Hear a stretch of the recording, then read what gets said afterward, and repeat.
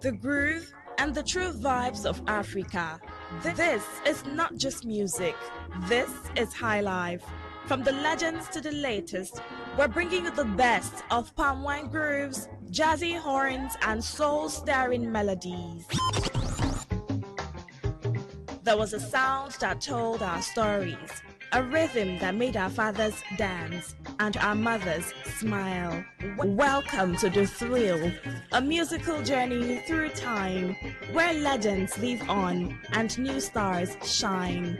Join us from Mondays to Thursdays, 9 p.m. on Today95.1 FM for the ultimate high life musical show. Don't just listen, feel the music. High life lives here. Africa.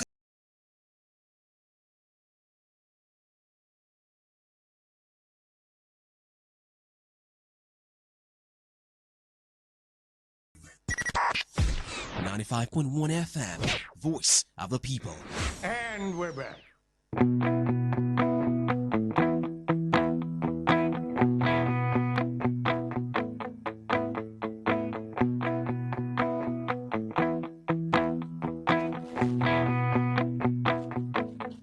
How do you play one song for the whole day? One song. Put it on repeat. It plays over and over again. That's a terrible addiction. Well, I don't need to say the rest. Let's just stop there. I don't know why somebody's clearing throat. I didn't call anybody's name. I just talked about playing one song for the whole day. Yeah, so did not call the other. You see it? You see how these things work? I didn't call anybody's name. I was talking to myself. Yes. And then, is he the one that does things like that? No, check well now with that. Oh, okay. All right. Well, at least I didn't say anything. All right, let's read some more stories this morning, and then we'll just push. I read some stories from, more like two stories. One from Daily Post, another one from the Tribune. The Tribune is the chief culprit of the suspected coup. All right. Why I led coup against Tinubu, Mohamed Maji. There you have it. Kwankwaso condemns Sheikh Abdulgir's remarks, says Kanu rejects divisive rhetoric. The vice presidential candidate of the Nigeria Democratic Congress NDC, Senator Rabiu Musa Kwankwaso, has condemned comments attributed to Islamic cleric Sheikh Sani Jingir, describing them as divisive and capable of undermining national unity. Recall that Jingir, in a viral video while presenting his address at a recent mass wedding. Oh, it was at the mass wedding, conducted by Kano State government, claimed that Nigeria is an Islamic state and that the Muslim ticket for the presidency has come to stay. He also claimed that a Kano mosque bombing, which claimed many lives, was carried out by Christians. I didn't even read these parts. We didn't get to these parts. Thank God, though. The anger would have been more. Kwankwaso, in a statement posted on his Facebook page on Monday, says he was deeply concerned by remarks allegedly made by Jingir at an event in Kano during the weekend. He said, at this critical moment in our nation's history, statements that promote division and disunity must be firmly discouraged. The former Kano State governor expressed particular concern that the remarks came from Jingir, whom he described as a religious leader with significant stature and influence. Obviously, that's why he was invited, then Sabiam. He, however, insisted that the people of Kanu did not support or endorse what he described as the cleric's divisive remarks. Let it be clearly stated, the good people of Kanu do not endorse or support these divisive remarks. He urged political and religious leaders to exercise responsibility in their public statements, stressing the need for them to promote truth, unity, and reconciliation. According to him, leaders should avoid utterances that could weaken national cohesion or threaten the foundation of Nigeria's nationhood. Vanguard newspaper. I won't become political godfather to my successor after 2027. Seyi Makinde. Oyo State Governor Seyi Makinde has declared that he will not become a political godfather who dictates the affairs of government or interferes in the administration of his successor after leaving office in 2027. Makinde said leadership should be about service to the people rather than the exercise of political control.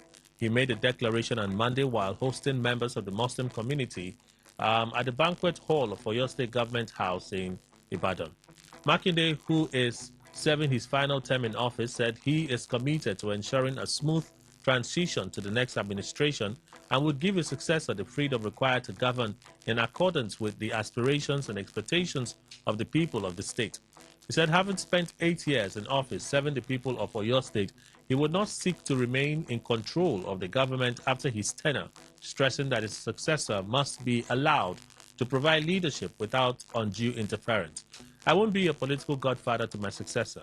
After 8 years of serving the people of Oyo State, I will ensure that there is a smooth transition and that whoever succeeds me is given the opportunity to develop and implement policies in line with the aspirations and yearnings of the people. That's the story. The cable, let's switch attention. So this is also for opinion poll. I don't need any position to mobilize for Tinubu. Wike denies lobbying for APC campaign DG. So a story went viral yesterday that it was lobbying. So I asked the question, you know, with the Tinubu administration, from what we have seen, anything is possible. Anything is actually possible. So would the APC even consider Wike as DG? You know, Wike is a strong ally of the president, we agree, but he insists that he's a member of the PDP. He's been actively working for the APC, I must say. If I say it again, actively working for the APC, which he too says. So I'm not making claims that exist in the figment of my imagination. I'm saying what is factual, because he has affirmed it over and over and over again. So do you think that the APC would actually consider Wike? Like, everybody in their political party are just so insignificant to occupy the position of Director General of the Campaign Council, and then they give it to Nyesom Wike. Is it likely to happen? So that's our opinion poll. I'd like to hear what you think. Is it likely to happen? I'd like to hear what you think about that. Yeah? So that's it right there. Let's read the story. This is what I'm looking for. Yeah. So Nyesom Wike, Minister of the Federal Capital Territory, FCT, has denied lobbying to be appointed Director General of the All Progressives Congress APC Presidential Campaign Council, PCC. Over the past few weeks, reports had swirled that Wike is among the APC chieftains seeking the position of Director General of the APC Presidential Campaign Council ahead of the upcoming elections. But in a statement issued on Monday by Larry Olainka, his Special Assistant on Public Communications and Social Media, Wike does not need to be a campaign DG or a member of the President's Campaign Council to mobilize support for Tinubu. I am outside Nigeria, resting and relaxing after spending over 30 days inaugurating projects, flagging off new ones and inspecting ongoing ones, especially those scheduled for inauguration in December and January next year, Wike is quoted as saying. When I return, our focus will be the continuous delivery of our mandate in line with the President's renewed hope agenda and to further enhance his electoral fortune in Rivers State and the FCT. Therefore, I do not need to be DG or even a member of the Presidential Campaign Council of Mr. President's political party to contribute my quota by ensuring that he wins handsomely in Rivers State and the FCT. Inaccurate reports. EU denies boycotting Nigeria's 2027 elections observation. The European Union EU delegation to Nigeria and the Economic Community of West African States, ECOWAS, has rejected reports that allege it declined an invitation from the Independent National Electoral Commission, INEC, to observe the country's forthcoming 2027 elections. Courtier Minot, EU ambassador to Nigeria, and ECOWAS distanced the bloc from the reports in a statement yesterday. According to the reports, the EU cited worsening insecurity and hostile treatment following its 2023 election observation mission as the basis for the alleged decision. The claim was widely reported by some media outlets and political parties, including the People's Democratic Party, which of the faction. The EU has also usually deployed election observation missions to Nigeria for every general election since 2003, making the country one of its longest-running election observation engagements in Africa. Minot says the reports are inaccurate. The EU delegation confirms that it received a formal invitation, not a request, from the INEC, dated April 17, 2026, to deploy observers for the 2027 general election. In its response, dated July 28, 2026, this delegation thanked INEC for its kind invitation and informed that the EU will field an electoral experts mission, EEM, composed of 2 to 4 independent experts and will formally be accredited as observers with INEC. The EU delegation further underlines that the two alleged reasons mentioned in the press report do not appear in the letter, and these are pure speculations. Okay.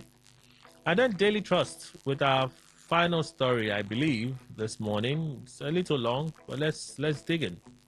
So, a Daily Trust analysis of the recent announcement from the president.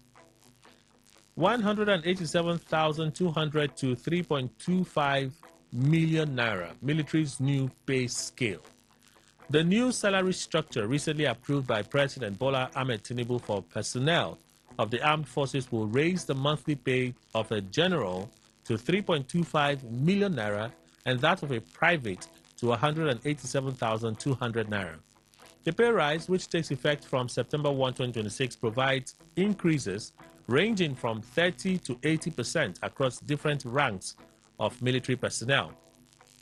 About 250,000 personnel are expected to benefit from the new pay package, which will increase the annual salary bill for the armed forces from 660 billion to 924 billion naira, according to a statement by the Special Advisor to the President on Information and Strategy, Bayo Onanuga. Under the new arrangement, officers above the rank of colonel will receive a 30% salary increase. This applies to brigadier generals, major generals, lieutenant generals, and generals.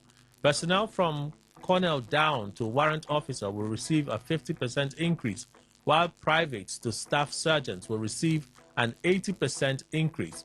The Minister of Defense, Christopher Musa, had, in an interview with News Central last month, disclosed that the Tinubu administration had increased the minimum monthly salary of soldiers from 49,000 naira to 100,000 naira. A Daily Trust analysis reveals that the 100,000 naira could only feed a soldier for 21 days, based on the National Bureau of Statistics, NBS cost of a healthy diet, and so on and so forth. And some of these things are just plenty technicalities. The analysis equally showed that soldiers in other African countries such as South Africa, Niger, Benin Republic earn as much as 200% to 800% higher than their counterparts in Nigeria. An analysis of the salary figures by Daily Trust based on current salary scale obtained from Recruit Ultra, an online platform that publishes salaries of military and paramilitary forces, and the percentage increases announced by the president shows the scale of the changes across the ranks. Among non-commissioned personnel, a private whose current salary is 104,000 naira would earn about 187,200 naira under the new structure, representing an increase of 83,200 naira monthly. By the time they put their new tax law inside this one, because at this scale, it is definitely going to be above the 800,000 naira month yearly threshold at this scale. You go past some. So by the time they calculate all the calculation, I said they want to do mago for the military. Anything is possible, no? What can we say? So, a lance corporal will move from 112,000 to 201,600 naira, gaining 89,600 naira, and a corporal from 115,000 naira to 207,000 naira, an increase of 92,000 naira. A sergeant will see his or her salary rise from 125,000 naira to 225,000 naira, representing an additional 100,000 naira monthly. For a staff sergeant, the salary will be increased from 150,000 to 270,000, giving the rank 120,000 naira more each month. A warrant officer will move from 170,000 naira to 255,000, an increase of 85,000 naira, while a master warrant officer will earn 315,000 naira, up from 210,000, that's 210,000 naira, representing 105,000 naira increase. An army warrant officer will move from 230,000 to 345,000 naira, gaining 115,000 naira monthly. The salary gains become considerably higher in absolute terms for commissioned officers. A second lieutenant will move from 240,000 to 360,000 naira, representing an increase of 120,000. A lieutenant from 280,000 to 420,000 naira. A captain 320 to 480. A major 380 to 570. A lieutenant colonel 420 to 630, and a colonel from 580 to 870,000 naira. As expected, the highest ranking officers will receive the highest pay under the new structure. A brigadier general will move from 750k to 975,000, okay, representing about 225,000 naira additional monthly income. Major general 1.5 to 1.495 million. Lieutenant General 1.9 million to 2.47 million, an increase of 570,000. And a general will go from 2.5 million to 3.25 million naira. The Manual for Financial Administration of the Armed Forces of Nigeria, MAFA, signed by former President Muhammadu Buhari on January 26, 2018, states that personnel remuneration is governed by the Consolidated Armed Forces Salary Structure, that's CONAFS, alongside other financial guidelines, including directives of the National Salaries, Incomes and Wages Commission, the Public Service Rules, and the Harmonized Terms and Conditions of Service. The CONAFS package does not consist of basic salary alone. MAFA provides for a range of consolidated mandatory allowances approved by the President as Commander-in-Chief. And then they have some of the things. Okay, let me just read this paragraph because I'm actually now tired. These include rent subsidy, utility allowance, leave grant, uniform maintenance allowance, hazard allowance, house upkeep allowance, general services allowance, entertainment allowance, transport allowance, non-practicing allowance, hardline allowance, torchlight allowance, retention incentive allowance, qualifying pay allowance, furniture allowance, command expenses allowance, and meal subsidy. So there you have it. I think that's the final story for us this morning. I want to see if I can get through to Obiako. Because we've been shouting about the activities of this task force, and they haven't said anything. After people suffered in this state, especially around this area, was that on Friday? I think Thursday or Friday. They have now decided, and I've not heard that the man died. I've not heard that he died, because on a later show, I think it was there on Friday, Ade and the union members, they said he was taken to a hospital.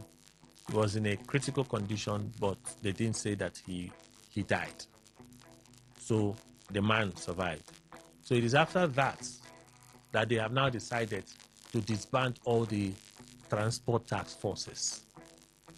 Like somebody has to die or near dying before the government will realize that this thing you people are doing is evil. So I want to make an attempt. Let me try and get someone. Let me speak to Interim. Good luck, Interim. The media aide to the council boss. Let's have a peep into their thinking. And then we'll continue from there. So stay with us.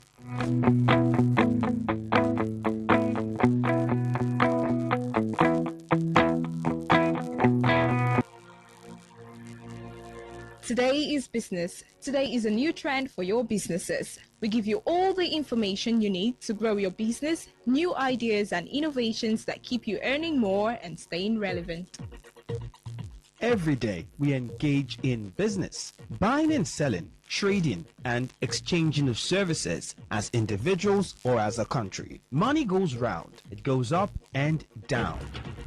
But have you ever wondered what business is all about? And have you ever wondered how you can stand out in your business? Today FM has got you covered every Wednesday between the hours of 1 p.m. to 2 p.m. Learn all you need from professionals on how the country runs its business affairs and how you can be an outstanding entrepreneur and grow your business. Business Today.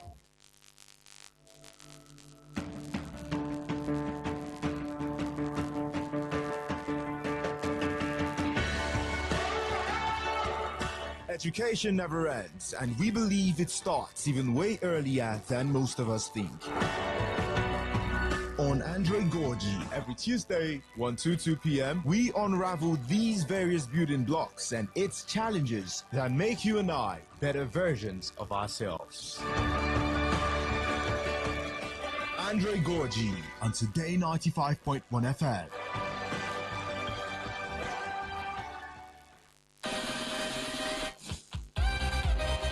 Get ready to turn up the volume and dive into the heartbeat of entertainment. From the hottest celebrity gist to trending music, movie buzz, viral moments, and behind-the-scenes drama. This is where the fun never stops. Tuning to Entertainment Today, only on Today 95.1 FM, Voice of the People, your station for pure entertainment. Weekdays, 11:30 a.m. Entertainment Today, where your favorite stars and stories come alive. 95.1 FM, Voice of the People. And we're back. All right, so Mr. Interim appears to be on a call. I've dialed 3 times. Normally, I would dial twice and wait, but I've dialed him 3 times. He's yet to respond. So maybe he will call back. Maybe he will call back. Let's wait and see. But let's begin from here. I have been seeing them. There are times I see them and I feel like stopping my car, come down and go and ask them, is this how civilized and sensible people behave? I have been seeing them. You see the keke in motion, they're in traffic, especially on East West Road. They will just come out and go straight to the driver and start struggling with the driver. These are their tax force people. They'll start struggling with the driver. I've been seeing them. And so there was a particular day where I felt like just stopping the car there and come down. Why are you people behaving like animals? So now, somebody has almost died. The council has now woken up. The council has now woken up to ban all of them. I even said it here now. When I parked properly around Jumokoro, first it was an Agberu that came out to tell me, why you parked here? I said, I don't understand. I cleared off the road, completely off the road, parked properly. I said, where am I supposed to park? He said, give me something. I said, give you what? He said, give me something. I said, give you what? He walked away. He said, don't worry, you will see. He walked away. When I dropped the colleague I wanted to drop, let me get back on the road now. A minibus blocked me. Why? I said, hey. I started laughing. One came. Next to the struggling door. I said, I'm not struggling door with you. What is the problem? They said, where you parked? I said, come. Come and see where I'm parked. Am I parked on the road? I cleared properly. See that marker that shows you that you're off the road. That's layoff there. That small layoff. I entered that place properly and parked. My trafficator was even on. Trafficator was on. I said that on the radio here. It was Good Luck I called. And Good Luck said, well, some of these people, they are not even legit. They are fake and all of those things. But I'll look into this situation. No, I didn't call them to rescue me. I told the guys there. They even came and said, find us something. I said, find you what? They said, find us something. I said, find you what? I'm finding you nothing. I haven't parked wrongly, so I don't see what business I have giving you money. Can you give me my key and let me get out of this place? And they gave me my key and I drove off. This state. So now somebody has almost died. Somebody has almost died. The council is now announcing the termination. Oh God. So let me introduce him formally. I think out of guilty conscience earlier, he decided to say something, even though I didn't call his name. Mr. Emmanuel Indukwe is here. Good morning, sir. Welcome. Good morning, Kelly. Good morning, Nigeria. But that particular person that have good guilty conscience, I don't know. Yeah, Mr. He's even corroborating the claim even more. He has added to it. You see it? You see it? Mr. Paul Walla, Associate Professor, River State. Dr. Paul Walla, Associate Professor, River State University, Port Harcourt. Good morning, sir. Welcome. Good morning, Kelly. It's good to see you. Good to see you too, after some periods of not being available due to some official assignments. Yeah, the last time I heard, they said they wanted to kill you. They were choking you. God would allow that. I still have my services. Your baby is even 1 year old. They should not kill you. God is faithful. Good to be here once again. Welcome, Good sir. morning. Welcome. Thank you. So this announcement from Obiapo, should we be clapping hand for them now, telling them, oh, such a responsive local government council? Like they've not been hearing the news all this while. You see, sometimes I wonder what the people in government, they think. Those people inside government. That's why we're shouting VIO every day. Until when somebody will die from VIO, government will not come out. We're investigating the matter. We apologize. Blah, blah, blah. Let me begin with Dr. Walla. Because if I carry this in the way I'm feeling, I know I will cross the ethical boundaries. It's unfortunate that most times what our government officials does in terms of carrying out responsibilities that are expected of them is mainly on reactionary method. Reactionary method in the sense that no matter the level of crime, not that they are not seeing it, not that they're not hearing, because they also have people, they move on the road. They move on the road, they see all this, they see the clamoring. But I don't really know what may have formed this kind of reactionary attitude that until something devastating or hazardous happens, then active measure, I will not call it proactive, would then be taken. So it calls for a rethinking.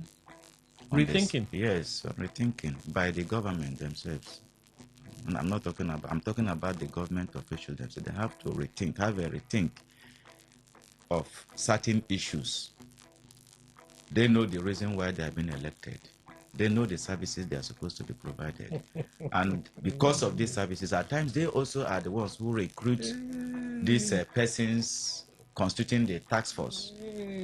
But it seemed to me that there is usually no adequate planning before constituting this task force. Because if you are constituting a task force, it's a specific task that they need to carry out. So they need to be well educated.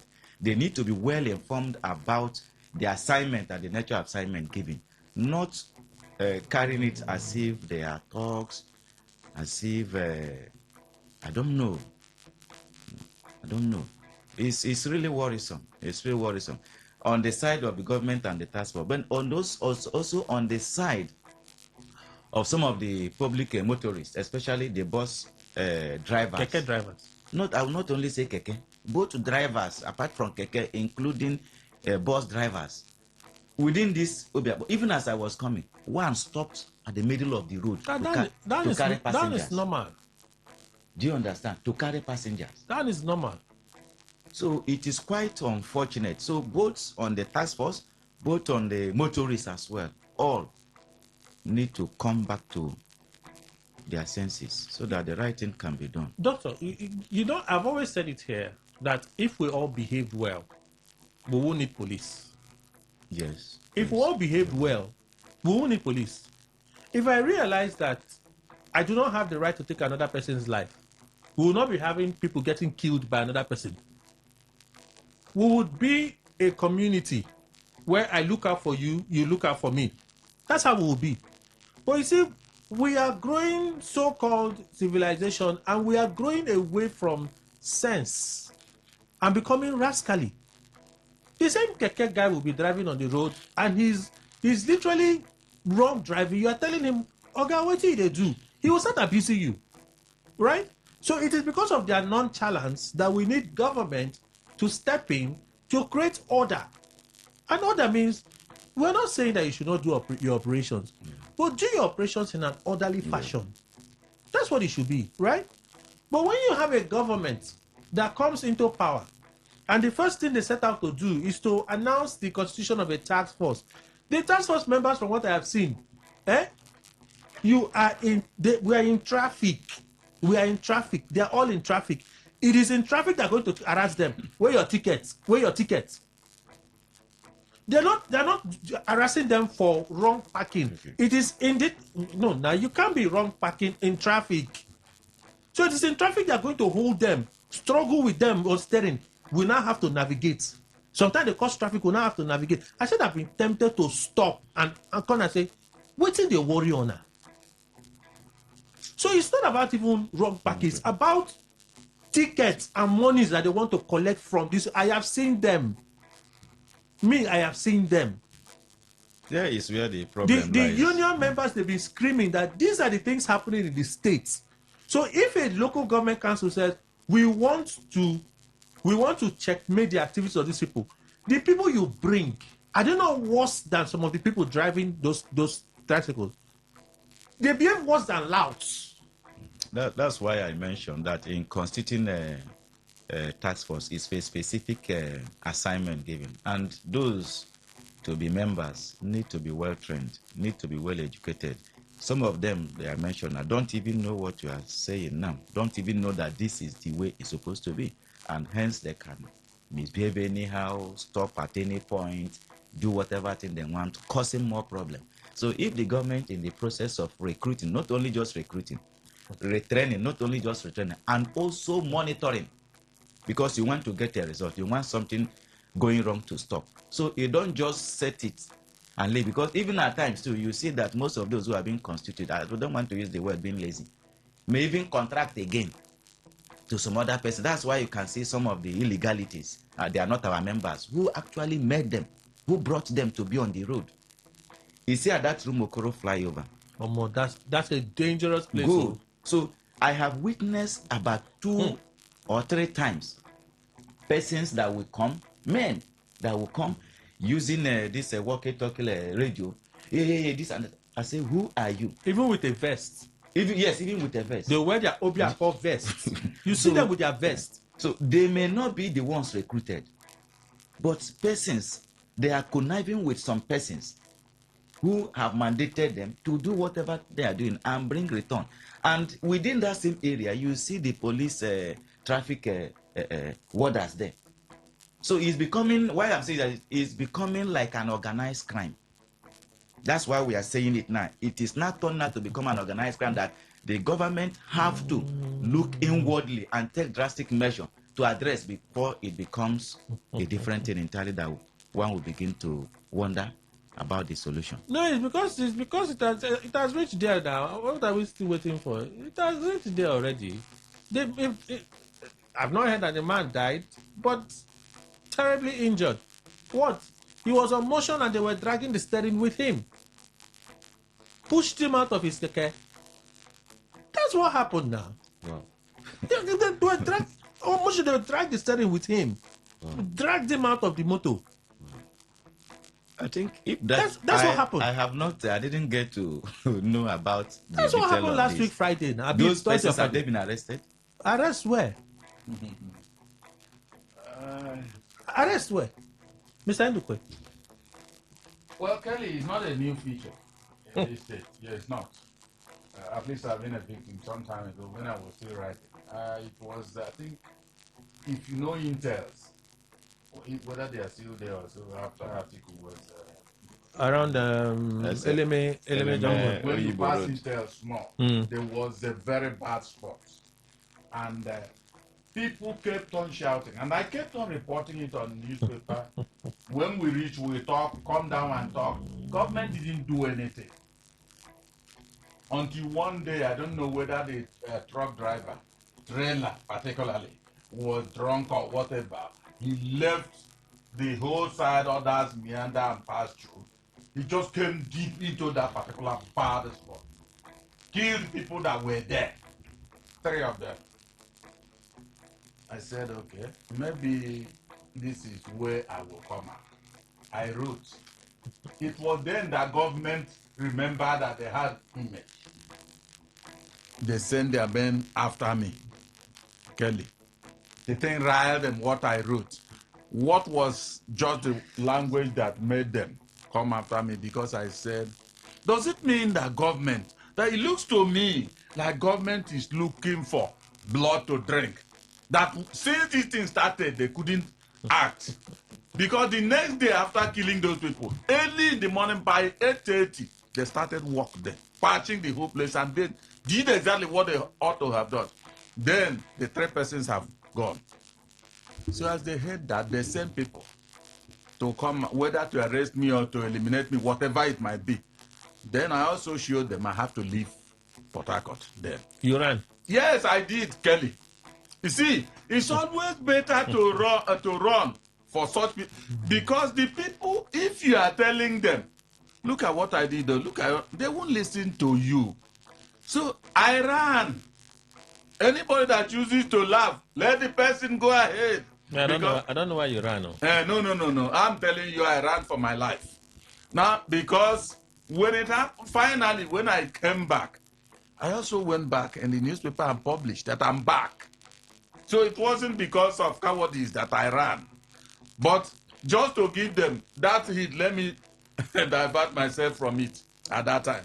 So right now, that one we are talking about, I hate it. And you see, why will the task force people be behaving that way? At Mbuoba, I was there sometime standing. This boy they send with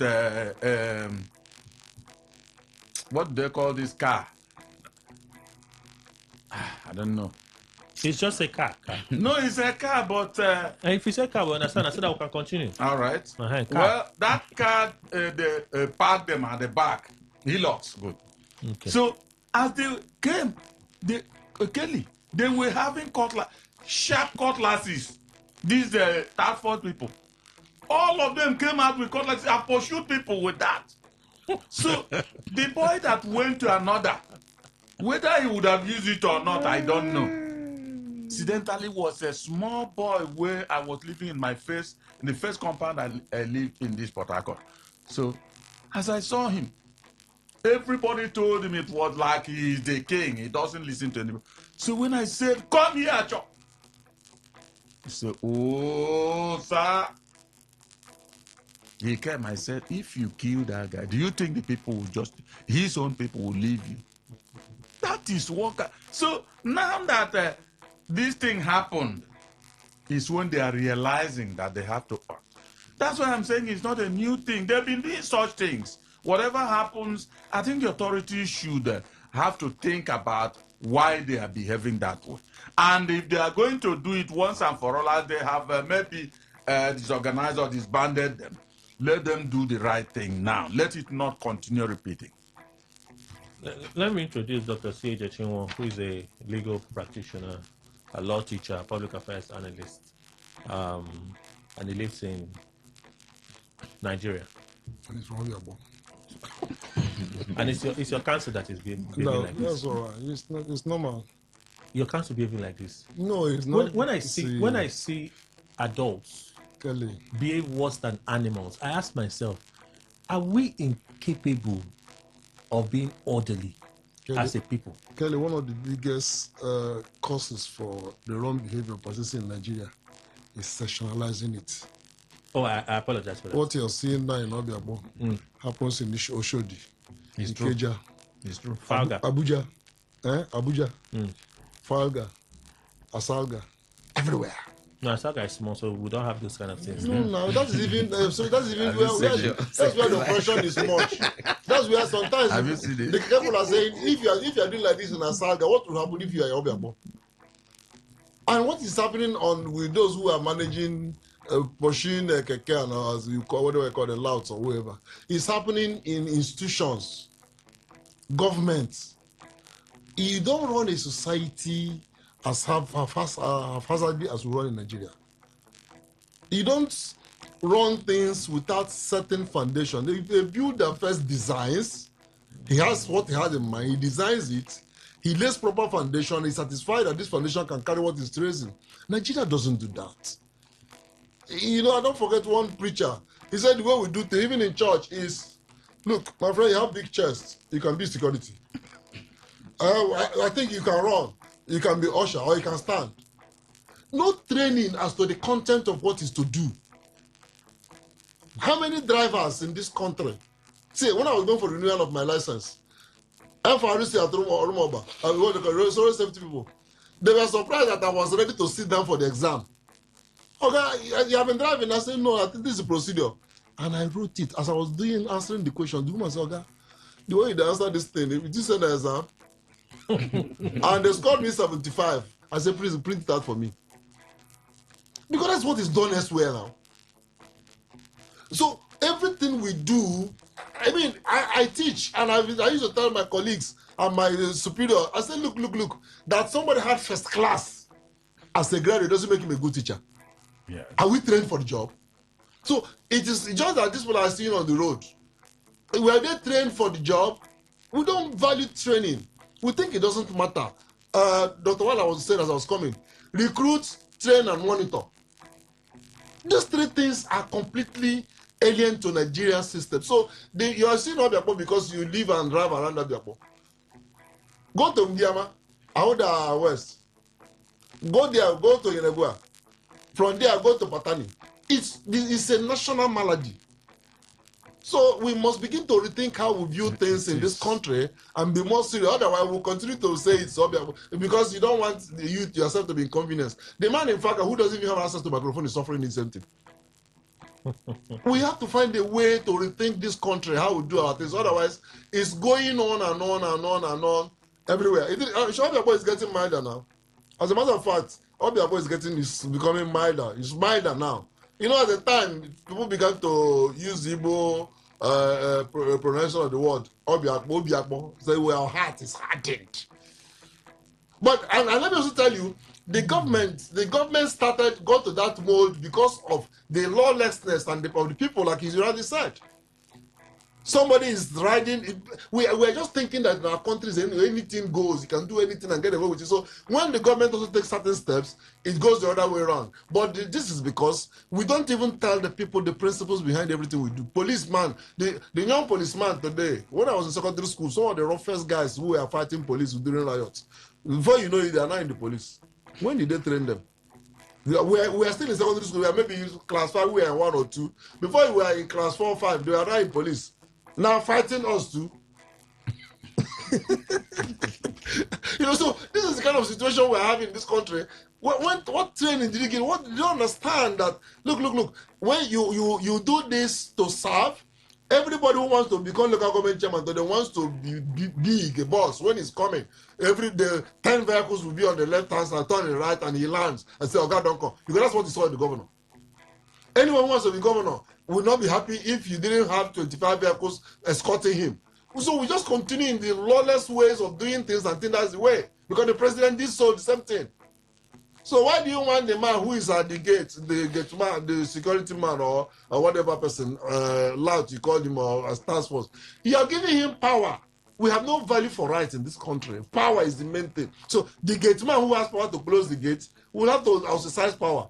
Because we have an attitude that pain is indication of our power, the extent of our power. When people suffer, we don't believe that making life easy is a demonstration of power. So it goes on and on. No. Please see it in as a national malady, not just Obiakpo. Obiakpo is just because we are a city on the hill, we cannot be hidden. Well, it's also because the case in point right now is the local government chairman announcing a dissolution of all transport task forces. Yes, I'm like, why did we have to wait till this point? Because of the way we do things. I'm saying, did he as he became local government chairman say, look, okay, our group has won. What to all those who want to do this or what the positions available, come for training, and then give them proper orientation. This is how I want the local government task force work to be done. Did he do that? He didn't. He just gave one. So those guys who were recruited, so remember how the other people were doing it before too. They continued their own. And the next group who when he leaves local government office, the next group who will take over will remember how these people were acting when they entered motor, and police were with them. How they will remember how those guys used to jump down from the hills and then run into somebody's shop and close the shop. That's the power they want to exercise. So, and when they see how those women were crying, they say yes, and they kick things around up and down. They say we are a powerful man. So in other words, government is encouraging rascally behavior. Our ways, I would like to say government, but our ways, of course, government has the key to implement things. Because so if government told them you couldn't behave like this, but the government tell them this is how you should behave. No, it is not the problem. So no, let us agree that it so happened, and it was reported the first time. Government, okay, all of you come. We rushed into setting you people up. Our mistake. Yes. Let's correct it now. Good. You cannot behave like this. You are not animals. Behave like people with sense. And if you refuse to behave, I have a supervisor over you that will discreetly be checking your activities. Hey, that's how the same nations behave. A lot of times I used to have an advertisement. Why can't our government think like that? That is because we also fail to teach them to think like that. It's a big problem. Doctor, please, we have to go for a break. Thank you. When we come back, we'll continue. Thank you. But we should be ashamed. Local government chairman, see the results. This is it. Agbero everywhere. No of tax force. We should be ashamed.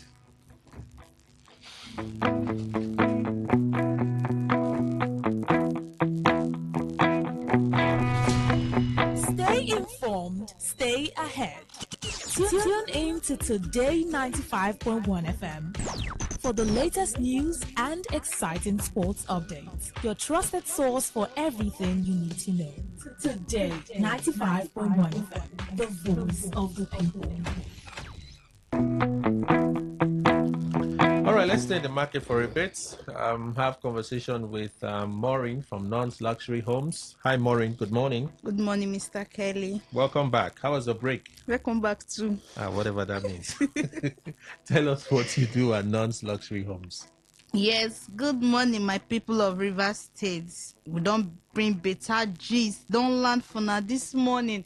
From Non's Luxury Home Limited. Yes, my name is Maureen from Non's Luxury Home Limited. We don't bring this estate when they for Treasure Estate. This is a Non's Treasure Estate when they sell for this chocolate money 1.3 million. Almost the year round. It is sound because it is sweet and the land cheap. Wait till you they wait for before you go here say they don't increase their price. Come buy yourself this land when we say just add 500, put 300 inside, now be 1.3 million. You go use and buy the land. Just bring and call now 1.3 million naira for launching price. Before you go here, say don't enter 1.8 or 1.5. Use this opportunity. Come buy this now. When we say the outright payment now 1.3 million and the instrumental payment now 1.5 million naira. Non's Treasure Estate there for Oma Agwa by AP Junction, Agwawure community, immediately after the primary school. Why not use this opportunity? And remember, say the land na just 5 minutes drive from airport roundabout. So call us on now. Where you they hear my voice, call us. Come, rain no dey fall. This week rain no dey fall. Come, then we carry go show you where this land is there because rain today now sun they shine. Go outside go see say sun they shine. Come, then we carry go show you where this land there. Our number now 0808 414 6285 0808 414 6285 and the second line na 0913 238 2724 0913 238 2724. Non's Treasure Estate launching price now 1.3 million naira for outright payment. Instrumental payments now 1.5 million naira. Now just check money. Why not use this opportunity? Your first payment will be 1 million naira. Then we go help you spread the balance for 2 months. Remember this one now na instrumental payment. So wait till you go pay now 1.5 million naira. This land nothing like bush entry, no matching grant, no drinking money, no community wahala. Just call us and come and see where this land dey. Our number again na 0913 238 2724. 0913 238 2724. And the second line na 091 0808 414 6285. 0808 414 6285. And we still get another one again. Our second estate now, North Flourish Estate Phase 2. North Flourish Estate Phase 2 went there for Omagwa by Curtis Filling Station, Imogu community. Now just 1.8 million naira for outright payment, while instrumental payment na 2 million naira. And as I dey talk to you, like, now buy and build. Now just for you to buy and begin the build, you go pack in immediately. And remember, say my country people, this one na correct land. When we say you go buy and you go start to the build, because electricity don't dey nearby. Why not use this opportunity? Buy yourself this land. When we say you no go even the worry. By God grace, we dey maintain standard. So our number when you go take call us, come make we carry go show you where this land dey for Omagwa. 0808 414 6285. 0808 414 6285. And the second line na 0913 238 2724. 0913 238 2724. And our office address there for number 120 Airport Road, Igritale. And also we still get another one again when the North Flourish Estate Phase 3.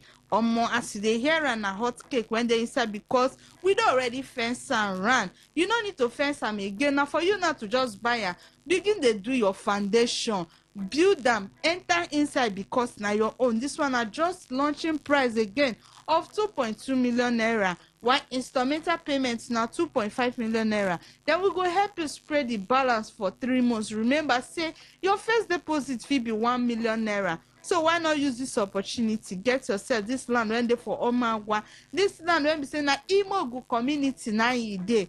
Invest on land now when we say you dey hear and say they for promo. Before you go here say you don't finish. If you never decide now on what to do, or whether you go come or you no go come, decide and now, because now better investments now you want to do for yourself. So call us again, because our inspection days now every day from Monday to Saturday from 10 a.m. to 4 p.m. As you dey come, we dey carry go show you where the land dey. We know they tell you story, we know they tell you may you go come. So call us again on this our number. May you come, we go carry go show you where the land dey. And we know they collect inspection fee for you. Even the vehicle when we take carry go there now free of charge. We know they collect money from you. So our number where you go take call us now 0808 414 6285. 0808 414 6285. And the second number now 0913 238 2724. 0913 238 2724. And our office address still there for number 120 Airport Road, Igritale. Or you want search us from Google, social media, any social media platform, we did there. Just type Nurse Luxury Home Limited. You go see say we go come out for you. All right. Installment plans, how long do they have to complete their payment? Yes, for like, you know, so not be everybody they pull out money when they cannot be say the money no deal, but then they know they pull out once, but they feel start as low as 1 million naira. Then we go help them spread the balance for 3 months. That one, what then go pay for North Flourish Estate Phase 2, then go pay 2 million naira. North Flourish Estate Phase 3, then go pay 2.5 million naira. And North Treasure Estate, now wetin they go pay now 1.5 million naira, because na instrumental payments now in them do. All right, documents that you give? We dey provide free deed of conveyance as you dey in 3 days the document don come out, and we dey allocate you immediately. You dey receive instant allocation. We no dey tell you story. We no dey even dey tell you make you go come. As you dey pay the money, we don allocate you. Okay. Why should people trust and buy from Nons? Yes, Nons Luxury Home Limited. Anybody wey know us know say we be family real estate. We take care of you. Assurance cover you. We not just dey sell land for you, come abandon you. No, we dey there gidigba for you. We dey always dey check up on your land. We not just dey sell land, can't leave you. Any problem now, we can't review run. No, we no dey do like that. We dey for you, and remember say assurance cover you. All right. Last words before we go. Your social media handles, phone number, physical address, and your last words. Yes, so my country people, land na asset, why rent na money taker. You dey carry money, they go buy car. Car, I not say car bad or car no bad, but remember, say that your car when you use today, your children no go fit use them again. But if you buy land today, your children go use am, then go know say na better investment now you do for them. And remember, say our inspection days na every day from Monday to Saturday from 10 a.m. to 4 p.m. And remember, so this land when I talk about there for Oma one. So our number when you go take call us, may you come, we go carry go show you where you the land day. Our number now 0808 414 6285 0808 414 6285, and the second line now 0913 238 2724 0913 238 2724. I will look forward to see you now. Maureen from Nons Luxury Homes, thank you for being here. Thank you, sir. News update next. Please stay tuned.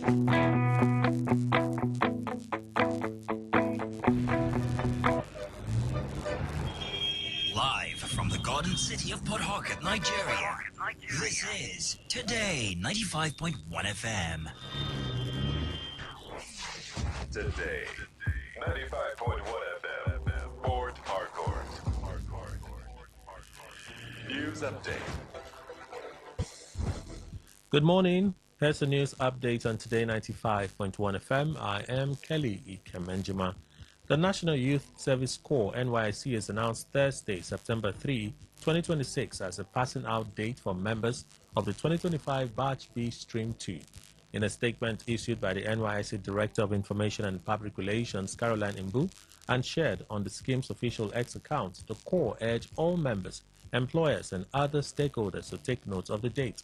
The NYSC also says certificates of national service will be distributed to Corps members on the scheduled date at the local government level and advised Corps members and employers to make the necessary preparations ahead of the passing out ceremony. Delta State government has indefinitely suspended the Commissioner for Works, Highway and Urban Roads, Ruben Isese, over allegations linking him to the assault of the Senior Special Assistant to the Governor on Protocol, Simon Modi. In a statement signed by the Secretary to the State Government, Dr. Kingsley Emu, the government said the suspension takes immediate effect. According to the statement, that decision is to allow security agencies conduct an impartial investigation into the alleged incident at the Petroleum Trading Institute, PTI, FNO Delta State. The government noted that public safety, law and order, and the sanctity of human life remain priorities of the administration, adding that public institutions and officials must not be placed above the law. Our former Assistant Inspector General of Police, Abu Tuyaro, has urged political actors participating in the August 15 Osun State governorship election to exercise restraint and avoid actions that could trigger violence.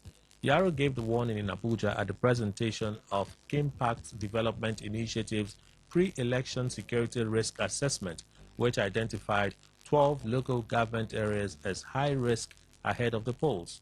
He said political actors play a major role in preventing election-related insecurity, arguing that security challenges during elections are often fueled by political interest. Yaro further maintained that security agencies could only do so much if politicians refuse to obey electoral rules and act responsibly. The former police chief also called for the timely provision of election logistics, including vehicles, welfare for officials, permanent voter cards, electronic gadgets, and other voting materials, while warning that delays could provoke public anger and create conditions for violence. On the foreign scene, at least 13 people have been killed in the northern Philippines following 9 days of heavy rainfall that triggered floods, landslides, and accidents across the region. The rains, worsened by tropical storms, have forced the closure of schools and government offices across Luzon, while several parts of Manila have been affected by floods. State weather officials said Baguio recorded more than 1,400 millimeters of rain between August 1 and 9, about 47% higher than the city's average rainfall for the entire month of August. According to the Civil Defense Authorities, 6 other persons were killed in landslides elsewhere in Luzon, while another person drowned with another electrocuted. Philippines Public Works Secretary Vince Dison said floodwaters were beginning to recede, but warned that authorities must address long-standing weaknesses in flood control infrastructure. And that's the news update on Today 95.1 FM. Good morning. Thank you for your time. Port Harcourt, are you ready? Today 95.1 FM, the voice of the people. Please listen to this infomercial.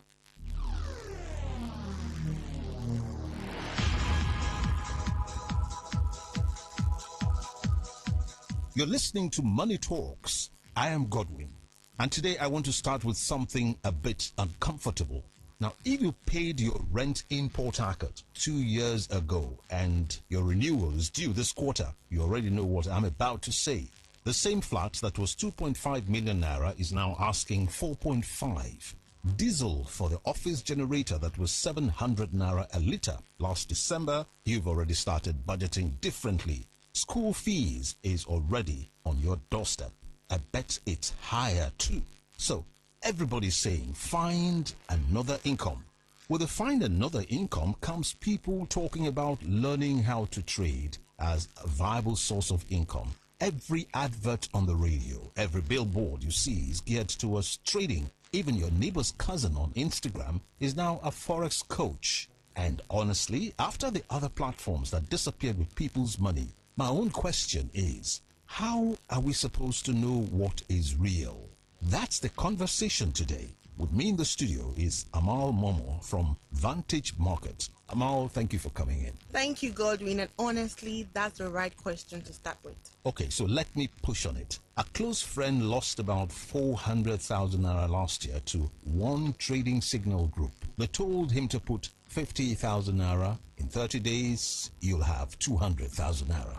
He put it. They went silent. Now, why should anyone listening today believe Forex when that's the experience most people have had? You're right. I would be skeptical too. Let me just say what those platforms had in common, because once you see the pattern, you will never fall for it again. Number one, none of them were regulated. If a platform cannot tell you who their financial regulator is, walk away. Number two, they all promised fixed returns. Put X, get Y in 30 days. That's not trading. That's Ponzi structure. Real markets do not give fixed returns. Number three, you couldn't withdraw without referring 3 people. And lastly, number 4, the founder was usually anonymous or some random Instagram name. Okay, so what makes Vantage Market different on those 4 points? Vantage is regulated by the FSCA, the South African Financial Sector Conduct Authority, license number 51268. You can Google that license number while we're talking. You will find it. We are also regulated in the UK under FCA and Australia under ASIC. We've been operating globally for over 16 years. We are the official partners and sponsors of Ferrari in Formula One. None of this is hidden. We don't promise anyone a fixed return because nobody can. And every client withdraws to their own bank account. No referral required. All right then, but I still don't fully understand what trading actually is. I mean, break it down for somebody who has only heard the word Forex. Very very simple. You're buying and selling the price movement of things that already exist in the world. Gold, oil, the dollar against the naira, Apple shares, Google shares, Tesla. You buy when you think the price will go up, you sell when you think it will go down. That's it. For example, what is happening right now in the streets of Hormuz? You've heard the news, the tension between Iran and Israel, the threats to blocking the strait. Now, why does that matter to you sitting in your living room or office? Roughly 20% of the world's oil passes through that one narrow waterway. The moment there is tension, oil prices move. When Iran threatened to close it, oil jumped from around $70 a barrel to almost $80 in a matter of days. When the tension cooled, it dropped back. That movement up and down, that is what trading is. You benefit from price movements, and news like this helps you understand the direction of the market. You do this on a regulated platform, on your phone, on your laptop, and you set your own limits. Most importantly, you need knowledge. You need to learn how and what moves the market. The minimum to start with on Vantage is $50, not $500,000, $50. Interesting. Now, talking about the price of oil, is this why the price of fuel, recently increased? And is it possible for an individual to start small with trading? Yes to both questions. The price of fuel is largely controlled by demand and supply. When the strait has been blocked, there is decrease in supply. This drives the price up as there is demand. So till the strait is fully functional, the current hike will likely continue. On the subject of starting small, with Vantage, you can start with as little as 65,000 naira. And let me be honest with you and your listeners, because this is the part most adverts skip. You can lose money trading. Yes, if you don't learn first, your mindset is bent on doubling instead of accumulating. That is why the summit on Thursday exists. You don't start blind. Now, that's the most honest thing I've heard a Forex person say on this show. So tell me about somebody who has done this. Give me one person, not generalizing or like people do. Okay, take Mr. Marvin, a logistics supervisor in Port Harcourt who works with one of the logistics companies. He came to our Port Harcourt seminar in August last year, opened his account with 227,000 naira. In his first 3 weeks, he lost about 55,400 because he wasn't done with his classes and he was eager to start trading, so he skipped using stop losses. He almost gave up. He came back to the bootcamp, did the 8 sessions, learned risk management properly, and by the 4th month, he was consistent. As of today, Marvin has not bought a Lamborghini or a Bugatti yet. What he is doing consistently is adding around 300,000 naira to 500,000 naira in a month to his salary on an average, and that's what is paying his rent renewal this year. And so, no Lambo, no landed property? Not yet. And this is one of the core reasons why people lose when it comes to trading. They are carried away by the privileges others present. You forget these people took time to build and put in the work, and not everyone will have the same story. Then they set unrealistic expectations. Greed comes into play and you end up losing all in the market. Then you hear them saying trading is a scam. It is not. The way you trade or learn how to trade is what makes the difference. Okay, tell us about the summit. What is it? When is it? And what does somebody walk away with? The Vantage Market Smart Traders Workshop is on Thursday at Golden Tulip Hotel, 1 Ever Road, GRA, Port Harcourt, starting at 10 a.m. prompt. Send Port Harcourt to 090-6059-3552. Send Port Harcourt to 090-6059-3552. 090-6059-3552. And it's free for a reason. I'll be transparent about it. Vantage earns when traders trade well over time. Educated and profitable traders are good for our business. So we'll rather train you properly than have you blow an account in 2 weeks and disappear. What you walk away with: number 1, a full 8-session beginner to advanced bootcamp lifetime access. Number 2, a one-on-one mentorship slot with a senior trader from our Dubai office. Number 3, a trading journal template. Number 4, our indicators that are normally only available to funded clients. 5, access to our trade portal that is powered by TradingView. If you are an advanced trader, you know what TradingView is. And 6, a guided demo account walkthrough so you can practice with virtual money before you risk real money. That, I must say, is substantial. Now, how do we register? Send Port Harcourt to 090-6059-3552. Send Port Harcourt to 090-6059-3552. 3552. 09060593552. We will respond with your confirmation and the venue details. One more time for people who are, for instance, driving right now and can't write it down. Send Port Harcourt to 09060593552. Send Port Harcourt to 09060593552. 09060593552.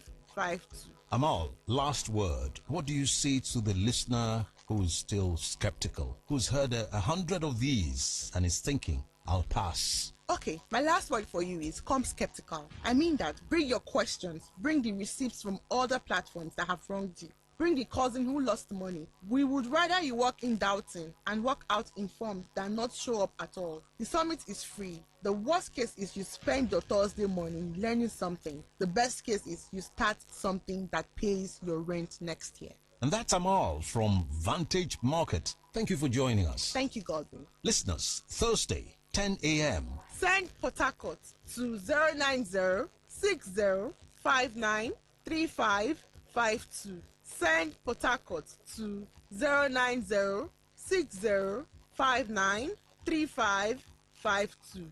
09060593552. This has been Money Talks. Until next time, bye for now.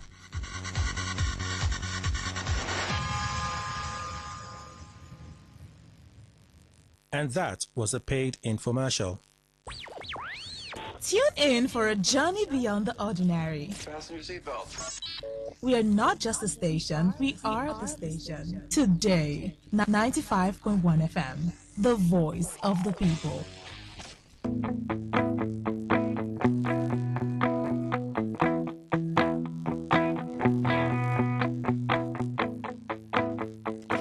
All right, thank you all for staying with us. So I did not call out the channels for your contributions.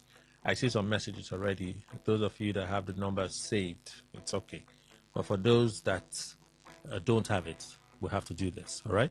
So 0810-9510-951. Again, 0810-9510-951. So that's your plug to call in when we open the phone line to take your reaction. 0701-9339-962. 0701-9339-962. So for messages, traditional SMS, text via WhatsApp, and then to also send a voice note. Please keep your voice notes within 60 seconds. Keep your voice note within 60 seconds. So that's your plug. On YouTube, Facebook, Instagram, X, Thread, Twitch, all of that, you can find us. On YouTube and Facebook, same name tag, Today951FM. Today951FM. On Instagram, X, Twitch, and Threads, Today FM 951. Today FM 951. So YouTube, you can stream live. Facebook and X, you would find the post for opinion poll and the general post, opinion poll and the general post. Twitch, you can stream live as well. X and Threads, you will find the post for opinion poll. On our website, you can stream Today FM Live. Today FM Live. Live is live.com. On TuneIn and Radio Garden apps. TuneIn and Radio Garden, there you can stream us live. Today 95.1 FM. Today 95.1 FM. Let me squeeze in some of your messages. Let's read a few. And then we'll return to our conversation ASAP. Yeah? Okay. This one says, I agree with the principal plotter of the coup. The country has been plunged into quagmire by this present regime. The prices of goods, services, fuel, cooking gas, rent, house rent, tuition fees have gone beyond the reach of the common man. Donald from Army Range. Thank you for your contribution. For me, it's so annoying that Nigeria, up till date, is still holding their hands on their chests, living in anxiety on what Trump is doing with the neighboring country. If Nigeria has a government that cares for the people, we should be calculating price of crude rising and dropping, or we shouldn't. Okay, should we be calculating price of crude rising and dropping? Then again, I ask, what benefits are the less privileged? What benefits are the less privileged gotten from democracy? Why is our refinery not working? God is watching. And Jidamadi Soki from Rumo Parale community. Thank you, sir. FCT minister will become the APC campaign manager while still in PDP because nobody in this APC current administration can challenge him because they're all afraid of him. Take it or leave it. It's a gospel truth. Eric, okay. You feel so? Thank you. We are used to several denials of this nature, but in the end, it comes out as truth. So these two will not be different as it is a tradition in the Tinubu administration and Hiroshi himself. Okay, then for EU's defense, has their presence made any difference in our polls? Even if they come, the system remains the system. Then conclusively, for the new wage for the military by the federal government, I crown it this way, given a gift from the right hand and taking it back with the left hand by the cleverly introduced taxation system by the government to its citizens. Honorable Marlon, your contribution. Thank you. It's quite unfortunate to hear the kind of salary our military men are earning, and I wonder why this increment is making news. This is mediocrity at its peak. In a country where a PA to a politician earns in millions and a full general in the army cannot boast of at least 10 million naira salary, is very shameful. Simply goodness from Alakaya. That's your contribution. Thank you. Obiakpo, chairman, the solution of all task force. Why do this at this time? When Gift Walu became Obaga boss, why did he not train individuals for better work directives? Obaga boss have failed woefully in his performance in delivering good governance in Obiakpo. Prince Amadi Sapi from Ogbogoro in Obiakpo. Thank you, sir, for your contribution. This one. All right. On Obiakpo's statement, the problem is mental laziness. Yes, I have a PhD, but has the university imputed into me the administrative knowledge for the job? And have I expunged the mental indolence in man, highlighting the need for a free and fair elections, not the usual selections? Dr. Dennis Onyagwara, your contribution there. Thank you. This one. Good morning, Today FM. Why I planned coup against Tinubu government. Okay, your reasons are good. With the level of hardship in the country, President Tinubu deserves to be pushed out of the villa. Ejima from Army Range. That's your contribution. All right, we'll take some more. We're not done. We'll take some more later on. I just thought to read a few. I'd like to ask us, I know a lot of things, a lot of strange things have happened in the Tinubu administration. In fact, when you begin to measure now, it seems that more of them are happening now than even Buhari's administration. That's when we had a president that was always not aware of anything happening. And, did that happen? Did that happen? I'm not aware. I'm not aware.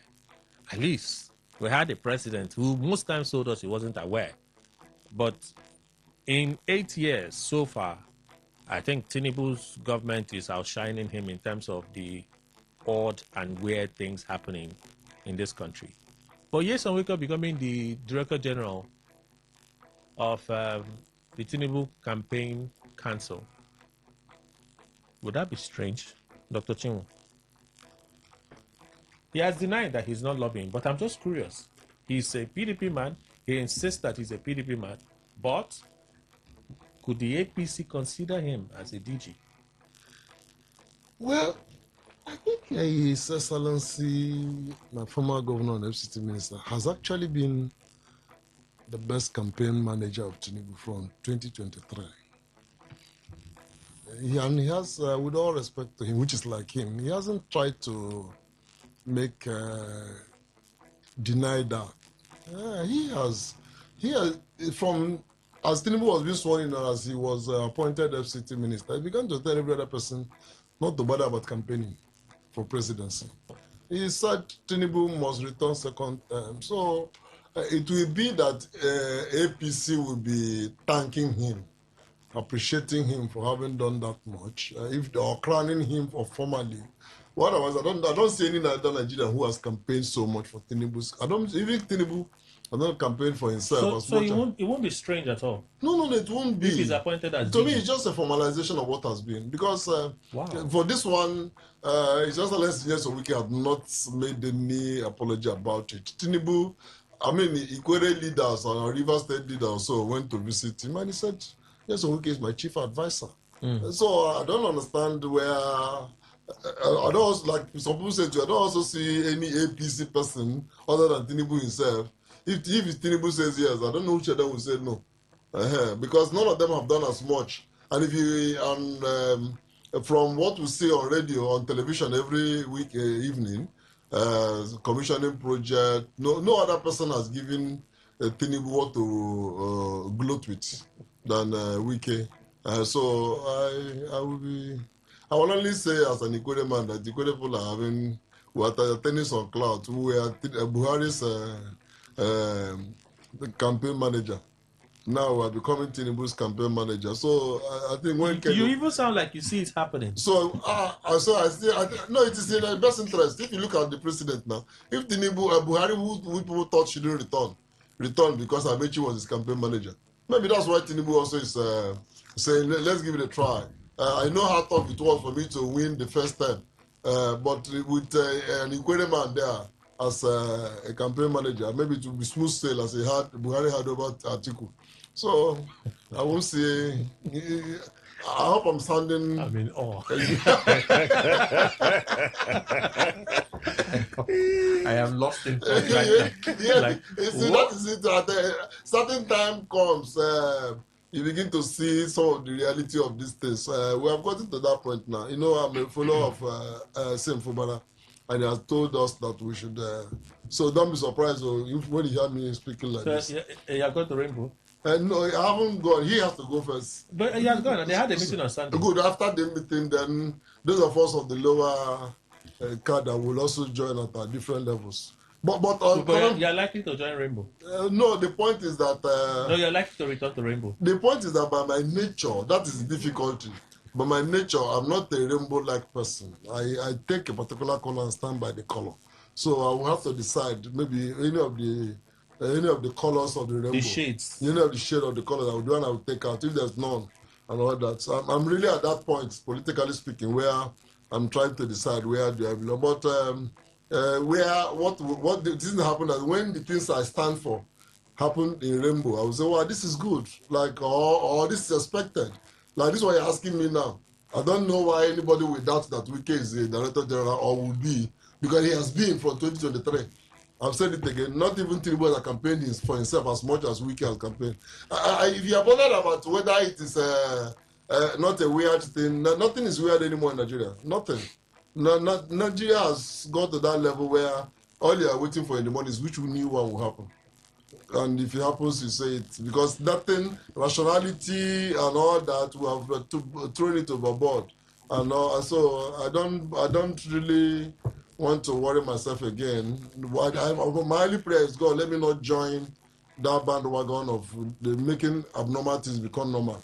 Let me continue to see black for black, white for white, red for red. I can feel your pain. You're trying to manage your words so that you don't fall a victim of the Rainbow Coalition. Maybe. Was it that obvious? Was it that obvious? No. That actually is the situation. You know, like I said, when your particular shade of the color you want is also in the rainbow, and then the other one you don't want is also in the rainbow. And you see, if you take this your shade of color, you identify to be, look, this red you're talking is in the rainbow. If you say you go, this blue is in the rainbow, and all that. So many people who are maybe like me, who are like, we are confused, where do we belong to now? So I'm beginning to come back to where I was from the beginning. That is that aspect of, if you do well, I say you did well. If you did wrong, I say you did wrong. It's not that we have political coloration. How would that affect your sympathies for Governor Fubara? No, that's where I'm saying now. I'll now look at where does Governor Fubara stand on this. I will always support him and strengthen while he's. If he goes full swing into Rainbow.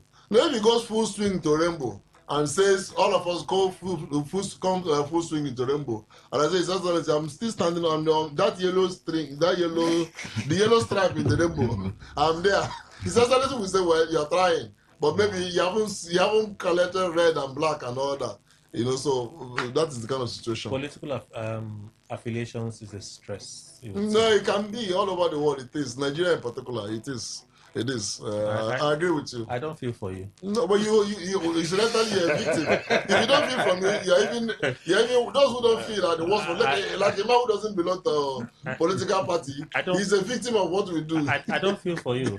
Like it's something like this that you would have gone full throttle. Like Jamala observed, Yes. You're having to manage yourself. It doesn't exclude me as the time goes on. You know the thing about rainbow. That's why it has different colors. It disappears. It can begin to, not only that it comes and disappears, it also begins to rub off on different colors. The different colors till Wow.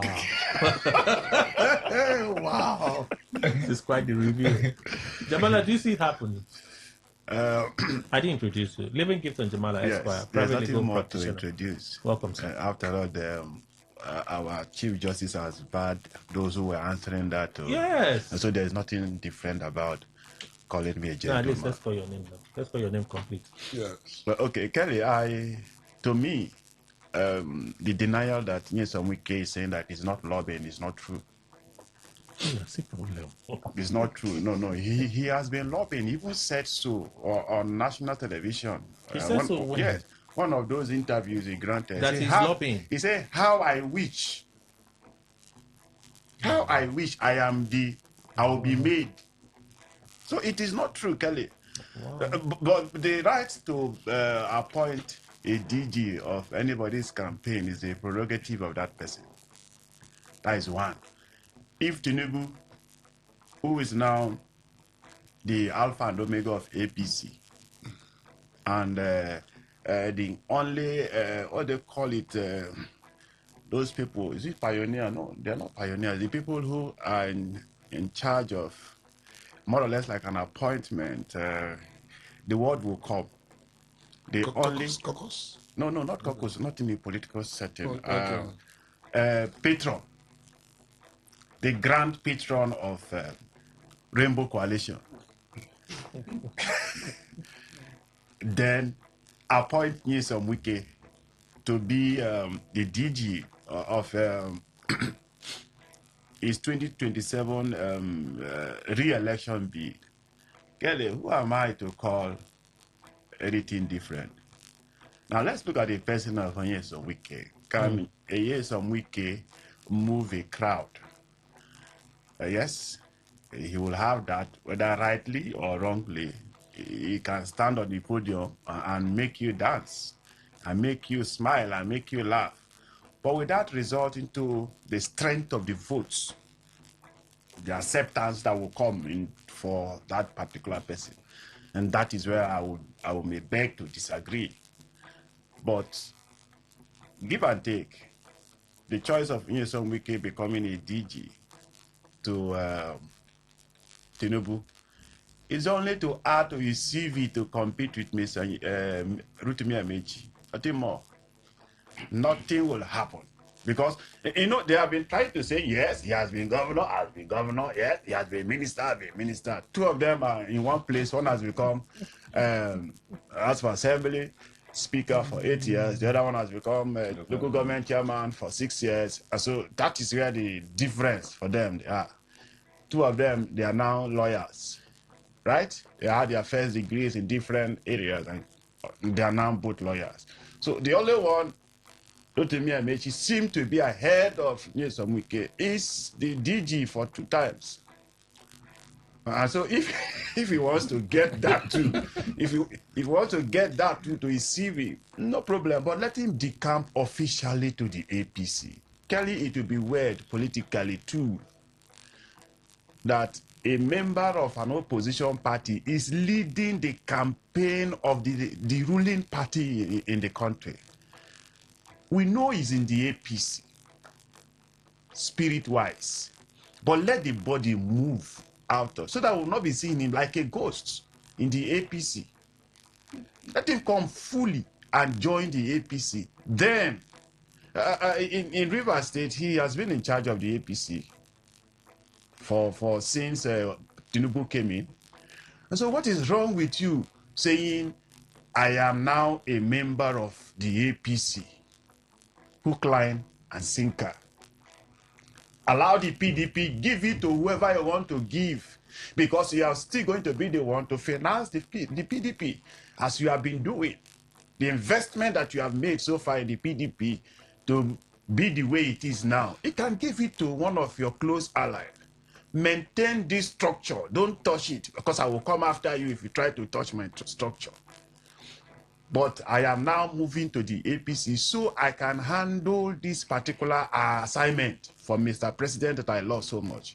If that is done, then no problem.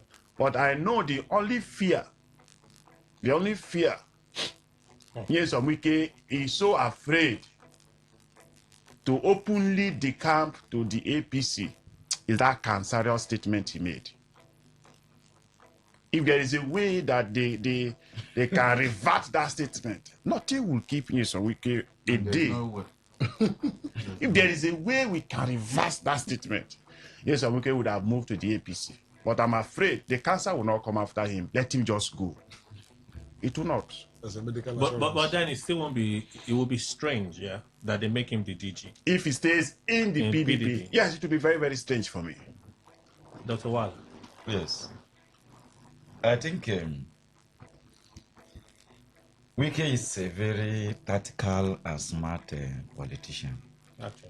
And I don't see anything. What would have made it strange? Wike has already started working against that, and that is the coalition. When you say coalition, what do you mean? Bringing different political parties together, isn't it? It's in Rivers State alone. It's already, we are saying it's only in Rivers State. PDP, as much as I know, the PDP in his faction are working with him. So it will not be something strange anymore, because he will use the name of what? Coalition. That concept, coalition, is what Wike will apply. That they are forming a coalition, even in government too, formation of government. Government at times can be formed through what they call through coalition too. There's a name for it. Unity government. Unity government. You understand? So Wike has smartly worked towards anything that would make, the criticism against him regarding this issue of being in PDP and then being a campaign DG for an APC presidential candidate. He has already worked it out, and he has also returned back in order to solidify it in Rivers State by ensuring that a team of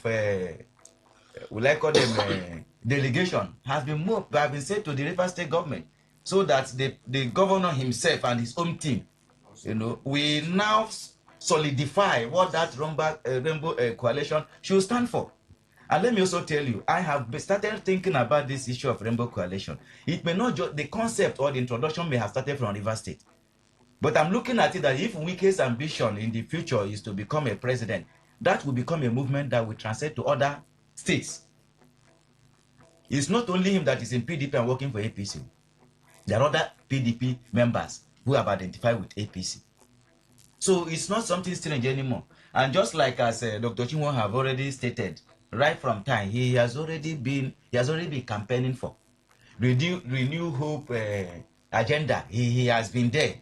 He has not hidden it completely. So what is it again? It's just for it to be formalized. And if anybody will come and say that he's not a member of APC, how can then? What about the coalition? Which means there is no coalition. So the concept of coalition that he has introduced is to justify whatever appointment that comes to him. And him also saying that he's not lobbying, which means he has an intention. I'm not lobbying to become, or not that I'm not going to become, not that I'm not going to accept. Yeah, they may appoint him. That doesn't mean that he lobbied for it. You don't understand. Maybe that's what he's trying to clarify. Okay, that didn't lobby for it. He has interest. I did not pursue for this. Has he ever admitted that he was pursuing for the vice president? So for him to have said it, but he never came out to deny that he called that article. He called Dino Milai over 50 times. Yes, he did deny. He did deny. When the issue of becoming a minister, when he was still the governor, he said I'm not interested. Yes, in he will never become a minister.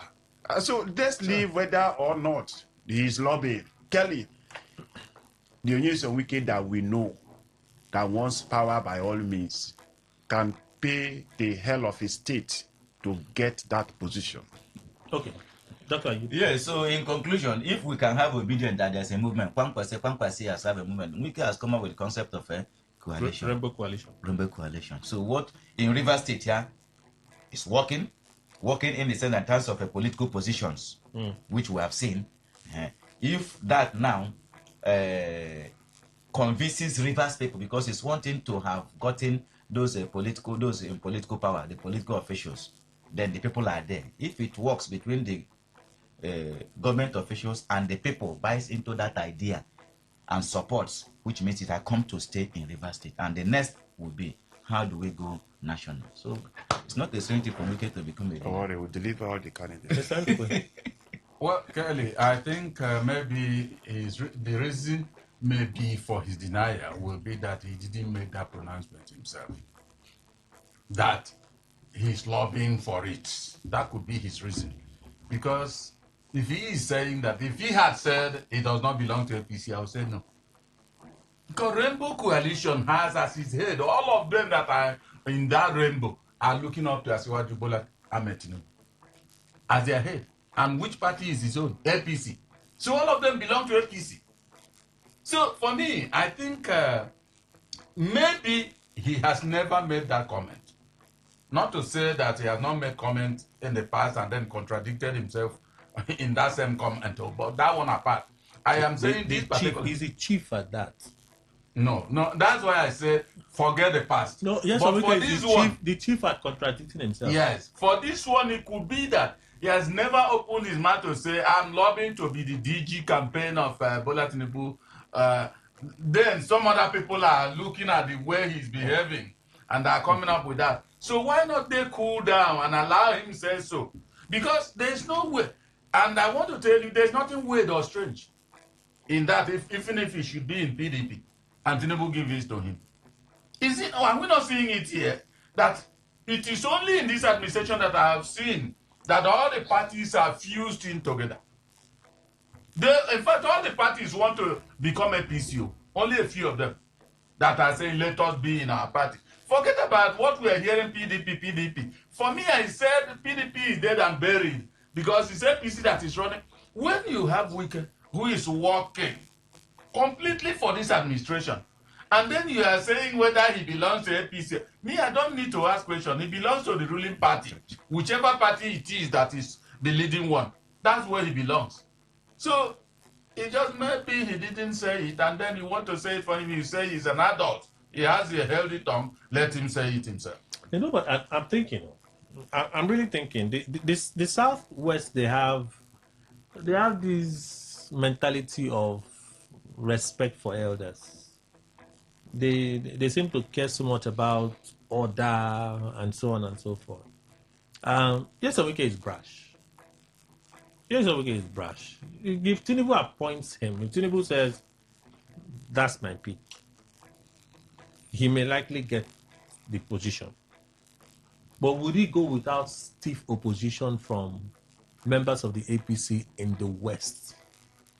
Would he go without stiff opposition from members of the APC in the North? May just look away. They may be indifferent because they have their elites that they look up to, who will blow the whistle and they know what direction to go. But in the Southwest, where when it comes down to the numbers, it was the Southwest that delivered the votes really for Tinubu in 2023. They delivered the block vote for Tinubu, even though he lost 2 states. But the gap with which he won the states he won was significant. So he narrowed the gap in the North, narrowed the gap in the Southeast and in the South-South.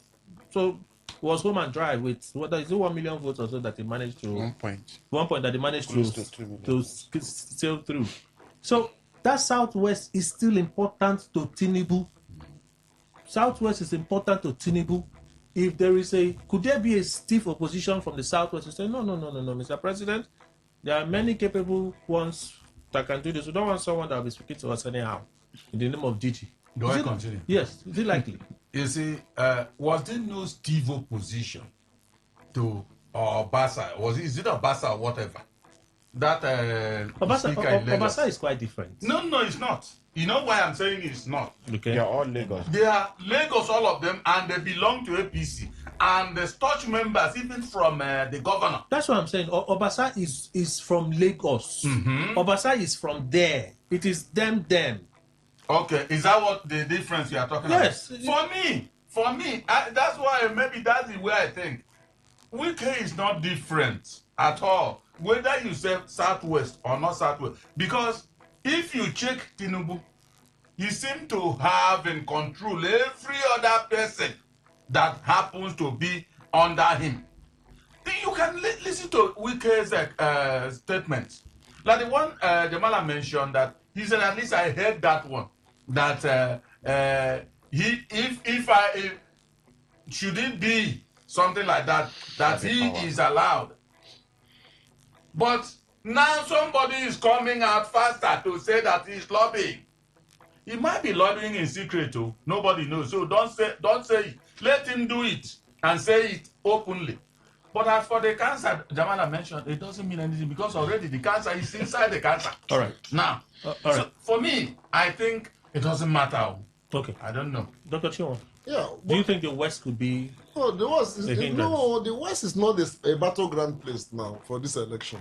So you don't need, even if you don't have, the West is like taking as its own because unless, for instance, Adeleke still wins Osun State, then he'd have taken over. So West is not a battleground state. You need somebody to go out there in the battleground places, southeast in the south, and then also go up north and use Abuja as a linchpin of a campaign. You see what I've done in Abuja is I will do it in Kano, I will do it everywhere, and all that. So I don't even think that Tinubu will be wise to select somebody from Southwest as a DG. Because that place is not, it's settled. The Yorubas and all that, you know the way they will do not, and they won't be the ones to disgrace their own this time. Who is fundamentally their own? If he picks a prime appointment, yes, away from them to someone that they suspect may be cantankerous to them. No, it won't be for campaign purpose. That will be after forming a government. And Tinubu wouldn't. All he will ask Wike is not going to be vice president. Wike is not president. Okay. All we still ask you, what do you want? And Wike will say, I want to continue as FCT and continue to have the influence they have in River State. Okay. And if that is granted, so nothing affects Southwest. What Southwest will rather benefit that, thank God, we'll have somebody from not among us who will do all the dirty works. If there's anything, also if we need money, we'll bring the money. I don't even see Southwest at all raising voice against it. They would rather hail him for that choice. Okay. He have been able to take us to the other side and win us a leader there. Jamala, do you see the Southwest resisting it? I think what, to me, an average Southwesterner want is a result, not minding where you are coming from. To an extent, though, when it is outside their area, when it is outside, but their area, I mean their particular, like you cannot go to Osun State and be talking about bringing another person, no matter how competent he is, to become the secretary to the state government. Mm-hmm. They may give you commissioner for drainage, but they cannot give you that high important office. But if there is someone who is willing to sell his people and give it to us, why wouldn't they accept it? In 2014, 2015, the people who were looking at Amechi then, myself inclusive, was betraying his own brother. And look at how he was randomly accepted in the north. If it is their own that wants to betray their own, is it not to our own advantage? So that is the way they will look. First, the Onyeson Wike has the money, or will have the money, to sponsor his the campaigns, whatever. So that he said, I did it. I made him the president. He would do it. So it will be to their advantage that someone is coming to assist them, to help them. But I'm not seeing that the Southwest is taking completely. I'm not seeing so. I know what happened in 2023 with respect to Lagos, where they deflected the votes because Obi scored more than that. just tried to suppress the vote to the extent that the margin was not that much again. You are a legend. Yes, I'm a legend. I had the privilege of seeing the presidential results in Lagos when it was in the tribunal. So I know what I'm saying, Kelly. So when it comes, you're still a legend. I know, he didn't deny that now. He's a legend. Saying a legend at the same time. Insisting that he knows what he's saying. I am also insisting that it's an allegation. When you are reporting it, you report it that time. It's an allegation. So let me insist. It is an allegation. Because he knows what he's saying. I'm not saying there is what always he's saying. It is still an allegation. Yes, it is. There is always a disclaimer you people do. Kelly, when you call us to come and talk, we speak from our own point of thinking. Yes. So it is not the opinion of Today FM. No. So leave it like that.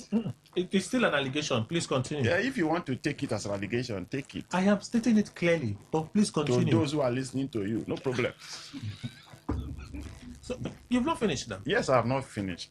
And so I'm not saying that Lagos is, the West is taken completely. Okay. The political confusion will also come to believe the fact that the South has been taken because all the South state governors are in PDP, are in APC. It will be, what I call it, like daydreaming. We'll be deceiving ourselves for us to believe that the South, because the whole governors of the South are in APC, it then means in 2023 in Delta State, Okowa was there gunning for the vice president of the PDP. He lost. In Bayelsa, they lost. In Akwa Ibom, they lost. In Rivers State, it took the miracle of God for them to defeat the other party with less than 100,000 votes. So, whether the governors are in Oyo State is not for Tinubu. And if there is anything that the governor there can do, is to make sure he fails in that state. Okay. So the calculation is still there. Relying on the big names, the governors, is a point. They will have the resources to buy, to buy votes, yes. But the people still have one way or the other to pick whoever they want to. I like your optimism. We have to take a break. When we come back on the other side, we'll take the view from Dr. Wala. If the Southwest could be some kind of resistance to an idea of Nyesom Wike becoming DG of the Tinubu Campaign Council. Stay with us. We're back shortly.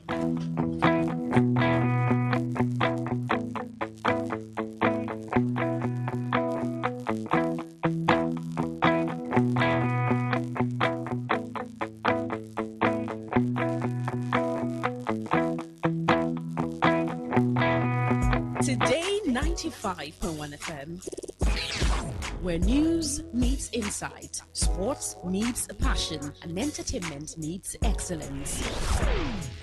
Expert analysis from seasoned professionals and our top analysts, informing, educating, and entertaining you. Your voice, your station. We are the voice of the people.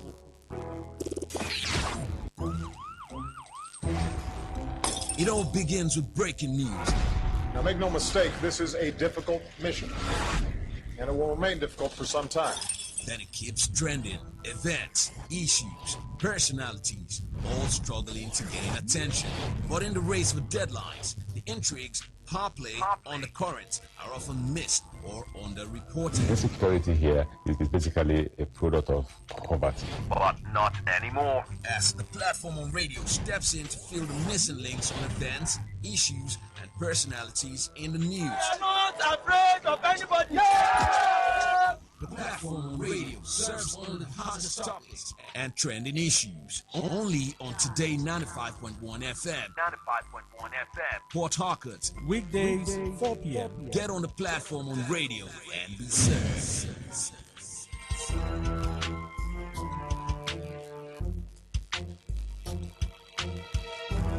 Port Harcourt, are you ready? Today, 95.1 FM. The voice of the people. All right, let's stay in the market for a bit. We have guests this morning joining us from Do for Health. Do for Health. Yeah, I think I said that correctly. Do for Health. Yes. Okay. Welcome, madam. Thank you. Welcome, sir. Good, thank you very much. Kindly introduce yourselves, please. I'm Dr. Frank Irodi. And? I'm Mrs. Faith Irodi. Okay. What is Do for Health? Do for Health is a Chinese company. The real name in China is a Dong for Hong, which in English means Do for Health. They abbreviated DFH. This company is owned by Chinese government. Their work is to do research, selection, and training of people that goes to space for research, the astronauts. Okay. So when they travel with the rocket, they have some challenges. When they drop there, they have some natural things they do extract from vegetables and the roots to strengthen them. So the company, we are bringing them to Nigeria. They're already in Nigeria, but we want them to come to River State. They're coming very soon. We are here last 3 weeks for observation, but now we want to have them fully. At Lagos, many people joined. People are testifying how the company is working. So we want to bring them to our people here. What they're doing, helping people, you travel and know what is happening over there. Knowledge, they say, is power. We want people to grab the knowledge and be equipped. The world is moving so fast. You cannot allow this thing to pass you by. So we want our people to join. We want to have our seminar on Wednesday. Being tomorrow, we'll have our seminar at Iwafe Road. Okay. People are coming. On Friday, our colleagues from Lagos are coming to sensitize us more on it. Okay. So while we are here, I want people to come join us so that they can benefit from this new trend of life. So how long has the company been in Nigeria? This barely 4 months now in Nigeria, but officially... Is it in River State or in Nigeria? In Nigeria, this is 4 months, but in River State, these are 2 months. Okay. Now we want to make it open. Due to our uniform, people always see us, what is the meaning of this? What is the meaning of this? The explanation to individuals is becoming too hard on us. We want to make it open, so we want to invite people and explain it more so that people will enjoy what we're enjoying. So where is the seminar holding? The seminar will be at the Royal Plaza, 70 Iwafe Road by Michael Junction on Wednesday, tomorrow by 11 a.m. We will be here. We will be there live and direct. Okay.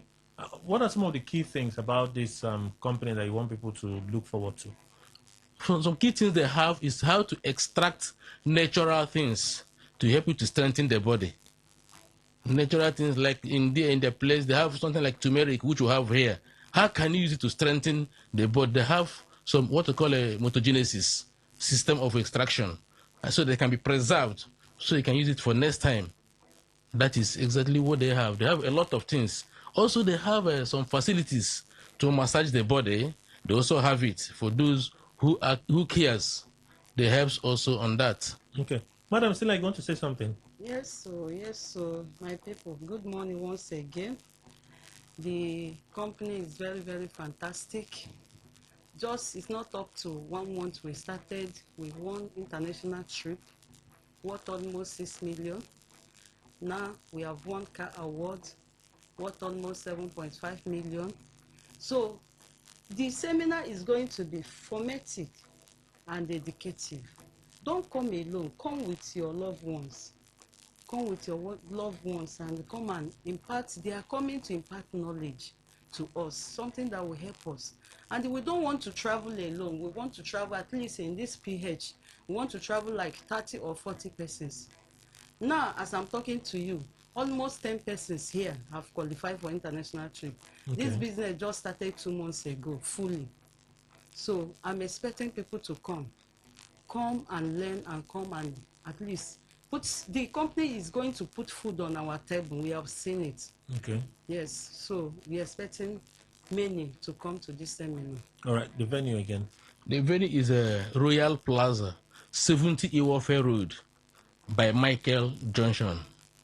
It's a popular place. What time is it? The time is 11 a.m. Are there phone numbers? Yes. For more contacts, you can call us or text. Text yes if you will attend to 080-370-81590. I repeat, 080-370-81590 or 070-315-10903. 070-357-10903. All right. These two numbers will be open. So send their text for a reservation. All We right. are ready to attend to you. Madam, you want to say something? Yeah, so what I want to say is that since 2 months we started this program, business, there's a lot of testimonies. A lot of testimonies. Financial testimonies. Financial testimony and the healing testimonies. They will tell you how to live and how to use their medication to take care of yourself. So just come and you will not regret it. As you're going, you will be happy. It sounds like a medical. They have a lot of branches of things. They have a lot of branches. But you keep talking about financial benefit.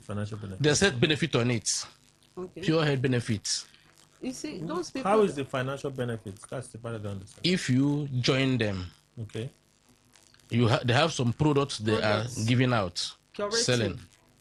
We can't use curative because we have to test and confirm that. Yeah. Yes, sir. It's just awareness. Some wellness products. No, my interest is you keep saying financial benefits. Yes, when you buy their product and drink, then give your loved ones, they will start to pay you. That's how the company pays you for sending the product around. My own testimony is that I bought the product. I was having severe pains. I bought the product, I used it, and the thing helped me. My bone was strong. I can run now. I can do anything. Even people that is having some challenges of stroke and everything, you see them coming up. You know, even someone that is not talking, we give the techno-oral liquid, the person who started talking. So it's just this, as you're buying the products, the company pays you. Okay. Yes. Taking it around. The phone numbers again, please. 080-370-81590 or 070-357-10903. Can you repeat again? Okay. 070-357-10903. Repeat again. 070-357-10903 or 080-370-81590. 080-370-81590. So who and who can attend? The door is open for adults. Everybody. For adults. Everybody. Come and learn. The nurses, medical doctors, everybody. The door is open for everybody to join the business. All right. Phone numbers again. The date it is happening, the venue before we go. The date is 13th of 12th of August 2026. That's tomorrow. That's tomorrow. And Friday being 14th. Okay. The time is 11 a.m. The venue. The venue is Royal Plaza, 70 Iwafe Road by Michael Junction in Port Harcourt. The people that will come first.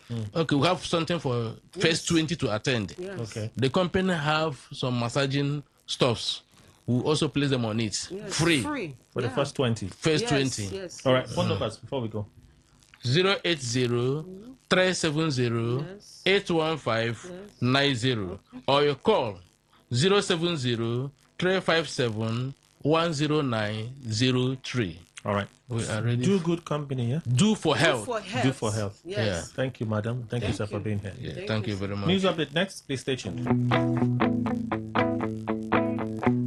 Radio has never been this good. Today, 95.1 FM, Port Harcourt. Today, 95.1 FM, Port Harcourt. News update. Good morning. Here is the news update on Today 95.1 FM. I am Kelly Ikemenjima, presidential candidate of the Nigeria Democratic Congress NDC. Peter Obi has refuted via reports claiming he called on Nigerian soldiers to reject the salary increase approved by President Bola Tinubu until after the general election. In a post shared on X, Obi described the report as false and misleading.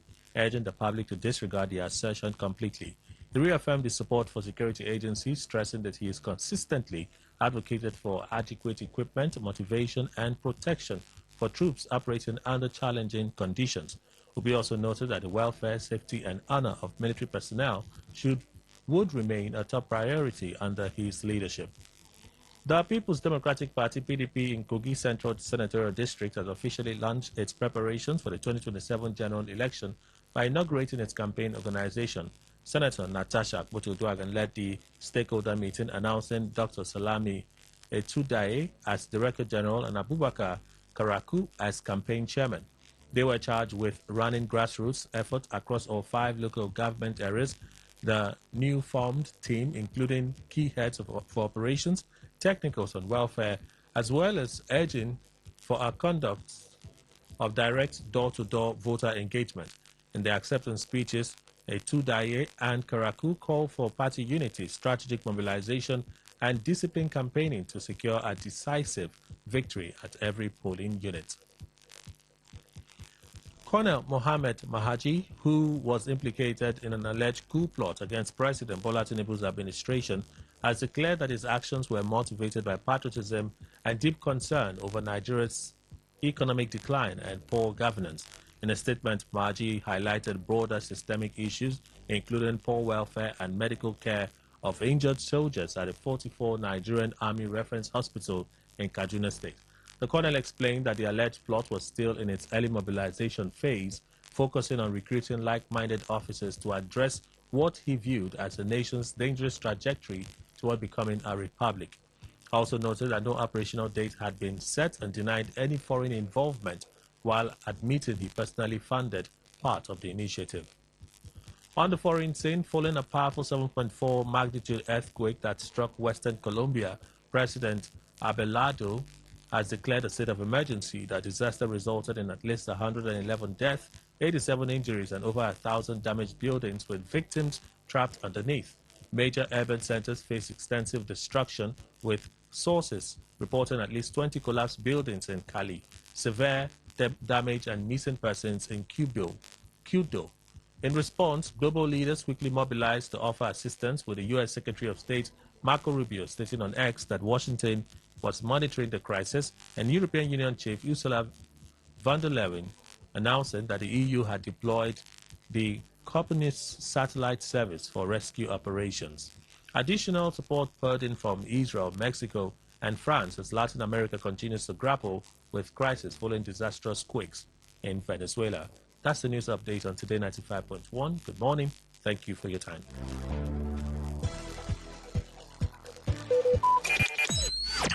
Talk radio. I listen to a lot of talk radio. 95.1 FM. Please listen to this infomercial. How are you doing today? I trust you've had a great and a rewarding day. Alright, so I'm not going to be alone in the studio. I'll be talking with a lady who is very progressive in what she does, and she'll be talking about the digital economy and how you can leverage on that system, to improve your lot. And she is the founder and CEO of How Digital Resources. Put your hands together, clap, jump, shout for one and only Mrs. Halima Zachary Yakub. Thank you for having me. Thank you for being here. Okay, so now let's get straight into it. For the benefit of those who don't know anything about the digital economy and all, don't go too complicated, because this is not the event. I know you have an event coming which we'll talk about in a bit, but who don't know nothing about digital economy, just something you can tell them to bait them in. The simplest way to explain what digital economy is all about is that it has come to demystify the way, manners, how we do things. Okay, and when I say doing things, I mean everything: the way we work, the way we make money, the way we do businesses, and even the way we get loans.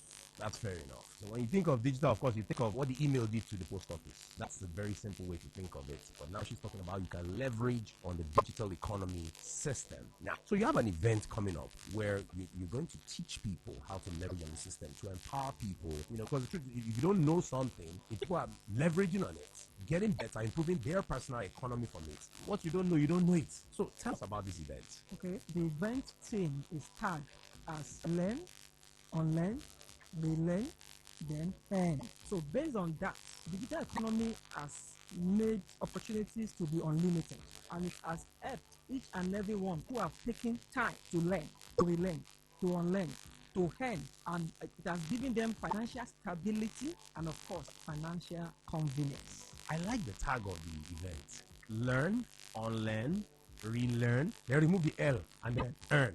Beautiful. So at this learn, unlearn, relearn, and earn summit, I mean, why did you plan the event this way and at this time? Because I know usually you go around the country, having this digital economy summit. Why is it taking this form this time? Remember, there's one thing that is everywhere now. That is the rain.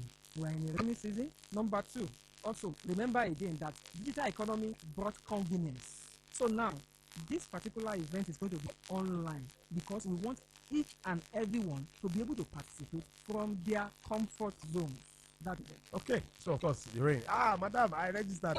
Because of the rain, I cannot come. Yeah, that makes a lot of sense. And since it is online, you really don't have any excuse not to join. And usually, I know when she does submit, it's usually free. So let me ask, just to be sure, is this one free? Free as usual. Okay. And it's going to be on Zoom. Yes, comfortably. All you need to be part of this will be internet service, then an app on your phone, which is Zoom app. That is all you need to be part of this. And guess what?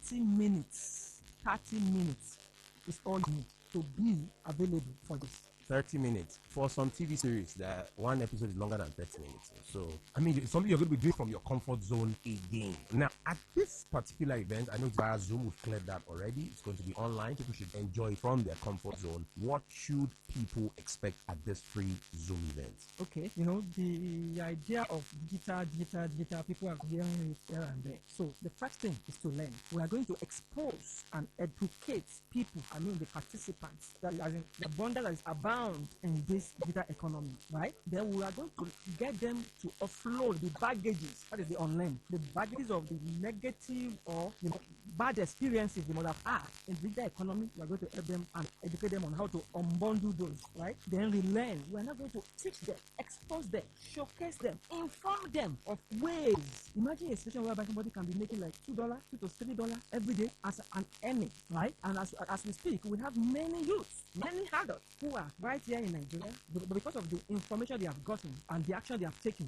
they are able to work from here. They are able to think of multiplying their funds. So that should let us understand the fact that we need to relearn. So when you now relearn, what are you relearning? You are relearning what are the ways that are working. That's all that we are going to teach them at this event. Wow, that's a lot. And in 30 minutes, the summit will be done and it is free. Remember that. 30 minutes and it is free. 30 minutes and it is free. Now, from your pool of knowledge and experience, what would you say has been the primary cause? I know you talked about some people having bad experiences when it has to do with the digital economy, but from your experience, you've been at this for a long time. What would you say has been the primary cause? Maybe you could tell us one or two as to why this negative experiences come up.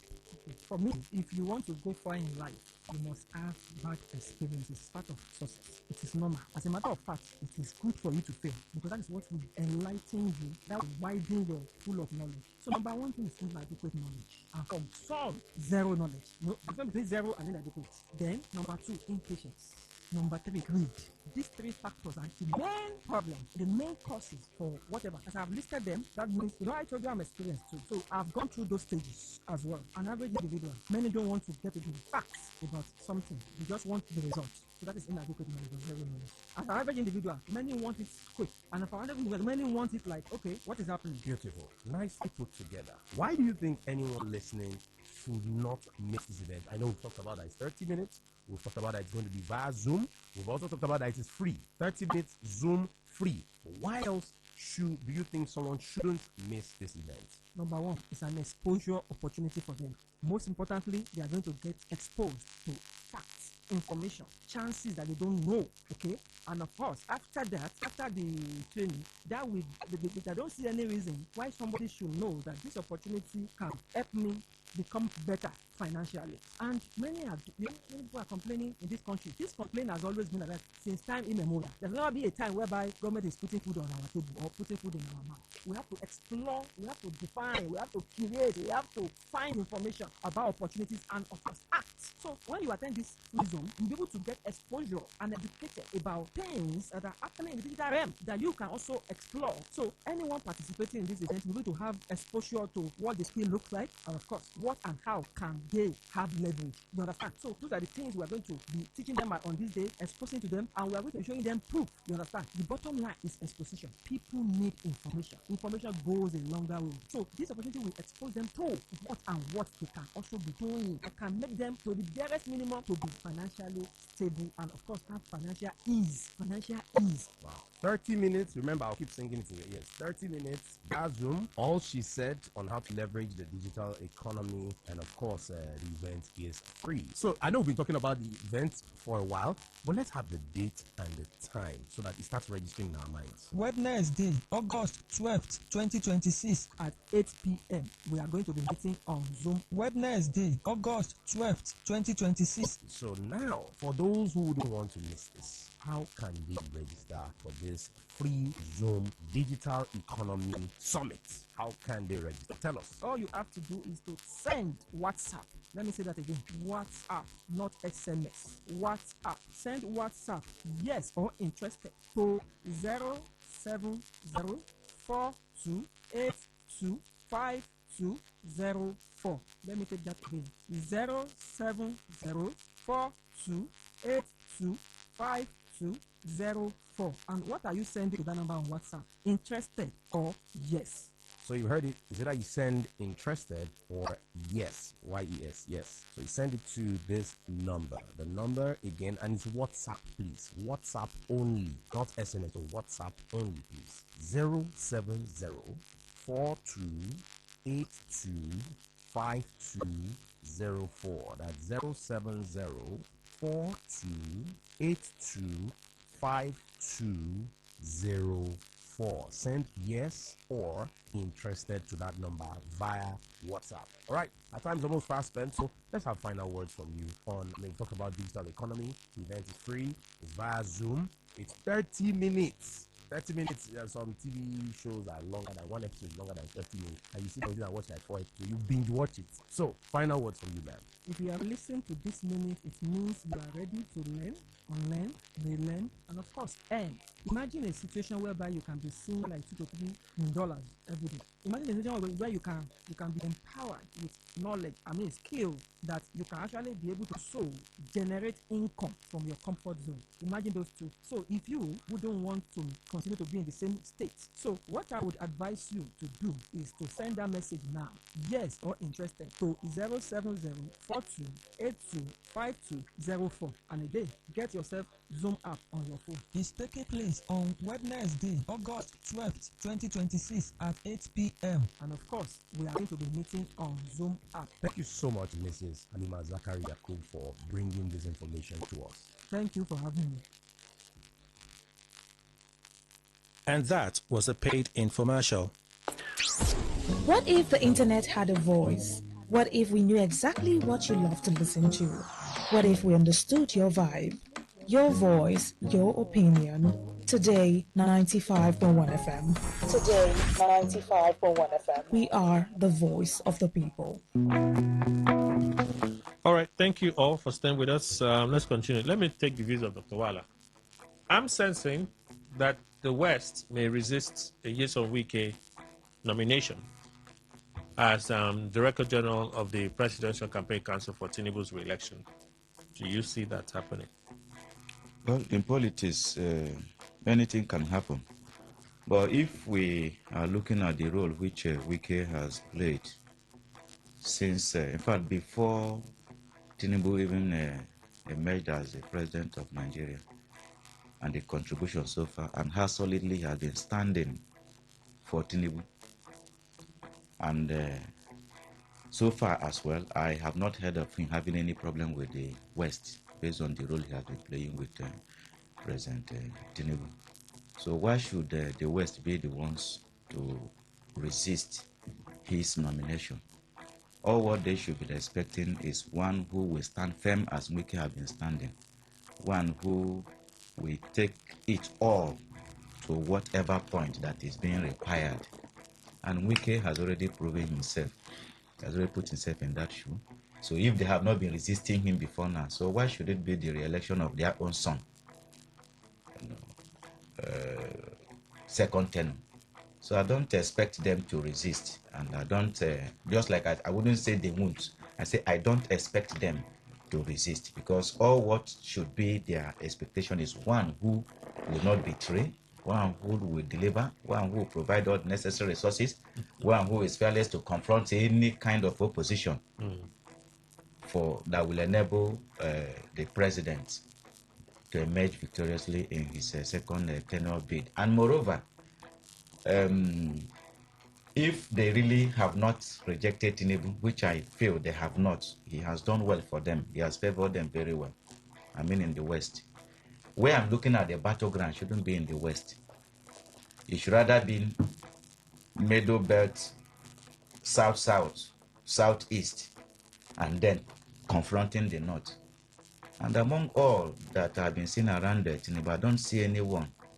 I'm sorry to say, based on my personal conviction, I don't see anyone that will match Wiki in taking that bold step. Okay. We're all alive, so we'll see if eventually. With this point of ours, I hope you accept it. Well, it's not about me accepting. Let's wait and see what would happen. What has happened has a very long history, and it is driven by patriotism, and I love the job and country.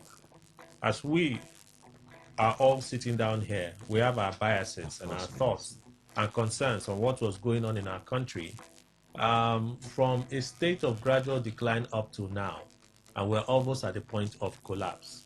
Every time I look at how I'm struggling to raise 5 children with a mega salary, I get worried. I attended Army Day Secondary School, but today, how many of us afford to take our children to these schools? And for one reason or the other, which is connected to bad governance. Talked about state of hospital and so on. The summary of all this is that this action was driven by a desire to have a prosperous nation and a country that we can all be proud of. It got to a point that I was worried that if nothing was done, we may not have a country to call our own in the near future. Well, Nigeria is turning into a banana republic right before our eyes. We know that during the era of military regime, the country was functioning better. I believe that, as it is now, we are on a dangerous trajectory. The plan was to get enough officers of like minds who could participate. We're still at the stage of mobilizing to get more officers involved. The team has not been fully formed because there were supposed to be other meetings. There was no D-Day. We were waiting for the availability of resources and more officers and soldiers. This is coming from the chief planner of the attempted coup. His reasons. Can he be justified by the reasons that he has given? I wonder somewhere off the top of my head. Is it that if they had succeeded, they would have turned Nigeria into El Dorado? Dr. Wala. Well, I also listened. I heard from the man when he was analyzing the reasons behind the action. But first of all, when that information came, there was a denial that there was no.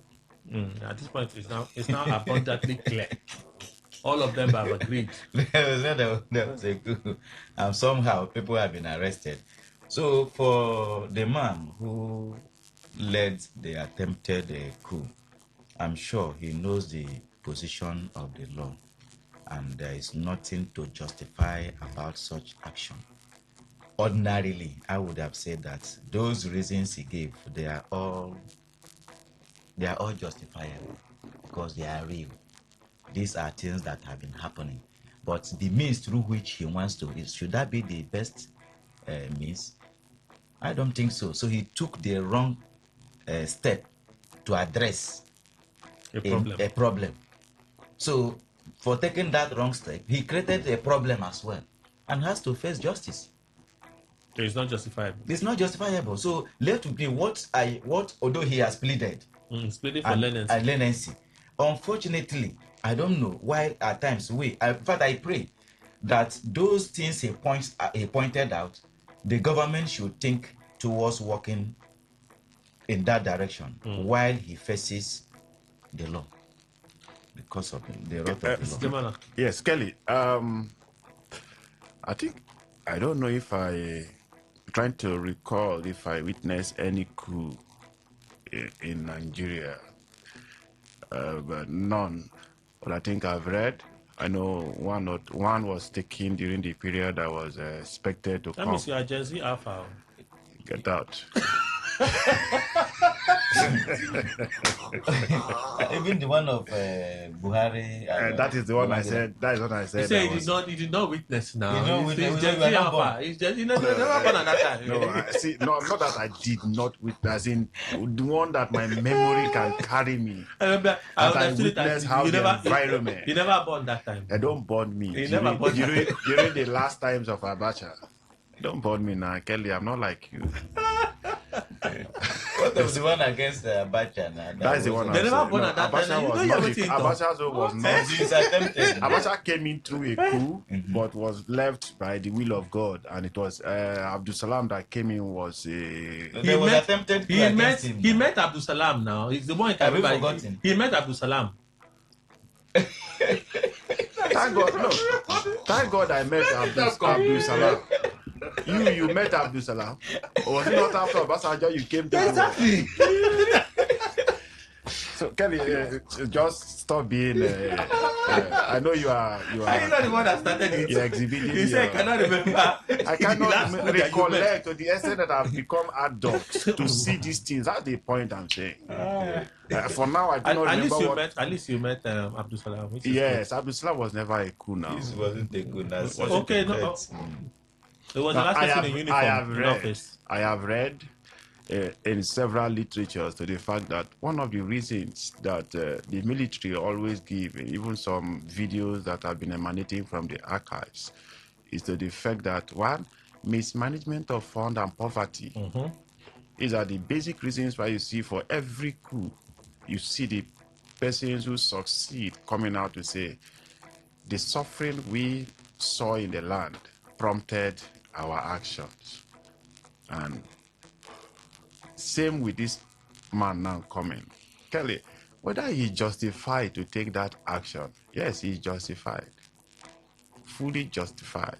Okay.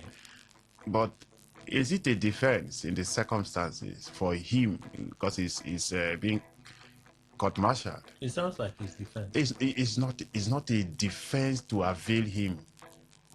It is a defense for morality, but not a defense in law. Or even a military code. Yes. And the man knew that if they were to be caught, the consequences of their actions will not be that of a slap, will not be that of go and spend 2 days and come back. He knows that either we succeed or we perish.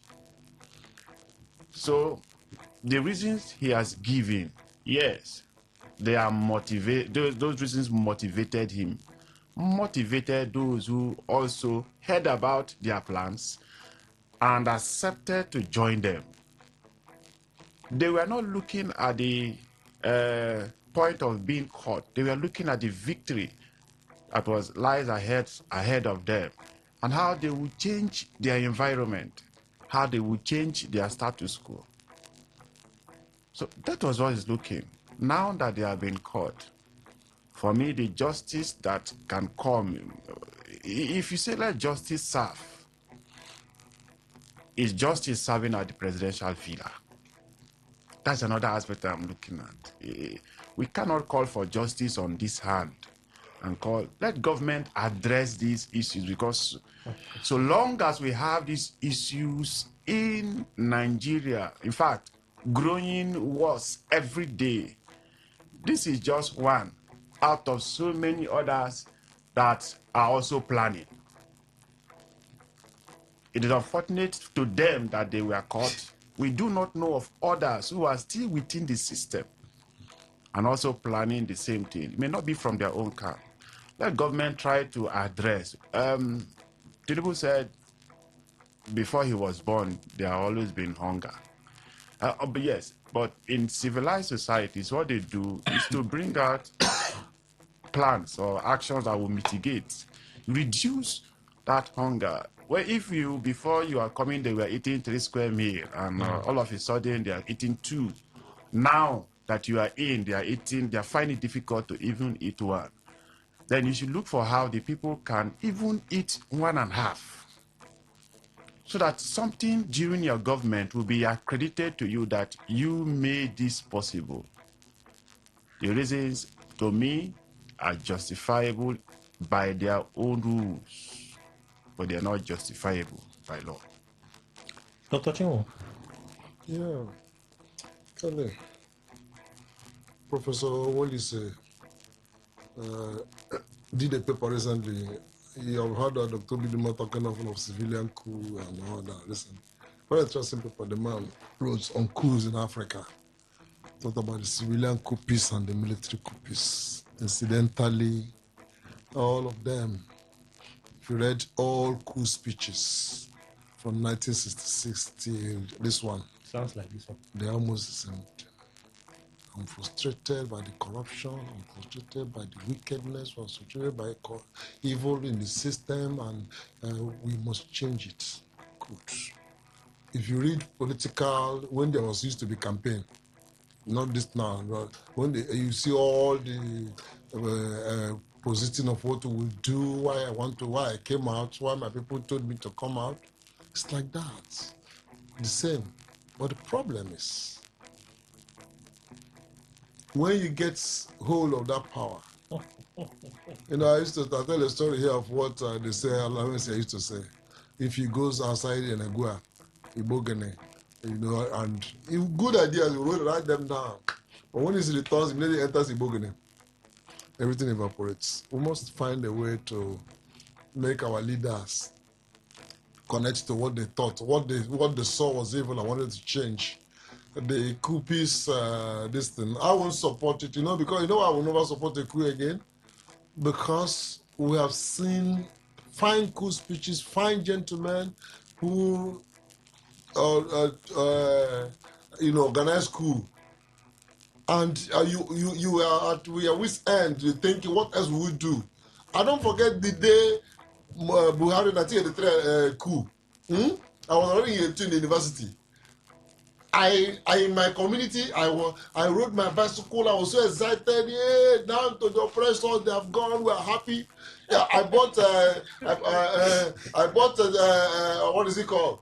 Buhari's. Was it Buhari's? When Babangida overthrew Buhari, I bought Babangida's poster. Put in my room in school. But all of them left us high and dry. You're a very optimistic person. No, I mean, I feel like they should write the. That's why I'm no more optimistic now, or rather, I'm becoming to be real. To know that until I see, seeing is believing, because we believed so much. What you wanted to, I think you want to say is that I was very gullible. No, I just didn't want to say. Okay, I think I was very gullible then. So as you grow up, as you now begin to grow older, you now realize that all between the promises and the realization, there's a wide gap. Like somebody said, between the substance and the shadow, and particularly in Nigeria. So all the promises until I have seen you do it. So that's why I believe in democracy. The only problem is that the civilian coups won't allow it to happen. Had it been you allow us go to vote and I know you won or I know you lost, this country would have moved forward. Because everybody knows what is wrong. Everybody knows what we need. And they will know that there are consequences. Yes, I traveled to Calabar. See, since they're talking about this man, Oti. Okay. You understand? I haven't been 2023. I haven't been to. I haven't crossed the Igbo. Okay. But this man has been able, one lane of the east-west road, straight after Igbo till you get Aba. Inside Aba, that area that nobody, in the days I went to Aba, you never thought there would be any road there. Beautiful. Aba is looking like a town. But when we now go to, when we were going to Calabar, then joined a federal road with Pt2 area. If I was to vote, you don't need to campaign between Abia, the man of Abia, and the man in Cross River. These performances are the things we need. People in Aba, there's a new lease of life. I haven't gone beyond that, but some people are telling me stories of what is going on in Umaya and other places in Abia State. He might say, Abia man, I'm sure you will know better. Has it been home recently? Yes. I know he does. Now he goes home more frequently, I'm sure. Now there's road. I mean, if you're from Abia State, you can travel now. You can travel now. Maybe for religious, maybe for religious purposes. You know. So what I'm saying is that. But his church is in town. Don't leave me, Kelly. Leave me. You are breaking my thought process. I only mentioned the man. It's not the topic of discussion. So it was intentional. You mentioning him. Okay, all right. Because he's from there. Okay, yeah. Because I've always believed that. See, when you see after Namani, Chimarago Namani in Enugu State, I said I won't believe any politician again until somebody who is resident there. Nnamani will give wonderful lecture on this country and tell you how this one. And Nnamani will publish on TV on the tunnel. Until I went to Enugu to know that just crossing a little bridge that Nnamani called a tunnel. I said, what? Is it the tunnel? I said, no. Where is the tunnel? They said, we are past the tunnel. So I now realize the terrible thing. So if you want to hear any government, I was a resident there. I believe now that weekends, for instance, doing something in Abuja, my friends in Abuja say we are having it a better time than we had before. I believe you, I can say that. So that's the way it is to any state or whatever. So let nobody come promising me cool and all that. This man who's talking that he feels the paper. Does he know anything about how he can remedy it? Has he known how he can relate to civil service? Does he know how he can? Because when he starts, he will get to the government house and one civil service, okay, Your Excellency, as you're here now, you can't take, when we buy for you a packet or a carton of milk every day, you can't have the government house one carton of milk for 1 week.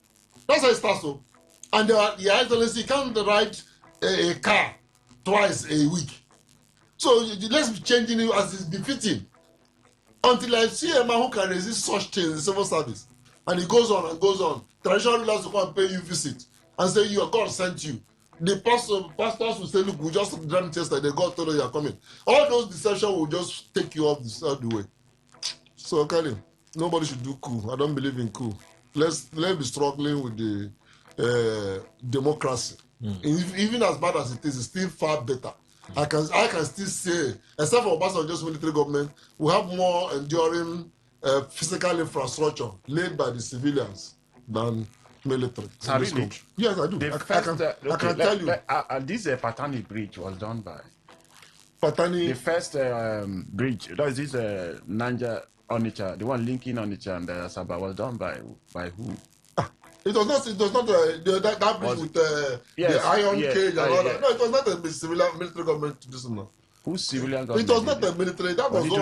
That was the colonial days. That was the first Republic project. That was the first Republic project. You see, Kelly, that man has no defense. But I always say that a living man with a healthy tongue must do anything speaking with his tongue because it's healthy. So what else will he do? He must state reasons. For me, those reasons are flimsy, even though they are real. The points he pointed out are real, but assuming he succeeded, would he now, based on those reasons he gave, turn Nigeria into maybe somewhat of a paradise or whatever? No is the answer. Because when Ibrahim Babangida took over from Buhari, the kind of speech he gave, I expected Nigeria to metamorphose into a developed nation, but it didn't. In fact, we had a SAP that really sapped Nigeria out. Up to today, that's where the problem started. But Ibrahim Babangida came and then performed some kind of equity by bringing in almost all the names that I hate into his government. Did they achieve anything? Did he allow them to achieve anything? People like Khalid Ikaka, all the rest of them, even Wole Soyinka, this man, Taisholare, that's who I was looking for. So these people, this Taisholare is somebody that was maybe he was avoiding corruption by all means. If you know that, I think he later left because I think they handed over People's Bank to him, whatever. And then when he started engulfing him, he left. The same way with Sonika. So the issue is that they will always tell you there's corruption, this and that. But when they come, will corruption take a flight by their making? So I think this man, if they kill him, the man that is making a defense, will he blame anybody? That is what their martial law embodies. So if he should face whatever he has used his hands and brought upon himself, his reason is very lame for me, making a defense. Years ago in Newswatch, they wrote, Rick wrote something, an introduction to a cover. He said the military general was in a plane and he saw another younger soldier reading about how to plot coup and all that. So he asked him, have you written your will? That's the thing about coup. You write your will. If you succeed, the will is not executed. If you didn't succeed, let the will. Because every military man knows that. Of course. That man, if he's begging to leave or not to be sentenced, he's not a soldier. So, last week, Tinubu announced increase in the salaries of soldiers. And a Daily Trust analysis gives us a breakdown of the different grades and how it will apply. Could this be seen as a counter Tinubu's response to the attempted coup? Dr. Wala? No, it can't be, because the issue of clamoring for salary increase, I think, didn't start today. Yeah, but when you look at the timing of this, the timing, maybe people may say, it has, in fact, it shouldn't have anything to do with the coup. This one is a crime that has been committed, and we are talking about the issue of increasing soldiers. But they complain about the welfare of soldiers. Like the welfare of soldiers, even without the coup, that's why I say this complaint, this demand has been ongoing. We have been talking about supporting the security agents, increasing promotion of their welfare. It has been, so it's not something that is new that have been clamoring. So bringing it in as part of the coup, reason for plotting of the coup, it's not something new. That's what I'm trying to say. It's not something new. So if Tinubu, in his own wisdom, have deemed it necessary within this particular period to increase it, so be it, because we have been crying much about insecurity in Nigeria, and it's getting worse. And I was seeing how majority of these our security agents have been attacked, how their sufferings are, the risk they are taking. So any reasonable government should do what Tinubu has done now. Even if, yes, I will even say he has delayed, but somehow he has done it. If anybody want to shift it towards the coup, I myself will not agree to that. Jamala. Kelly, yesterday around the hour of 5, between 5 and 6, there is a program they call I Beg to Differ, the national battlefield debate going on. And one of the striking topics I listened to the very brilliant young debaters with the fact that decentralizing state police, will it bring us the necessary security that we have been craving for? In other words, the establishment of state police, will it give us that safe environment? The lady who opposed that motion to the fact that decentralizing the police in Nigeria for now can never be the solution to our insecurity problem, but rather training, equipping, and the welfare of the police force, entirely the security agencies, will give us a semblance of what we are looking for. And I totally agree. You can change when SARS, the protest against SARS, for disbandment of SARS, and the police removed the name SARS, but the persons who were perpetrating that brutality on Nigerian citizens were moved to different units of the Nigerian police. And today, you see them in those various units, go to anti-cultism, go to Octopus in Port Harcourt, go to Borokiri. These are stations that if you call them, they are very, very dreaded. The name SARS was removed, but the cancer, the worm, the worm is still there. The issue of welfare of security agencies has been a debate that has been on the table for a long while. The last person who increased the salaries of the police was, is it President Jonathan or Umaru? Jonathan. Who increased the salaries of the police to an extent that they feel, because one of the reasons they thought about extorting commuters on the road was because of the poor packages we are receiving. I said, okay, if we increase, want to believe that the police will leave the road. That's a story for another day. It is true that our security agencies deserves a better welfare package. It is true that this coup plan happened within this period. It is a coincidence that I'm finding it difficult not to link it to some of the cries for the increase of the security welfare. I'm also finding it difficult to say it is not a response to one of the reasons as given by the alleged, by the coup plotters. So it's neither here nor there, because have we been crying for a holistic welfare for these security agencies? Yes.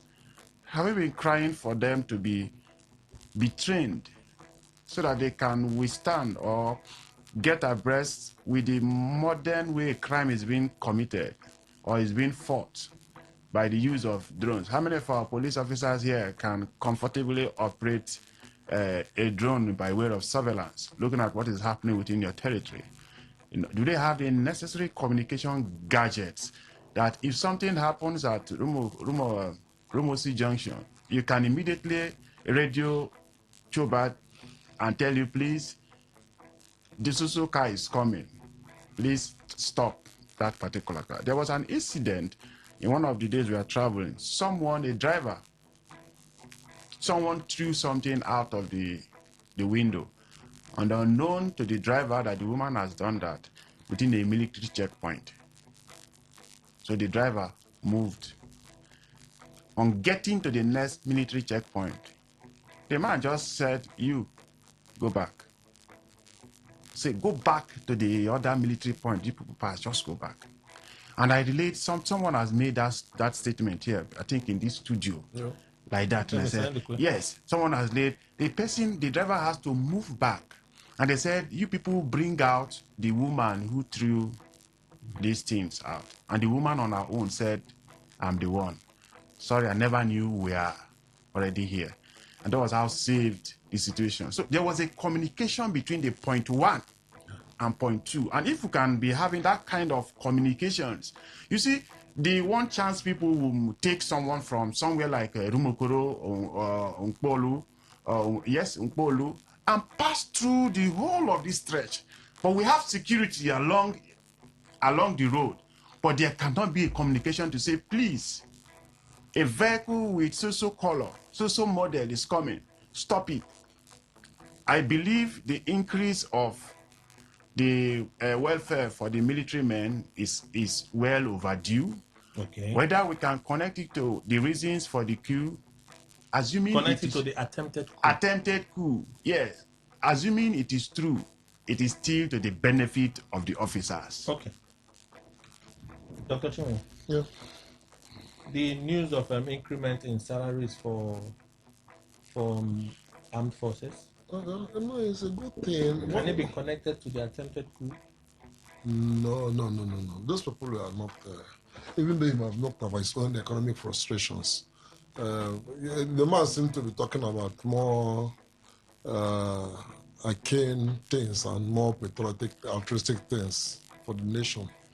Not the attempted coup. But you also talked about the fact that they can barely pay their children's school fees. No, but that would be the least reason anybody will go and attempt a coup in Nigeria, because it's a widespread thing.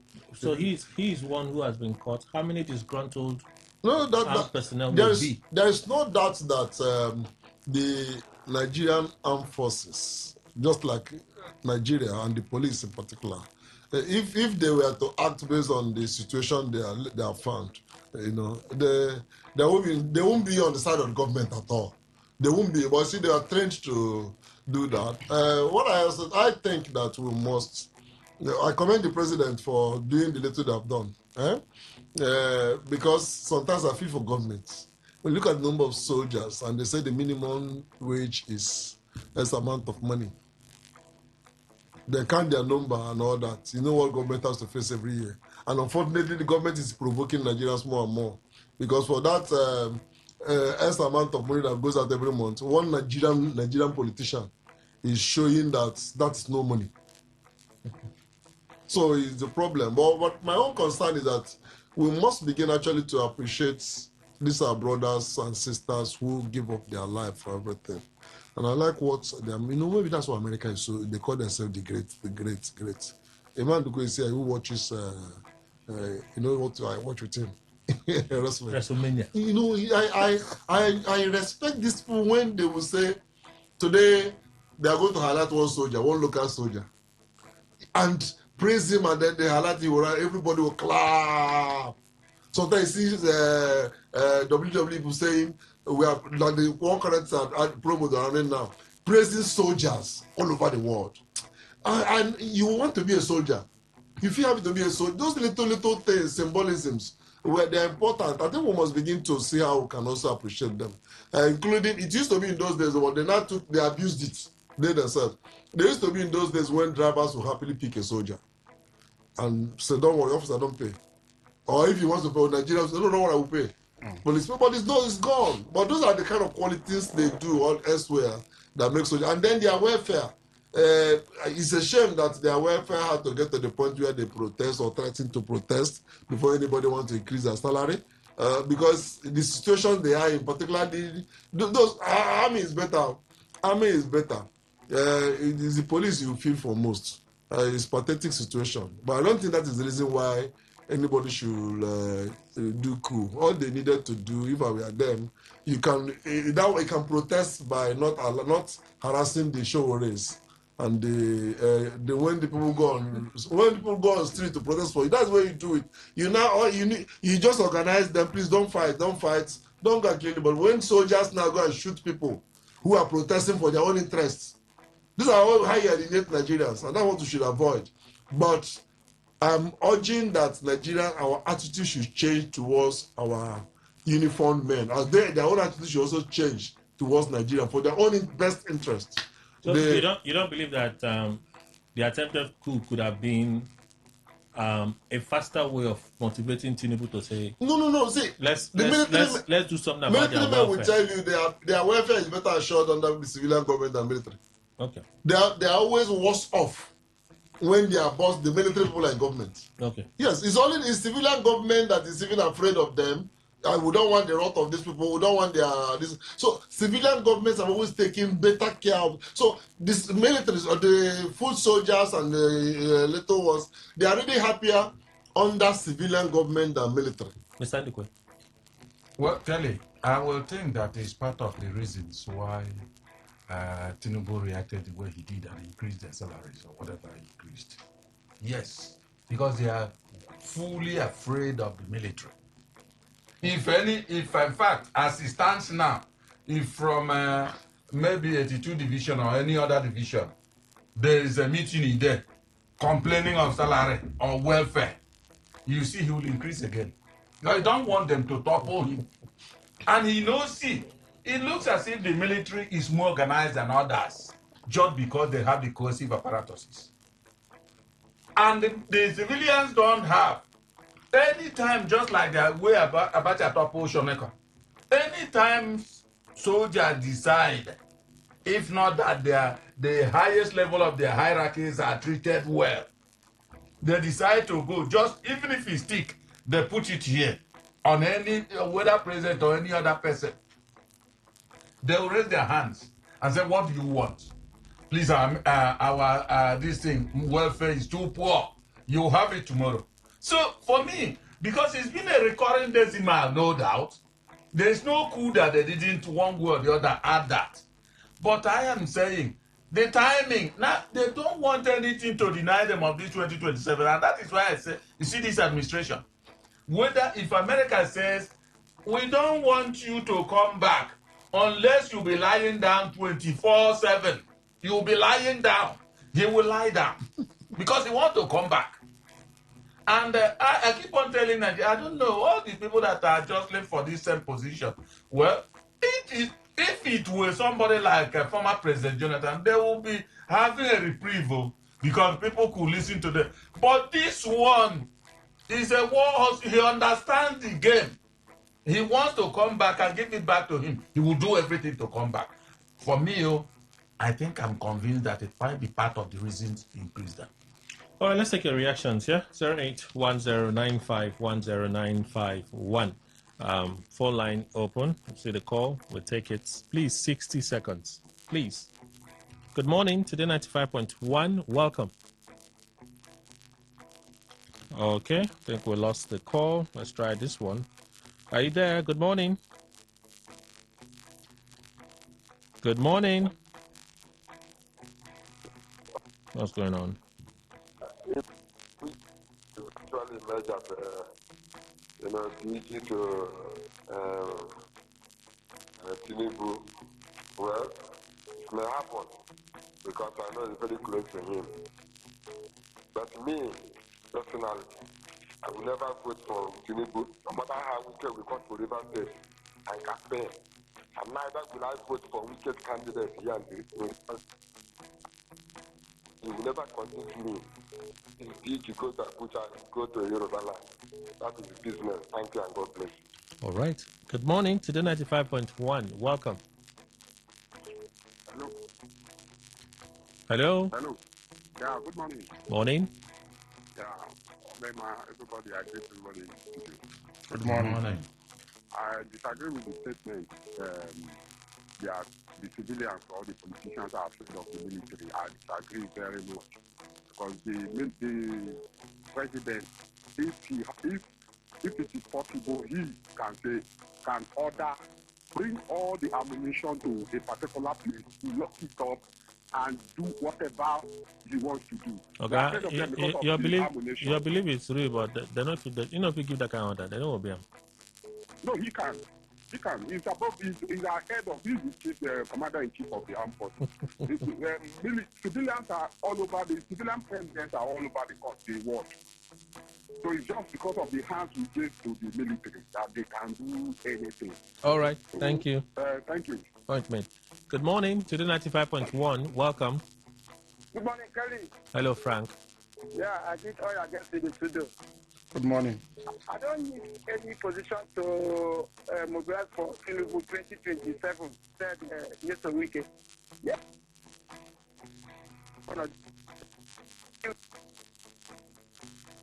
Inform me, River State is here. Rainbow Coalition has spread across all the LGAs and is going after. Even the big wigs that they kick against the Rainbow Coalition, they are coming to join the Rainbow Coalition. If you look at yesterday, we gathered in Abuja to gather support for President Tinubu and other Rainbow Coalition. That is to tell you the kind of leader we have. And he has even done that in Abuja. So he can do it for entire Nigeria. Thank you and God bless you.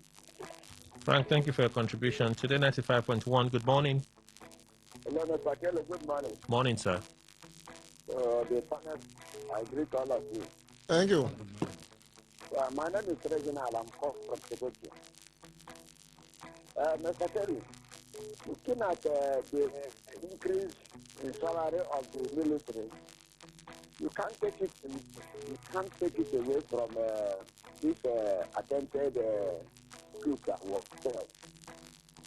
So for me, I will link it this increase at least 50%. I will link it to this attempted coup. But like it's a good one. But another question is that will this increase truly reflect to the salary of the military, especially the junior ones? I'm not talking about the senior officers. I'm talking about the junior ones who are in the field, who are the ones who are the receiving end of all these things. Or will it just be a blanket statement, just a statement like that? All right, Reginald. At the end of the day, they will continue to suffer what they are suffering. Thank you. And what about other welfare issues? Good morning. Today 95.1. Welcome. Are you there? Good morning, sir. Morning. Actually, look at my position.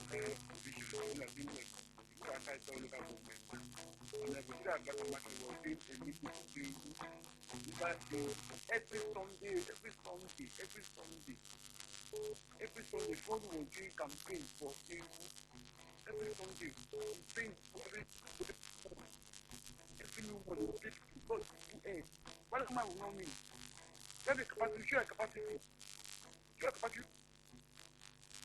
Share capacity. Thank you, sir. I don't understand the point that you made there, sir. Good morning. Today 95.1. Welcome. Hello, good morning, Kelly. Morning, sir. I'm the guest in the studio. Morning. I am John calling from Obuna Valley, Port Harcourt.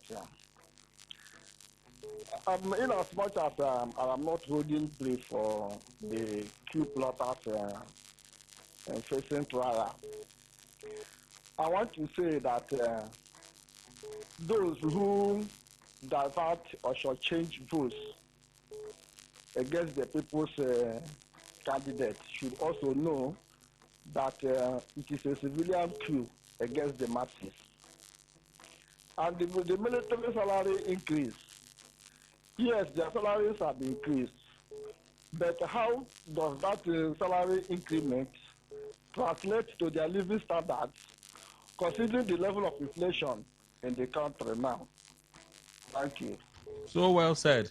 So well said. Good morning. Today 95.1. Welcome.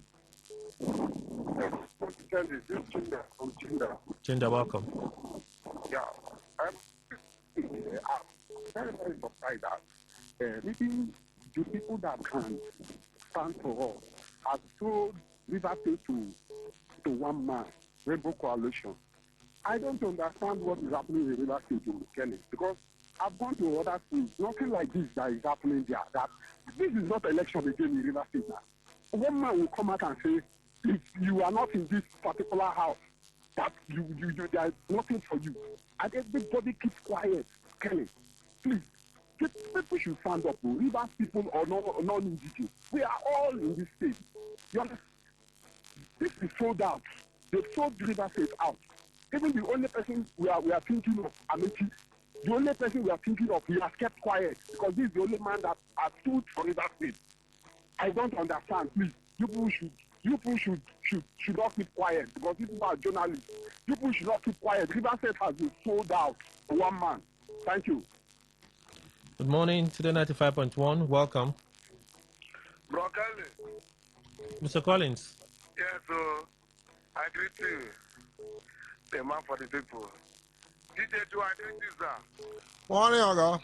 I know the people play in Port Harcourt. I like that they watch wrestling. we love Oba Femi. We dey follow guy, man. Oba Femi, Oba. Okay, man. We dey follow guy, man. Okay, man. Aba is enjoying. He go village every weekend now.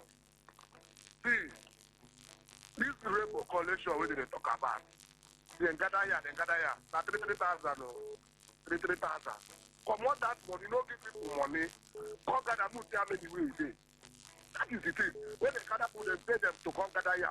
Hunger day now. People give 4,000, 5,000, no constant on that front, that rate. Now hungry. Comot those money. We need people to come and start for rainbow. Who will give you that? What you think and after that weekend will not even win council or River State. They look at the election. This is the talk. So if the people they see the suffer. All right. Suffer, thank you, Collins. wait for you. Oh my God. Oh, fake. Good morning. Today 95.1. Welcome. Good morning, Mr. Kelly and the panelists. My name is Gideon, calling from Port Harcourt. Welcome. What I am saying as my contribution is that this Mr. President is afraid of those people that can pose threats to his administration. That is why he's busy settling them. Then we that are ordinary people that are like a toothless, people that they say that doesn't matter, can't do anything to him, then he will leave us to suffer like that. So that is the one man that always contribute. One of your guests, they always say feeder system. So this kind of thing is always the behavior of the feeder system of the arrangement. So thank you, sir. Let them continue. All right. Thank you for your contribution. Hello. Good morning. Today 95.1.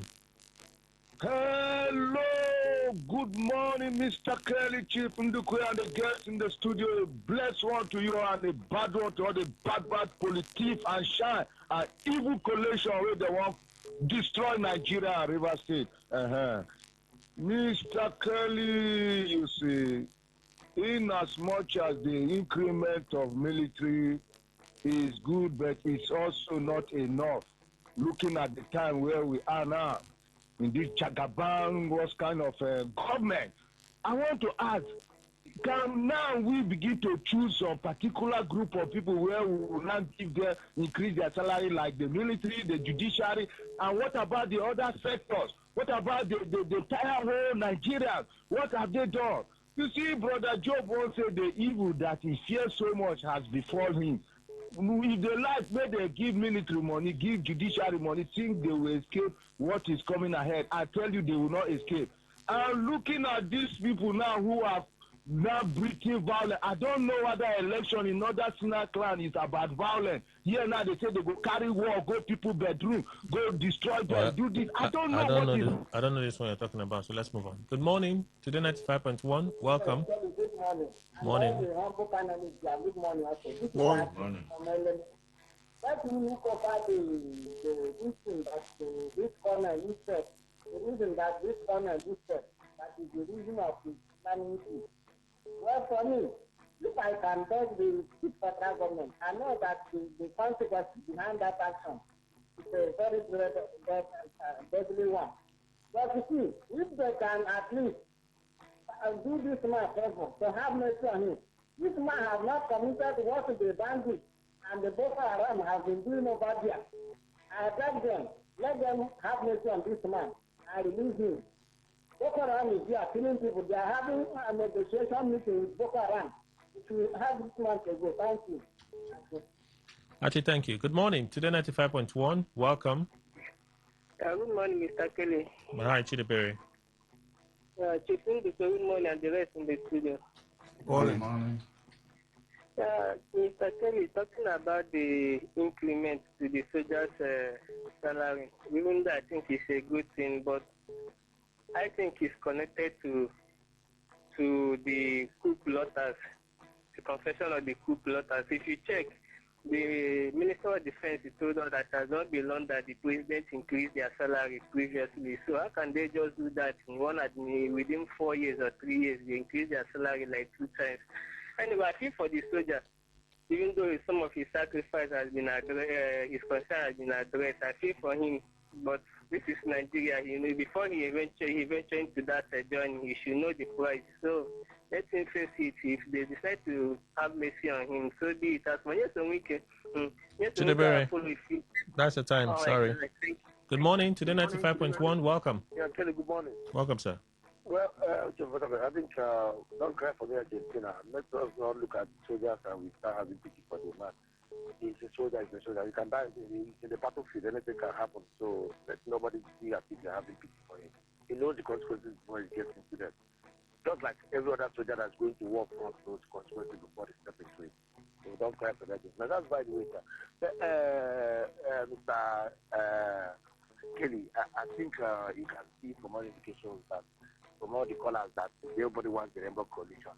I think I have to let Rivers people know, and all of us know, that the money of Rivers State is being used against the people of Rivers State.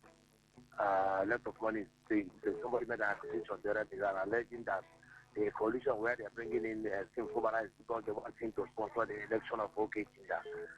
And everybody keep quiet about that. Our budget is no more there. Maybe they are trying to prepare the one, maybe behind the scene, allegedly now. The one they will pay for them. Okay. I'm surprised that the budget is that seems that Well, even beyond 60 seconds, your claims there. Hello, Kelly. Morning, Special Douglas. Good morning. This is Dr. Chumoda. Kelly, I have often listened and heard people say that what democracy is far better than the best military. And I think I still believe that. You know, I've heard that Colonel Rilat is the main reason why this was. It sounded like it was driven, that was driven by our police. You know, it made me remember how Obi reads out in statistics. You think it's also driven by our police. But what I have observed is that these people are much more interested in power, not altruism. If it is altruism, there are different ways you could have pursued your decency. If it is a man, I think I'm not going like in the traffic, I want to ask yourself and control the traffic. If you are a military man and you see that things are not going well in your barracks, you can do certain things that will make things go on. Must you always be in power to make it better? So I think what he has done deserves the ultimate punishment, and I think that thing should be to the public. All right. They should make a law that should be done in the public. Thank you so much, Kelly. Let's do a final call and then read messages. Good morning, Today 95.1. Good morning, Mr. Kelly and your guest in studio. Welcome, sir. Mr. Kelly, you're welcome back. Thank you. Mr. Kelly, in the issue of Wike becoming or appointed or considered as the DG of campaign for Tinubu, I would have loved him to be the DG, but this forthcoming election, I don't want issue-based. My name is Innocent. We need issue-based campaign, not quarreling on the podium. We don't want anybody that will come on the bar begin to throw down. Nigeria wants to know how Tinubu have ruled us for the past 4 years and how it's going to continue the next 4 years from 2027. So we need issue-based. So that's the reason why I wouldn't like, because Wike comes on the podium, you will know the secret of every politician and what they did, who collected money and all of that. So we want issue-based. Somebody who can talk about the economy, the employment, and again, second is Mr. Kelly. If you are increasing salary, you should go around, both the civil servants should also receive salary increment, not only one side. God bless you. Thank you. Thank you so much. Let's read some messages and we'll take voice notes as we get on. A very good morning, Kelly, and my respected guest. IPAC calling on INEC to ensure a free and fair election in Osun State. For me, I think that is, in as much as Nigerian kind of politics is concerned, the call is medicine after death. Osun election is already over, only waiting to announce the winner. So Kelly, welcome back. Thank you. Austin George from Rumomoy, that's a contribution. We say thank you. All right. Good morning, everyone. Men and women who see, you see what,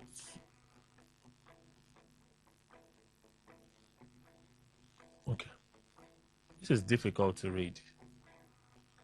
Okay, those men and women you see with radio, that's walkie-talkie, are working for police at Rumokoro Junction. Okay? Is it the DPO is aware of them? The DPO is aware of them. Any RTW staff do the same on the roads. Prince, that's your contribution. All right. Good morning, Kelly and the respected guests. I'm in pains because there is nothing like task force in River State, especially along Ikokuma 3 Road. Governor Fubara, what is happening? Also, for those carrying rumors over President Tinubu campaign DG for Wike, they should keep on. Hiroshi Global, pepper them. God's time, Port Harcourt, your contribution.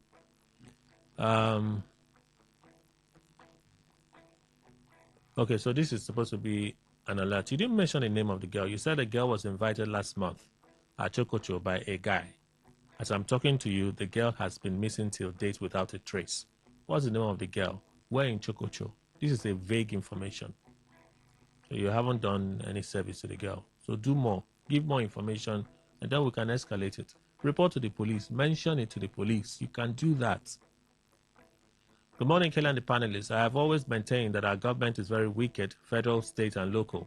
They encourage these boys to be harassing, embarrassing people in the guise of task force. Anything is possible in Tinubu administration. Abuja governor can still be DG campaign council. Mr. Dennis. Thank you, sir. Mr. Kelly, via the FCT minister saga, there is no smoke without fire. For me, it is true. They only brought it to the media to get the people's reaction. But for me, they have already appointed him.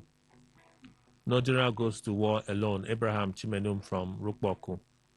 So when you write some of your messages, if you may, before you send them, just read through it again. Please, help us now. Please. Good morning, Kelly. With the stoppage of the movement of bikes and the attack on cab drivers at Obrikwere flyover by Obiako Task Force agents, the governor and Yeson Wike's assembly boys have not come out to speak about it. They are simply preoccupied with their Rainbow Coalition business instead of providing leadership to the people of the state. Rashid Lawal, Esquire, NT Road in Boba. Thank you. Because of some people in... What's this? All right, Elder Alera, we wish you well. If FCT minister accepts ministerial position in Tinubu's administration, he might as well accept to be campaign DG next year's general election. I won't become political godfather to my successor, marking this statement political talk. Yeson Wike said it countless times when he was governor. Thank God ability Atribu. That's a contribution. Thank you. Wike for Tinubu's campaign DG. This is a Tinubu's re-election bid, booting to an ops. Okay. Why? A bad marketer to carry around a bad product. Lawson, a hoarder. That's a contribution. Thank you. The last one from here, I believe so. All those alleged coup plotters will be freed and compensated when there be a change of national government in 2027. All hope is not lost for them. Democracy has done worse. Mr. Law, that's a contribution. Thank you. All right, this one says correction, please. What's the correction? Imo Bridge to Aba is being done by federal government and not Governor Oti. Imo Bridge to Aba. Did you mention that? He did? Did Dr. Chima mention that? Yeah, I did. Governor Oti did it. If the federal government had reformed, the Governor Oti did it. Imo Bridge to Aba? Yes, that was one of his first projects he did because he said he can't link Port Harcourt without that road. It is the Aba section of the road. Yes. That they call it Aba Port Harcourt Expressway. It is the one inside the Aba proper that normally brings a serious gridlock. That what he did. But the stretch from Imo Gate down, in fact, from what's it called, Obibo, down to is being handled by the federal government. Okay, so that's kind of correction there. All right, thank you. Let's move on. Let's go to WhatsApp. I read some messages earlier, so I'll read a few more from WhatsApp, play some of your voice messages, and then we move on. This is quite long. Good morning, Mr. Kelly and distinguished personalities. Golden is your name. On the issue of the task force, the truth is that it will be very difficult for us to get it right. The solution is not to disband or suspend them. The question is, how are they recruited? It will shock you to know that most of those boys are still same persons who's been working as task force for the past 10 to 15 years. They only change their leadership and still use same thugs. Our so-called leaders will never employ people with certificates and good conscience. Most of our leaders, all right. Let's stop there. Golden, points duly noted and read. The reasons given by Colonel Mahaji for plotting a coup against the Tinubu administration are the key issues which the government is not prepared to address. Salary increase to the army is not a solution to prevent future coup.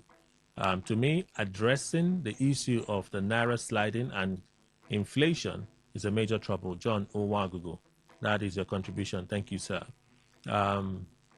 Let's do a few more from here.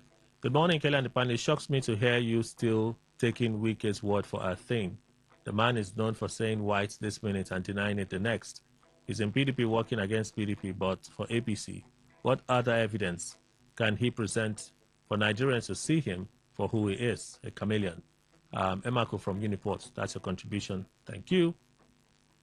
Obiakpo LGA chairman's action is medicine after death. After all, he appointed them and empowered them to behave the way they behave, and they've been behaving. For Wike becoming APC campaign DG, who can stop him except Tinubu? After all, he's been campaigning for him all this while. Finally, the chief coup plotter give reasons. The reasons are justifiable to me. Apet Harry Esquire. Good morning, everyone in the studio. All right, Apet, that's your contribution. I have to read messages now. I have to play some voice notes. Let's listen to some so we can go to Facebook, take more contributions from there, just keep making progress. All right. Let's see. This one. Good morning, Mr. Kelly and the elders in the studio. My name is Ateke. I'm calling from UP Sanfit Burukiri. Sir, the FCT minister, he has the plan.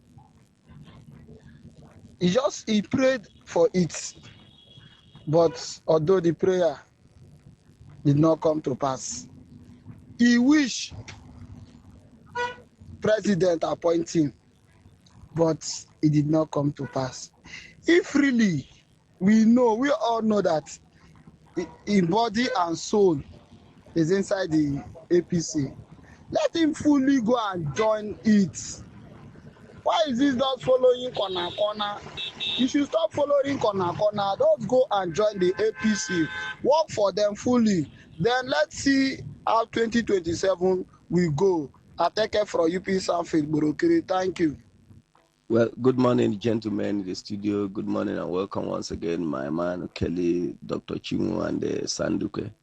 Yes, in as much as Wike smartly has positioned himself via both coalition in River State and unity government, and so for even to be the DG of the 2027 President Tinubu, re-election.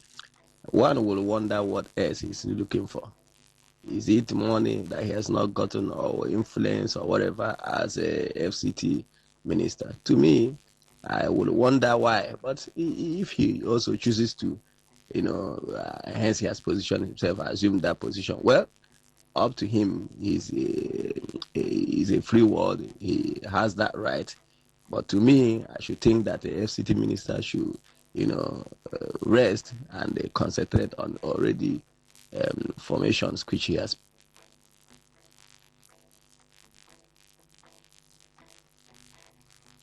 Good morning, Mr. Kelly, and the guests in the studio. My name is Ezekiel. Mr. Kelly, welcome back. We miss you. So, on this task force issue, to me, I feel like it's just like a settlement, to these political talks that they use during elections. Because there's no more election now, so they use that one to hold body and keep themselves busy till the next election. So, they will not do anything about it. They will not. Because this thing is not hard. It's not a rocket science. It's so simple. Put cameras in strategic places and positions. Somebody will stay somewhere and be watching it. Whoever they force the rules and all of that, you go to the person, arrest the person, you track him with the plate number and arrest the person. Let him pay the fine and the dues and then let him go. With this, let's just give it 1 year. We see improvement in this thing. It's not about putting people on.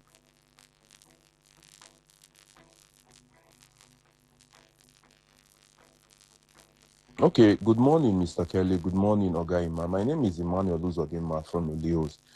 I had a situation with this Obiapo guy some months back. There was a time we were transporting our cement with this Dangote truck from, what's it called? Ikure Road to Rukmoko. And we got to that Rukmokoro market where, the hold-up was just building up gradually. And before we knew it, from nowhere, those Obiapo guys just rushed into our vehicle from both doors. And before you know it, they were dragging the driver down, and an outside driver, dragging him down from the vehicle, dragging him down until they took the key. What helped us that day was that, what's it called? Those outside guys that help people carry their loads at Rumokoro Market had to intervene, assisted with their numbers, started fighting these guys until they were able to free our driver, and we drove off. It was really, really a horrific scene. It was really, really a horrific scene. That's how it went. So these guys are just something else. They need to do something about it. Good morning, Kelly, and the guests in the studio. I want to speak on the Obiapo boss banning all task forces. For me, it's a welcome development. It's a good one, but it's coming too little, too late, because we've been talking on these radio stations about this nuisance the task force are causing in Port Harcourt. Now they waited for someone to die before they are taking action. In all this, I wonder what the governor is doing. Is it only Obiakpon that these boys are causing this nuisance? It's not just Obiakpon, they're in Ikwere, they're in Faga, all over River State. The governor should wake up before another person is die. Frank from Stanfield Burukiri. Good morning, Mr. Kelly and the big bros in the house. My name is Tony Chinoso from Port Harcourt, reacting on your opinion polls this morning, whether or not Wike would or APC would consider Wike as DG campaign. The truth of the matter is that with Wike and Tinubu, everything is possible aside that which is beyond them as humans.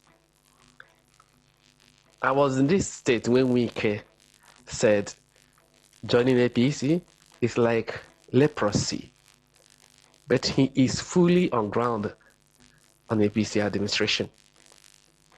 So, and that would have suited him very well because of his daring nature. But the truth of the matter, 2027 is a different ball game because God is involved. Somebody say hallelujah.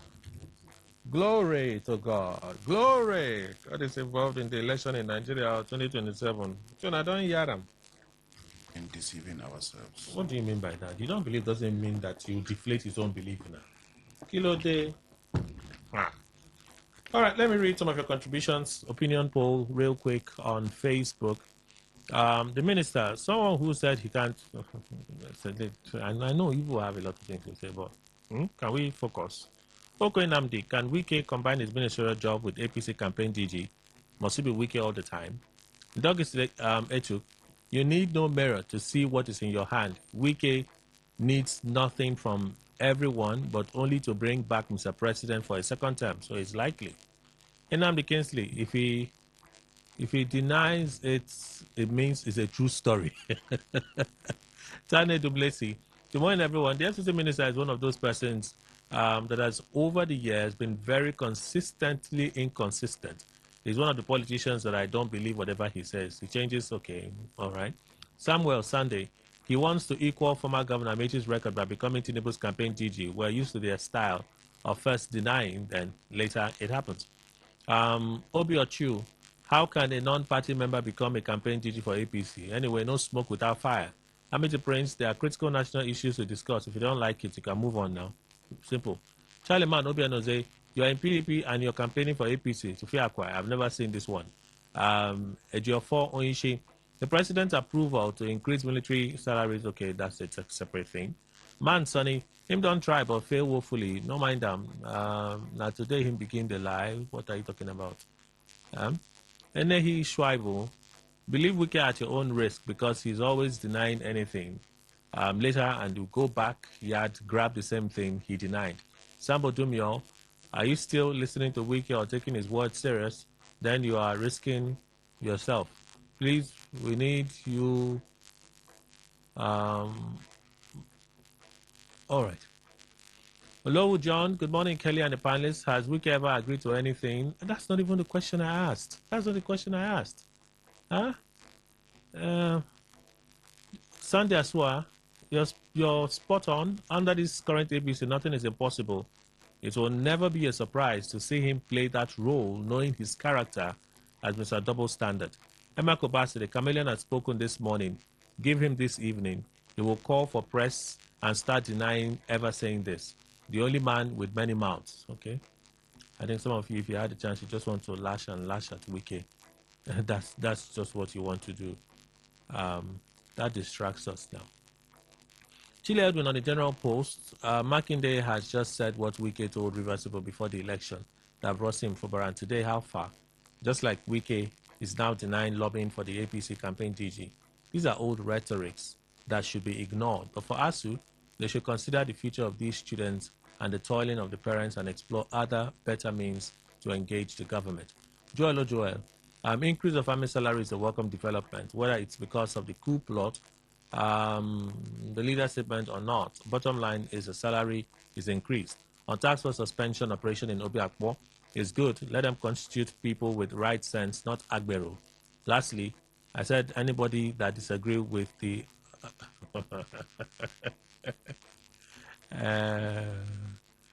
thank you. We have to go. Thank you all for being part of the conversation today. Thank you for making the time, spending the time with us. We totally appreciate you. This is special for us, so we don't take it for granted. Dr. Paul Wala, Associate Professor, Rivers State University, Port Harcourt. Doctor, we thank you. Thank you for having me, Kelly. Liv and Gibson Jamala, Esquire, private legal practitioner. Thank you, sir. Thank you, Kelly, and thank you to the FM. Dr. C.H. Chinwo, legal practitioner, law teacher, author, public affairs analyst, living in Nigeria. Thank you, Kelly. I'm grateful for the opportunity to be here. All right, then. Mr. Emmanuel Ndukwe. Thank you, sir. Thank you very much, Kelly. Thank you, Nigeria. That's our show, everyone. Peace.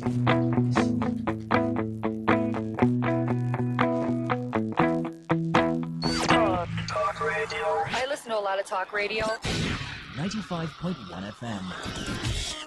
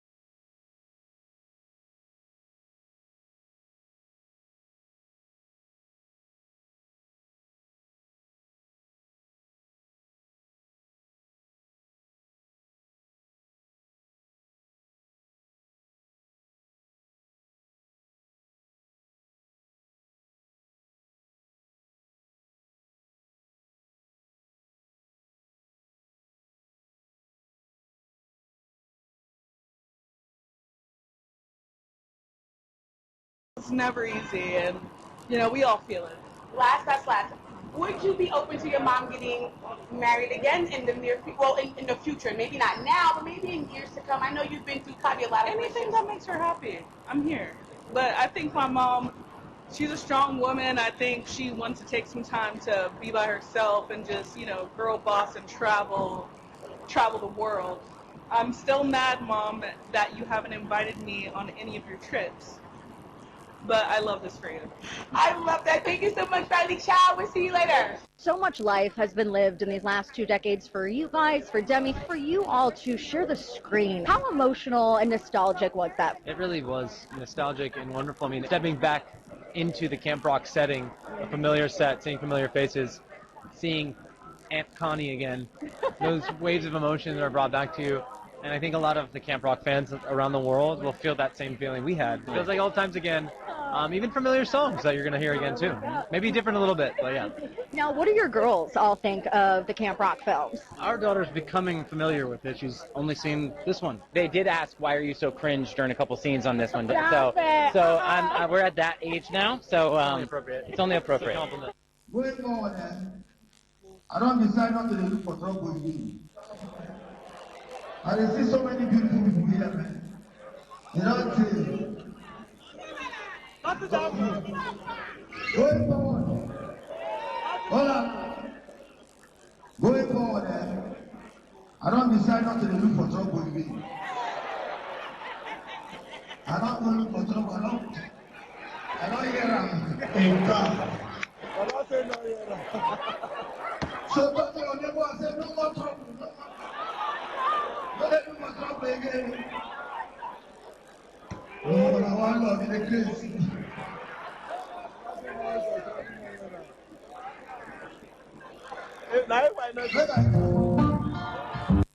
Yes, indeed. To Baba, Two-Face, Idibia, basically repenting for the public. He's saying he's no longer looking for trouble, and he no longer will be pioming about because, he's learned his lesson. Well, we do hope that he has learned his lesson.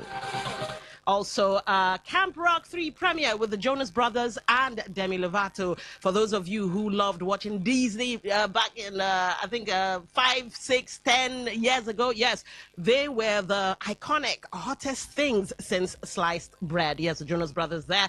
And of course, Riley Burroughs on Todd.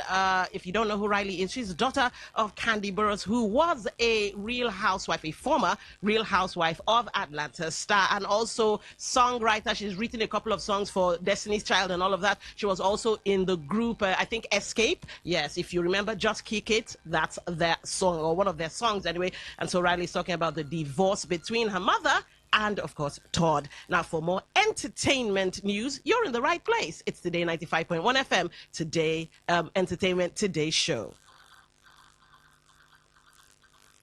All right, welcome back. My name is Dawn Wilson.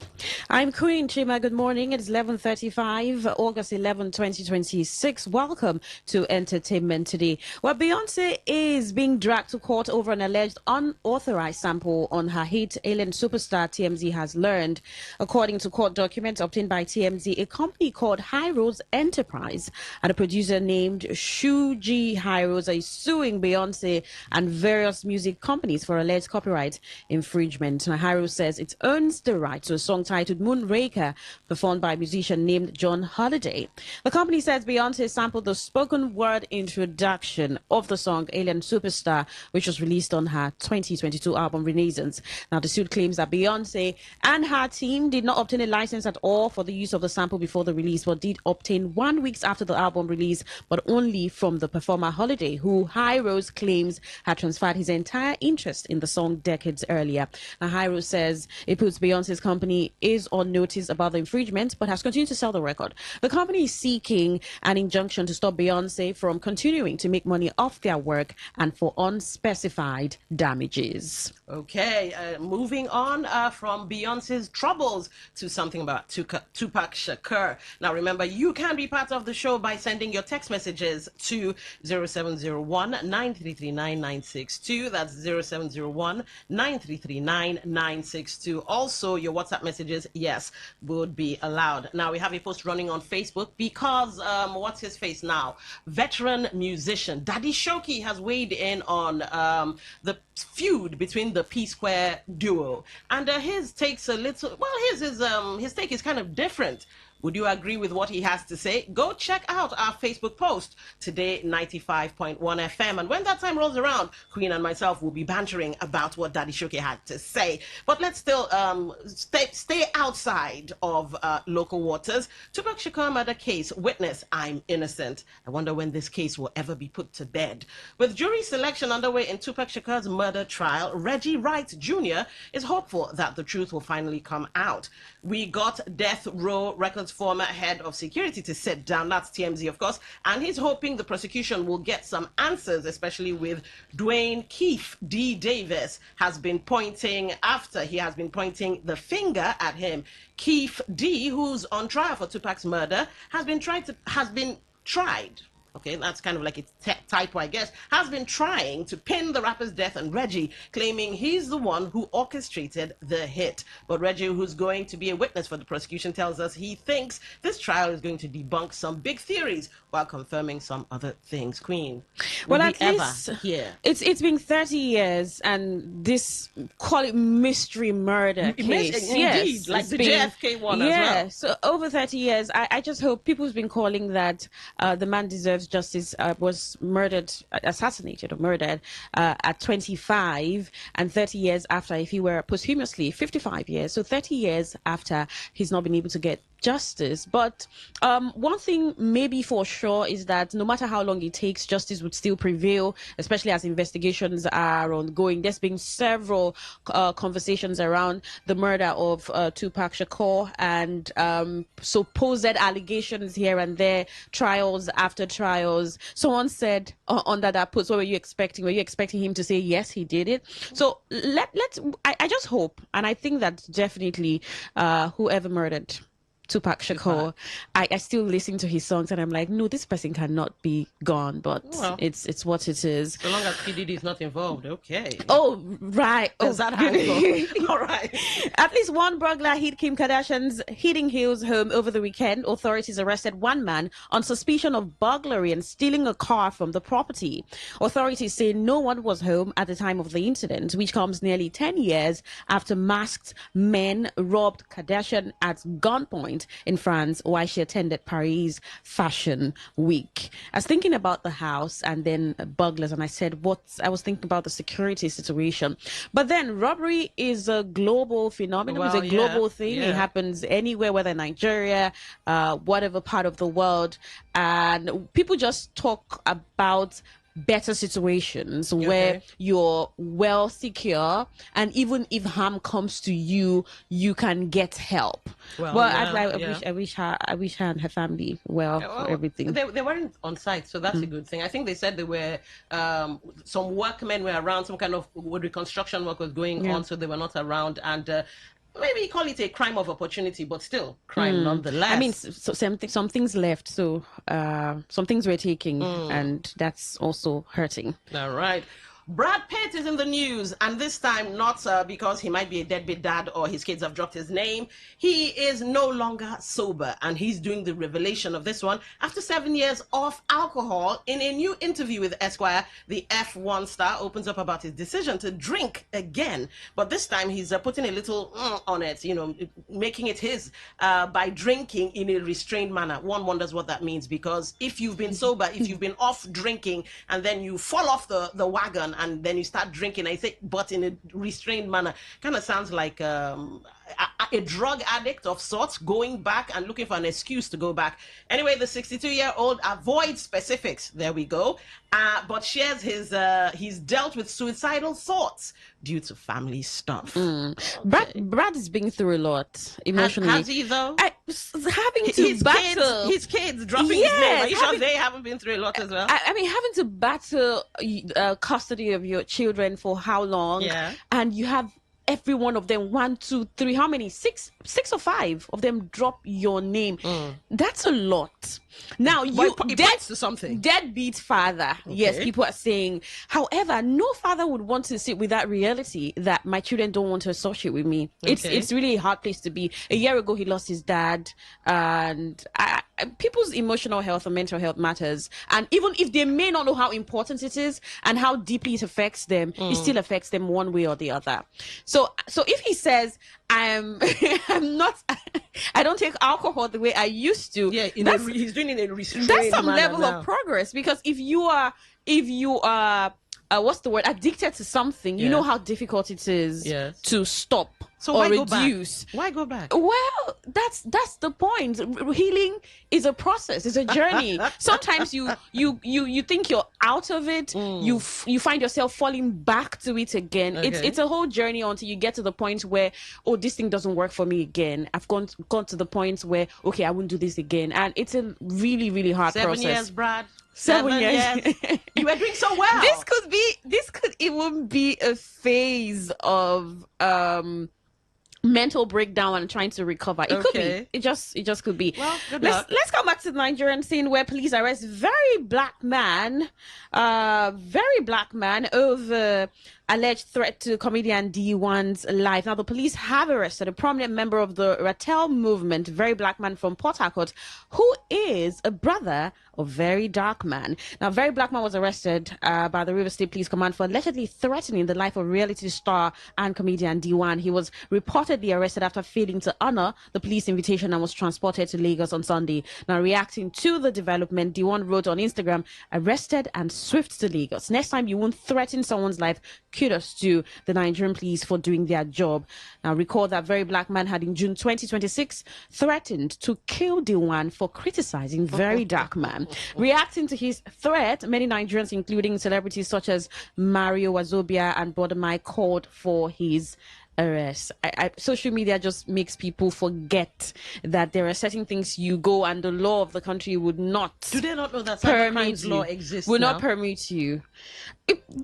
Sometimes I think people just turn on their cameras and just begin to talk. Oh, really? Sure. Well, then out body will tell them. of emotions. Oh, really? These things happen. That's why we see apologies. Oh, I did not know I was supposed to. Yes, I was supposed to say that and no. But there are these things, and if anybody decides to sue you, you pay for it. Look, as long as that person knows. You can't say it to the person's face without getting in trouble. Why Don't should you be say saying it on social online? media. All right, so P Square, Daily Post, Soso is in the news as Soboreko. He's offering Peter 500 million naira to challenge Paul in a boxing fight. And when I saw that, I was like, look, Soso, you should have just given your own hot take like every other person. I mean, what? But you know, it is the entertainment industry after all. Emphasis on the word entertainment. Akon will tell you he sang Lonely for over an hour yesterday. So Nigerian billionaire music executive Soso Soboreko has offered 500 million naira to Peter Okoye to challenge his twin brother, Paul Okoye, in a celebrity boxing match, or fight rather. Soso made the offer while Peter was performing on Sunday night. A viral video on social media captured Soso in the crowd, raising his phone to show the offer to Peter, who was performing on stage. The text displayed on Soso's phone read, 500 million naira to fight your twin in a boxing match. This is coming amid the ongoing financial dispute between Peter, one half of defunct Afrobeat duo P Square, and his twin Paul. Soso, you know what? A little pointer. Maybe the celebrity boxing match should be between Paul and Jude. Paul and Jude. Yeah, I think that will garner a lot of crowd. Okay, because people are like, Jude, you're the Judas in the whole thing now. So maybe 2 of them should fight. 3 of them, I mean. Nah, that's 2 against 1. Road Boy will be against 4. But another thing is, more money doesn't hurt. 500 million. If they cannot settle, this is really hilarious though. If they cannot settle off the ring, maybe they could do it there. But I'm sure that they would. That wouldn't even see that happen. No, not at all. Well, Jarvis Elizabeth, the content creator, has revealed why she shaved her hair before her white wedding to her partner Habib Pella Hamzat. In a video shared online behind Jarvis dismissed speculation that the decision was linked to traditional wedding rites. She said she shaved her hair at her hairstylist's recommendation to achieve better results with her hair installation. For those of you complaining about me cutting my hair, talking tribalistic, blah, blah, blah, she said, I literally took down my hair because I wanted my installation to eat. That is what my stylist wanted because I have stubborn hair. The skip maker explained that her front hair had not been sitting properly despite her stylist's efforts. Most of my front hair hasn't been sitting pretty, not because the stylists are doing their good job. They are doing their good job. It's just that my hair is stubborn, she added. So she literally took her time and told, please, Jarvis, can you do this? Why not? It's my wedding and I want to look pretty as a bride in a Vicky James dress, in makeup, everything. Pella and Jarvis held their white wedding on Saturday, following months of sharing their relationships and wedding preparations with their followers. Okay, interesting. I think she likes to just cut her hair. The number of times you see Jarvis wearing whatever style, the next thing her hair is all cut and all. And yes, for people who do installations, it's really a difficult situation for the stylist. Yes. Shouldn't you just weave it though? Even when you do your cornrows, the stylist would always want to take out excess hair in front so that they can lay the edges well, use the glue and everything so everything can stay. So that's a woman would do anything to look beautiful, not to talk of her wedding day. I wouldn't. I would not. If it involves any form of discomfort. Most women, that's the point. Cutting the hair so that the everything can be laid properly and everything is giving what it's supposed to give. She could be lucky. There are some people who just breathing alone and their hair starts growing so fast and long. I hate you people, by the way. That's the kind. I want long hair. That's the kind of hair I think she has. Because I've seen her hair, the texture. If she has lots of hair, like almost growing into her eyebrows. Oh wow! And so for someone who has lots of hair like that, installation may be difficult. So they have to take out everything. All right. And she looks pretty. So on the angle of if it's a traditional thing, it's nobody's business if it's a traditional thing. It's their tradition to do with as they see please. But you know, with being a celebrity, sometimes you have to explain everything about your life, especially when your life is out there. People will talk about everything. No, depending on the kind of celebrity you are. For Jarvis and Pella, their life is literally like out there. So you have to keep explaining. So where does it end? Except they put an end to it. If they decide to say we must not say everything, we must not respond to everything, then it probably stops. They can keep talking and all. But if you have that trajectory of explanations, the fans will keep making you explain, and then you just have to keep explaining. Aduni had a child, and for 2 years or how many years nobody knew, and nobody died. The kind of celebrity Aduni is not the kind of celebrity Jarvis and Aduni, Pella. I'm sorry, that was all queen. Yes, I mean, you can't rate these people are in their style, in their personality. Pella and Jarvis, they need the talks. Okay. The trajectory they've created for them, they just need people to keep talking. All right. Now, speaking of talk, there's somebody talking, but she's not talking on TV anymore. She's not talking in newspapers. She's talking from the pulpit. Ladies and gentlemen, according to the Vanguard, Tonto Dike launches new wine prophetic tabernacle in Abuja. And there's a video to boot, so you can go watch the video for yourself. Tonto Dike has launched a new faith-based initiative, the New Wine Prophetic Tabernacle, NWPT, which she describes as a spiritual gathering for committed Christians. The 41-year-old Nollywood actress made the announcement on Sunday through her Instagram page, explaining that the platform is intended to serve believers seeking a deeper relationship with God and a renewed spiritual experience. According to her, NWPT is envisioned as a movement that will inspire spiritual awakening among Christians, encouraging them to live with greater devotion, purity, and purpose. She noted that the initiative aims to promote prayer, revival, and transformation across different denominations. Hey, if it could happen to Paul on the road to Damascus, I mean, wherever he was going, or Saul, rather, from Saul to Paul, then of course. It can be anybody. It could be anybody. Yes, I know. Just not me, though. Well, I know Tonto has always been a controversial person from her days of active acting, because I don't think she's doing much of that now. Just ambassadorial deals, focused on her foundation, and now her new call that she says preaching the gospel, being a Christian to the ends of the business of earth. God. Yeah, so anything that she has the right to her religion and right to choose whatever she wants to, and I wish her well. Some people have been saying, let's wait. It just gives tone to some days. We know how I saw someone put out something like that. We know how these things play out, but you cannot always determine how people run their lives. I mean, that's like saying Eukarya is being fake, woman of God and all of that. No, if Eukarya has lasted this long, well, who knows? Tonto might also go the long haul. Yes, the award-winning actress announced Funke Akindele is set to premiere in her movie is set to premiere in cinemas December 11. The Four, No One Fights Alone. The award-winning actress announced the premiere date in a statement released yesterday, Monday. The film is described as an emotionally charged drama that explores themes of friendship, motherhood, resilience, and the strength of ordinary women. Set between Odu community and the city, the story follows a saucer. Oh, not our Esosat though. And three lawyer friends as they battle to secure the future of a young man they love, a journey that tests their courage, faith, and loyalty. According to the production team, the movie also showcases Nigeria's cultural identity through its music, fashion, language, and traditions, where weaving in messages of hope, sacrifice, and unity. The cast includes Akindele alongside Bisola Ayola, Choma Abuta, Richard Mofe Damijo, Timini Ebusung, Latif Adedimeji, Ali Nuhu, Uzo Arukwe, Ronke Oshodi, Okay, Anta Lanio, and Wumi Toriola. Award-winning singer Waje and Afrobeats artist Shode also make appearances alongside entertainment personalities Samuel Banks, Kolapo Omotosho, and Ayomide Iwasokun. I saw this video of the movie reveal.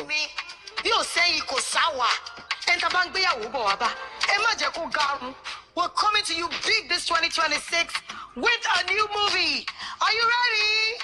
I can hear something coming. Oh, it's a train. Oh yeah, ladies and gentlemen, the Four, No One Fights Alone.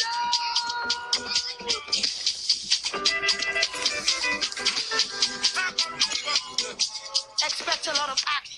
All right, that's it. It's a 1 minute 20-something second. It's on her social media platforms. Okay. The movie is December, 4 months already. She's already telling people this is what we're set to do, and it's interesting. She was controversial. There were lots of conversations around the way she does her PR for her films. Okay. The whole dancing, the dancing thing. Yeah, all right. She seems to be coming back even bigger this time.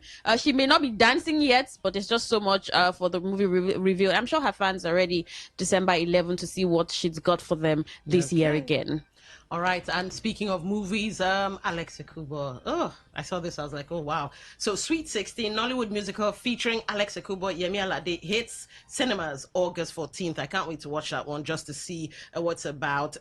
Because we're pressed for time and we need to get into banter, they called it an experimental Nollywood musical. And I love that Nollywood is beginning to break out of its bonds or boundaries or lines, and they're stepping into other things. Ibokoko did his Cardinal, and that was a resounding success. Let's see what happens come August 14th. Yes, and I'm thinking about when this was shot, considering Alex, it must have been one of his last considering his ill health before he sadly passed. But this is good, brilliant. People get to see Alex Ekubo for the talented person that he is again, and his legacy.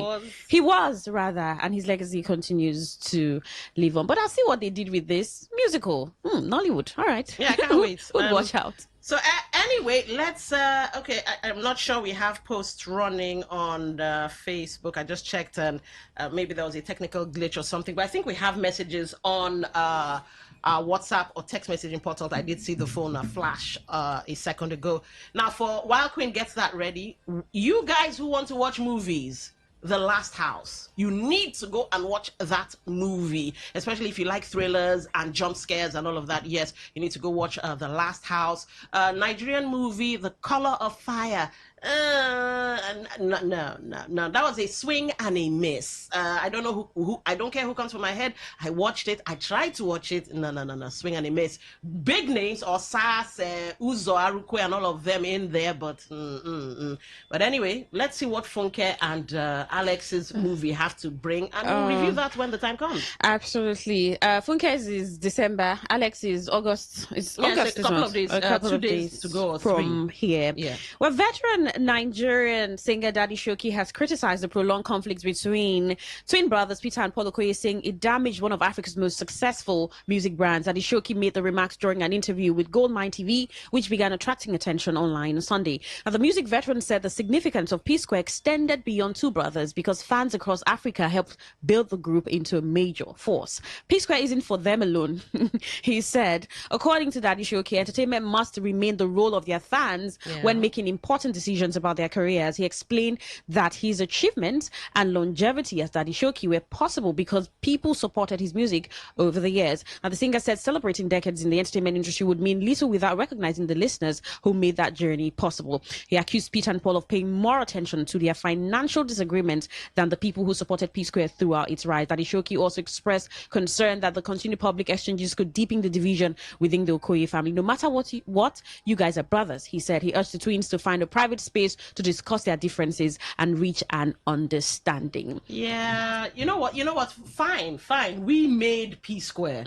They're a cultural export, agreed. But I mean, mental health and all of that. Sometimes enough is enough. Yes, enough is enough.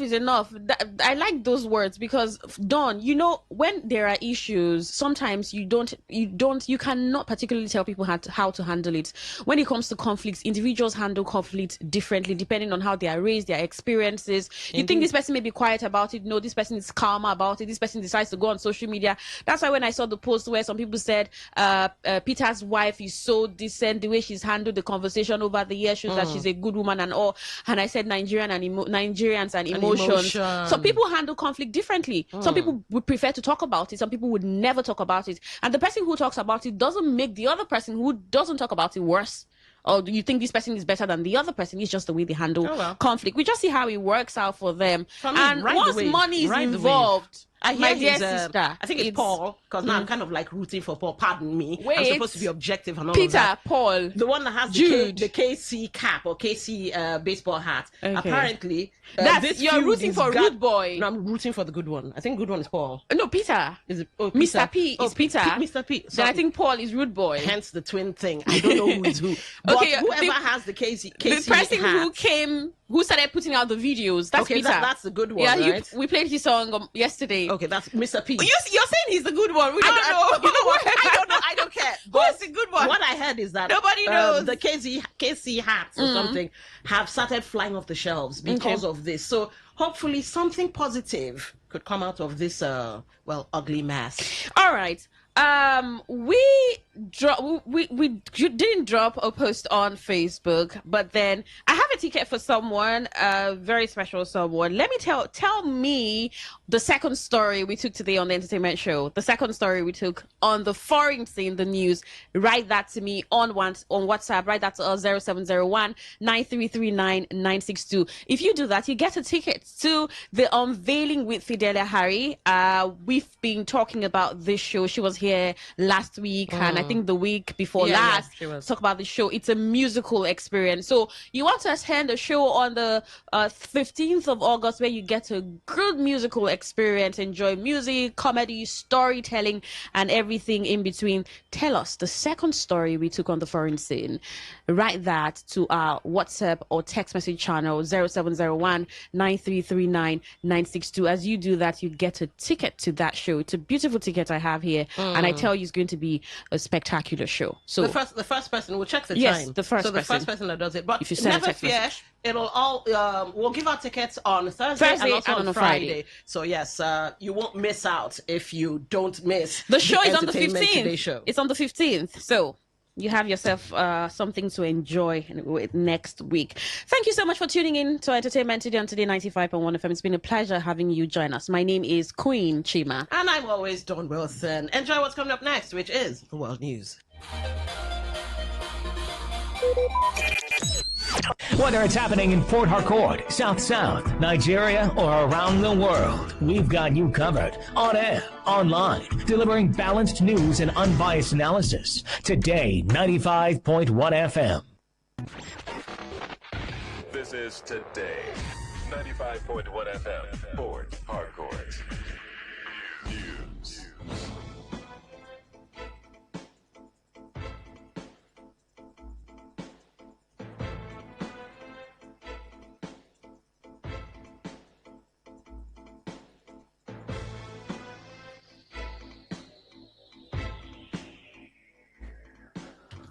11th August 2026. Good afternoon. This is the World News on your Premium Talk Radio Today, 95.1 FM, Port Harcourt. I am Don Wilson.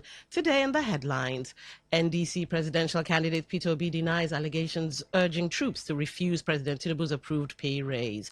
Nigerian army rescues 16 kidnapped victims in Kogi State.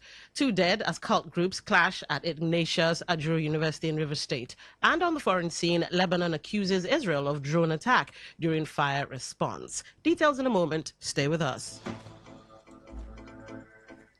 Welcome back. Now the news in detail. The presidential candidate of the Nigeria Democratic Congress, NDC, Pt2, has refuted viral reports claiming he called on Nigerian soldiers to reject a salary increase approved by President Bola Tinubu until after the general election. In a post shared on X, Obi described the report as false and misleading and urged the public to disregard the assertion completely.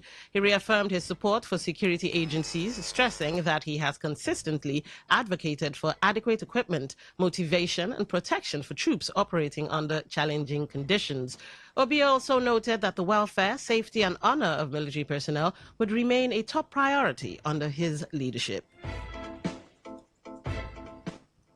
Former Minister of Education, Dr. Obi Ezekwesili, has reaffirmed her support for the former Anambra State Governor and presidential candidate of the Labour Party, Pt2, ahead of the 2027 presidential election. In an interview, Ezekwesili said she would still choose Obi if the same leadership criteria she used during the 2023 elections were applied. However, Ezekwesili cautioned against making the political debate solely about Obi or any other individual, saying her focus is on developing a better system of governance for Nigeria.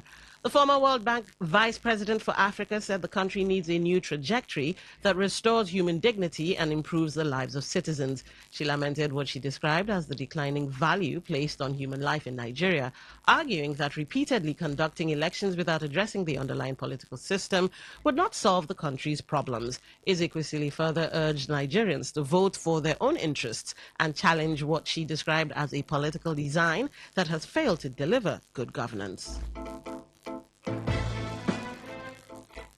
The Nigeria Civil Aviation Authority, NCAA, has appealed to aviation unions to suspend their ongoing industrial action and return to the negotiating table.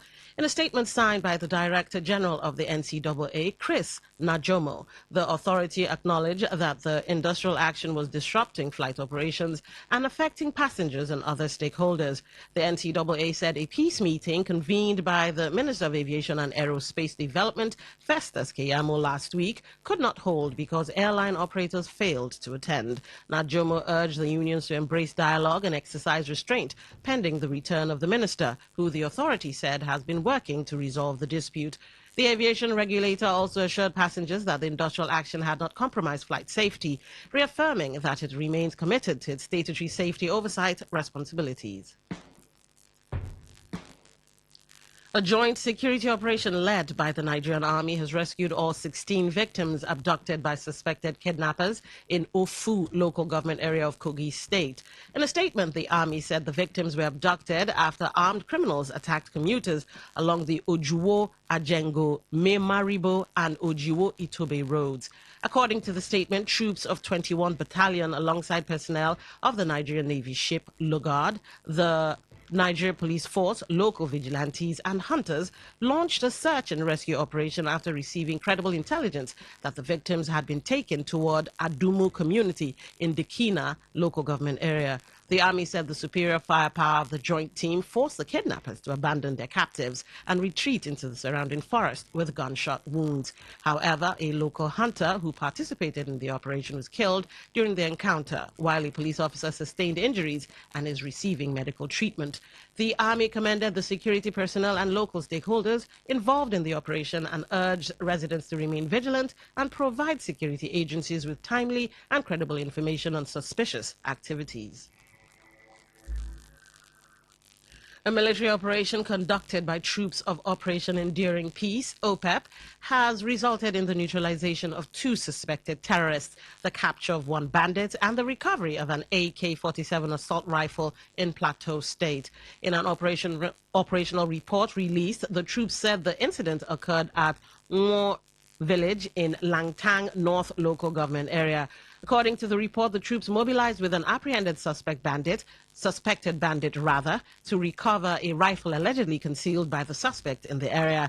The report said the suspected bandit accompanying the troops was also killed during the encounter, while no military personnel sustained injuries. The troops subsequently searched the area and recovered 1 AK-47 rifle, 1 magazine, and 2 rounds of 7.62 millimeter special ammunition. In the meantime, the security forces have continued operations to apprehend and neutralize other fleeing members of the suspected criminal syndicate. The Enugu State Police Command has mandated strict enforcement of traffic laws across the state, directing officers to apprehend and prosecute motorists found violating road safety laws. In a statement made by the command spokesperson, SP Daniel Ndukwe, the Commissioner of Police, Bitrus Giwa, said the directive followed increasing disregard for traffic rules by motorists. The police said the violations have contributed to traffic gridlock, disruption of free movement, road crashes, loss of lives, and destruction of property across the state. The directive is in line with the Inspector General of Police Olatunji Rilwan Desu's nationwide directive on the enforcement of traffic laws to restore order on Nigerian roads and safeguard lives and property. Gewa directed the Deputy Commissioner of Police in charge of operations, the command's legal officer, and the state traffic officer to ensure professional enforcement of the directive and the arrest and prosecution of offenders in accordance with the law. The Commissioner, however, cautioned police officers involved in the exercise against violating the rights and dignity of motorists and other road users. He urged all motorists, including police officers and other security personnel, to familiarize themselves with the traffic regulations and comply with them to avoid arrest and prosecution. You're listening to the World News on Today 95.1 FM, Voice of the People. After the break, more news and foreign stories. Stay with us. Every day, every hour, when the big stories break, depend on our 24-hour news team to bring you the latest. Today, 95.1 FM. Welcome back, and now the news continues. 2 people have reportedly died in a cult war between 2 rival cult groups operating within Ignatius Ajuru University of Education, Rumelumeni, in Obiakpo local government area of Rivers State. In broad daylight, suspected cultists took over the campus, exchanging gunfire, an incident which lasted for about 20 minutes during the Students' Week Jeans Carnival. The 2 victims reportedly died during crossfire, although it is not yet clear if the victims are members of the cult groups. The issue of supremacy battle between the 2 suspected cult groups involved in the war appears to have become a recurring decimal in the institution. A student and a security guard of the institution who confirmed the incident in conjunction with the video flying on social media blamed the school management for not synergizing with security agencies to provide adequate security and ensure the safety of students, staff, and visitors. They called for urgent action by the university management and relevant security agencies to nub the incident on board. It would interest you to know that during the last final year examination, 2 students of the institution were apprehended with locally made pistols few days after a student was traced to her lodge and murdered by suspected cultists.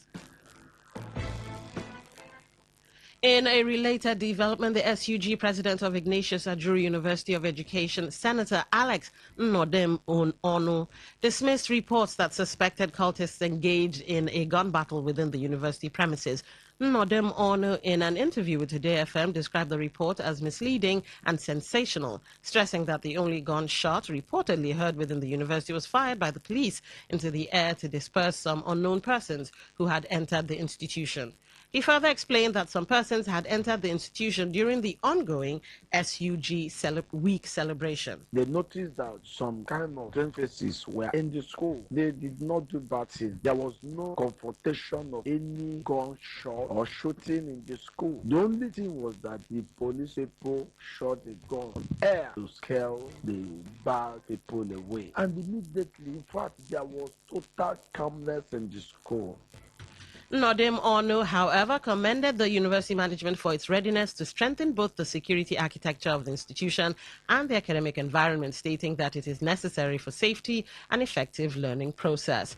He also assured the university that the SUG will remain committed to working with the management and relevant security agencies to maintain peace, to ensure that students participate in academic and extracurricular activities without fear. The management of the school does not relate when it comes to security, which led by our Professor Okechukwu, a man who always loved the students, does not play with the students' life. Him and his team, they have tried, and believe me, the security of the school also tried to make sure there was calmness, and immediately the so-called strange faces were removed from the school. There was total calmness.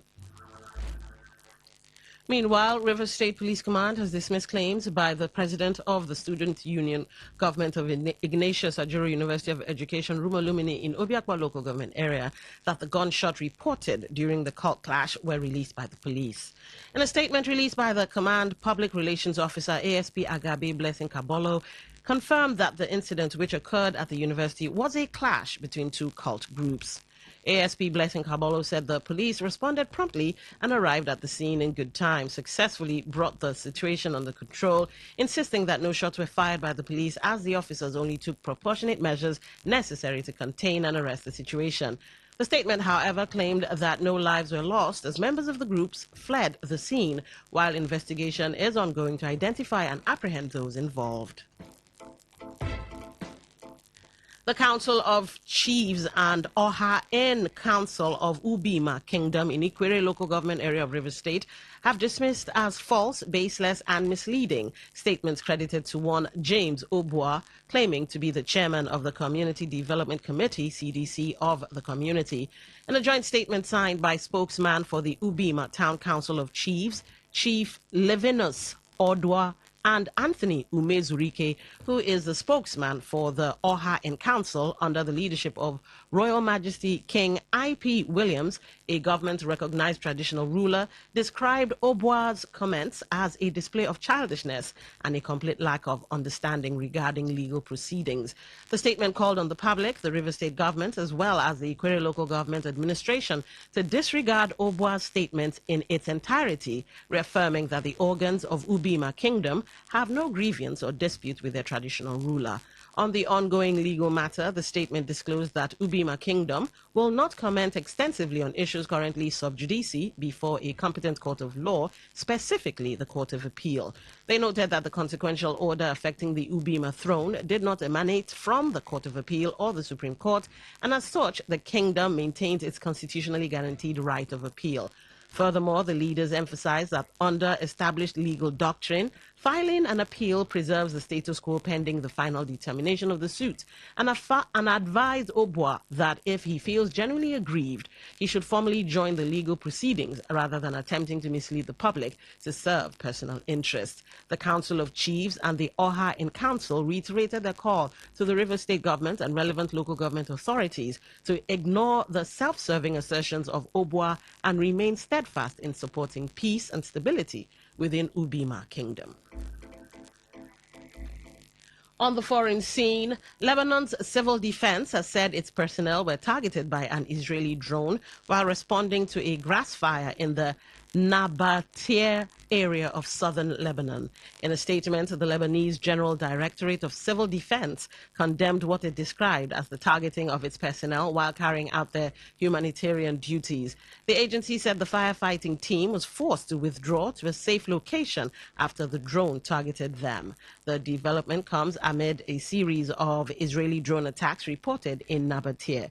Meanwhile, Lebanon's health ministry revealed that 2 civilians were injured in one of the attacks, while another strike reportedly targeted a rescue team and damaged an ambulance. To end the news, here's a summary of the major stories. NDC presidential candidate Pt2 has denied allegations urging troops to refuse President Tinubu's approved pay increase. The Nigerian army has rescued 16 kidnapped victims in Kogi State. We told you that 2 people have died from rival cult group clashes at Ignatius Ajuru University in Rivers State. And on the foreign scene, you also heard that Lebanon's civil defense has accused Israel of drone attacks during fire response. That was the news, as edited by Esose Onabu. For comments and inquiries, please call 0818-389-2850 or send your emails to news@todayfmlive.com. You can read our stories on www.todayfmlive.com, Facebook at Today95.1fm, Instagram at TodayFM951, X at TodayFM951. You can also join our YouTube live at Today95.1fm. Thank you for listening. I'm Don Wilson. Good afternoon. Today's news, today's entertainment, today's sports, today's issues. Today on Today 95.1 FM, Port Harcourt. Maybe home is somebody's smile when they look at you for the first time. Maybe home is being a home to something you love and adore with all your heart, and that is what life, friendship, and love are all about. Maybe home is listening to all of your favorite shows on Today 95.1 FM. We create memories. We inspire comfort. We are the voice of the people, and we are home away from home.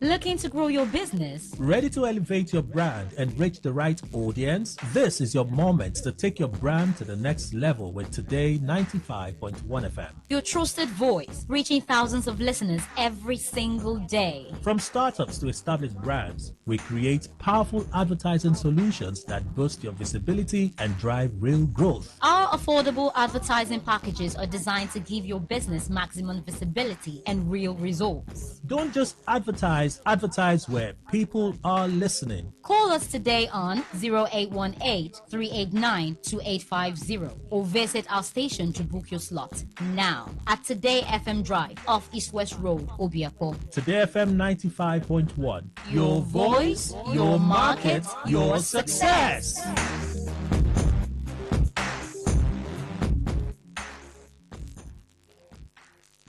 Get ready to feel the rhythm,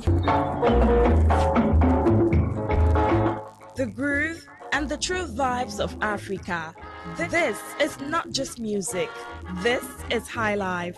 From the legends to the latest, we're bringing you the best of palm wine grooves, jazzy horns, and soul-stirring melodies. There was a sound that told our stories, a rhythm that made our fathers dance and our mothers smile. Welcome to The Thrill, a musical journey through time where legends live on and new stars shine. Join us from Mondays to Thursdays, 9 p.m. on Today 95.1 FM for the ultimate high life musical show. Don't just listen, feel the music. High life lives here. African style. African style. African style. Today is business. Today is a new trend for your businesses. We give you all the information you need to grow your business, new ideas and innovations that keep you earning more and staying relevant. Every day, we engage in business, buying and selling, trading, and exchanging of services as individuals or as a country. Money goes round, it goes up and down.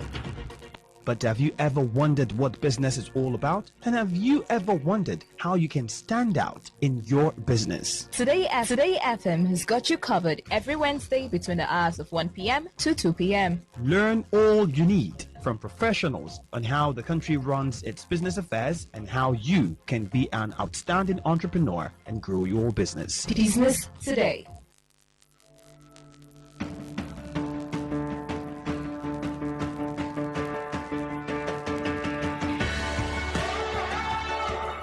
Education never ends, and we believe it starts even way earlier than most of us think. On Andre Gorgie, every Tuesday, 1 to 2 p.m., we unravel these various building blocks and its challenges that make you and I better versions of ourselves. Andre Gorgie on Today 95.1 FM.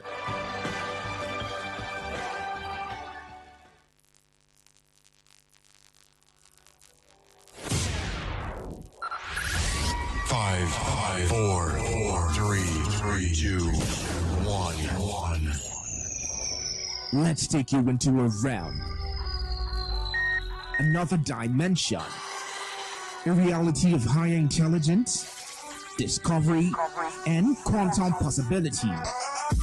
Tune in every Monday, 1 p.m. to 2 p.m. on this station and be part of this journey as we address issues that relate to you and your tech life.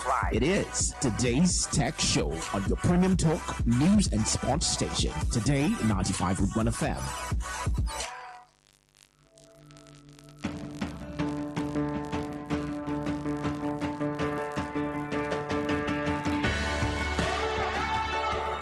Education never ends, and we believe it starts even way earlier than most of us think. On Andre Gorgie, every Tuesday, 1 to 2 p.m., we unravel these various building blocks and its challenges that make you and I better versions of ourselves. Andre Gorgie on Today 95.1 FM.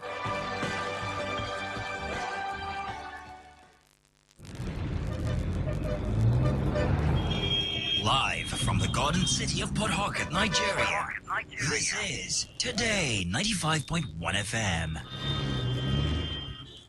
For all the times that you rain on my parade, and all the clubs you get in.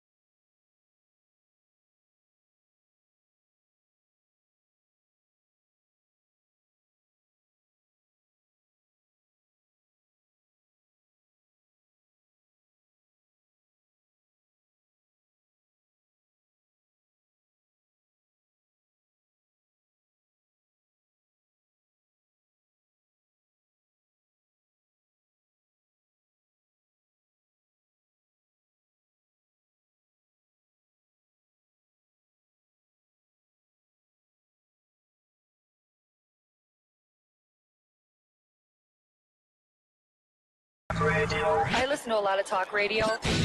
95.1 FM. So salad and salmon. Okay. So, how was your day? It was cool. Look, let's just ask the questions that we really want.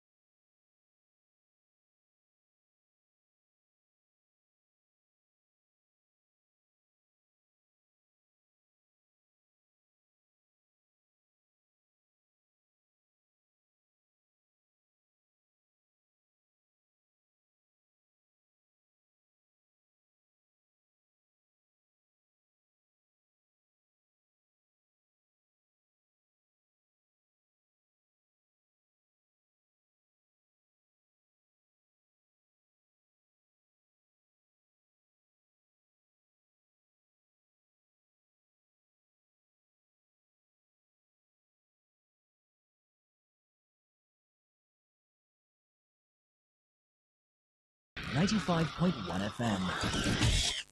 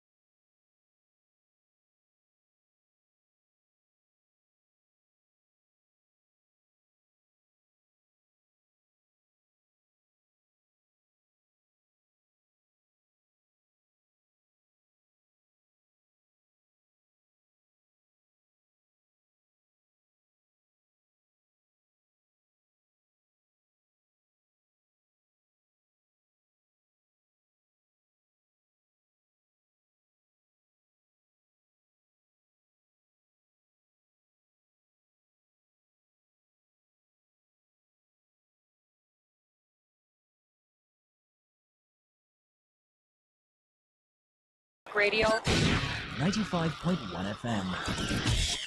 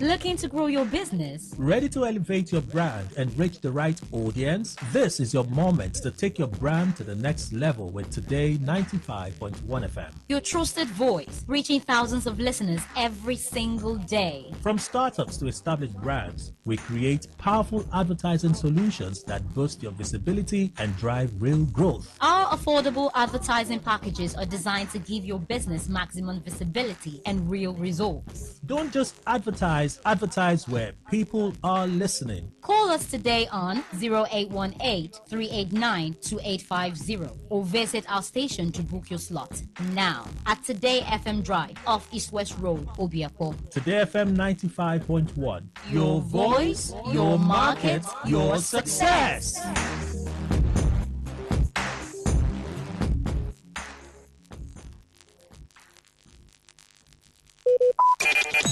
Talk radio. I listen to a lot of talk radio. 95.1 FM. This is a breakdown from BBC Pigeon.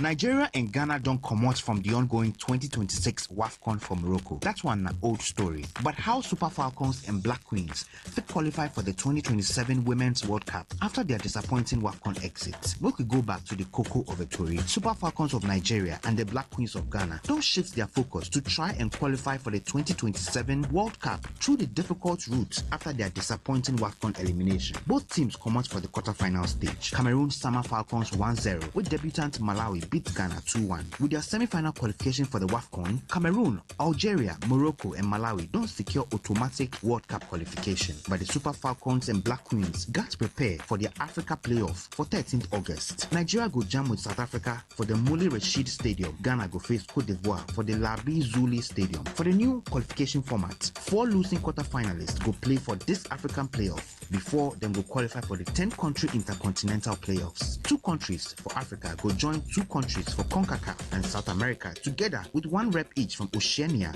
and Europe for this intercontinental playoffs. Teams for the same confederation no go dey the same pathway for these playoffs. Super Falcons and Black Queens got ensure say them win their separate pathway for the intercontinental playoff tournament to qualify for the World Cup. For many Sabi people, the route dey complicated, but for the 2 countries, that be the only route to save their campaign. Already fans across the continent don't vex for the performance of the 2 countries for this WAFCON. 10-time champions Nigeria no fit defend their title. Ghana will win bronze for the 2024 WAFCON now failed to reach the semi-final, raising questions about the quality of these teams at this time. Sabi people say Ghana and Nigeria got to take steps to replace some of the old players and bring fresh players for their teams. But this no fit happen overnight. It involve heavy investments and planning. After the 13th August African playoffs, Ghana and Nigeria go prepare for the intercontinental playoff, which go happen for 3 phases. First phase go happen for November and December 2026, before the final phase go happen for February 2027. The coaches for the Super Falcons and Black Queens say them hope to still qualify for the Mundial, which will happen for Brazil from 24th June to 25th July 2027. Make we yarn don land on top BBC News Pidgin TikTok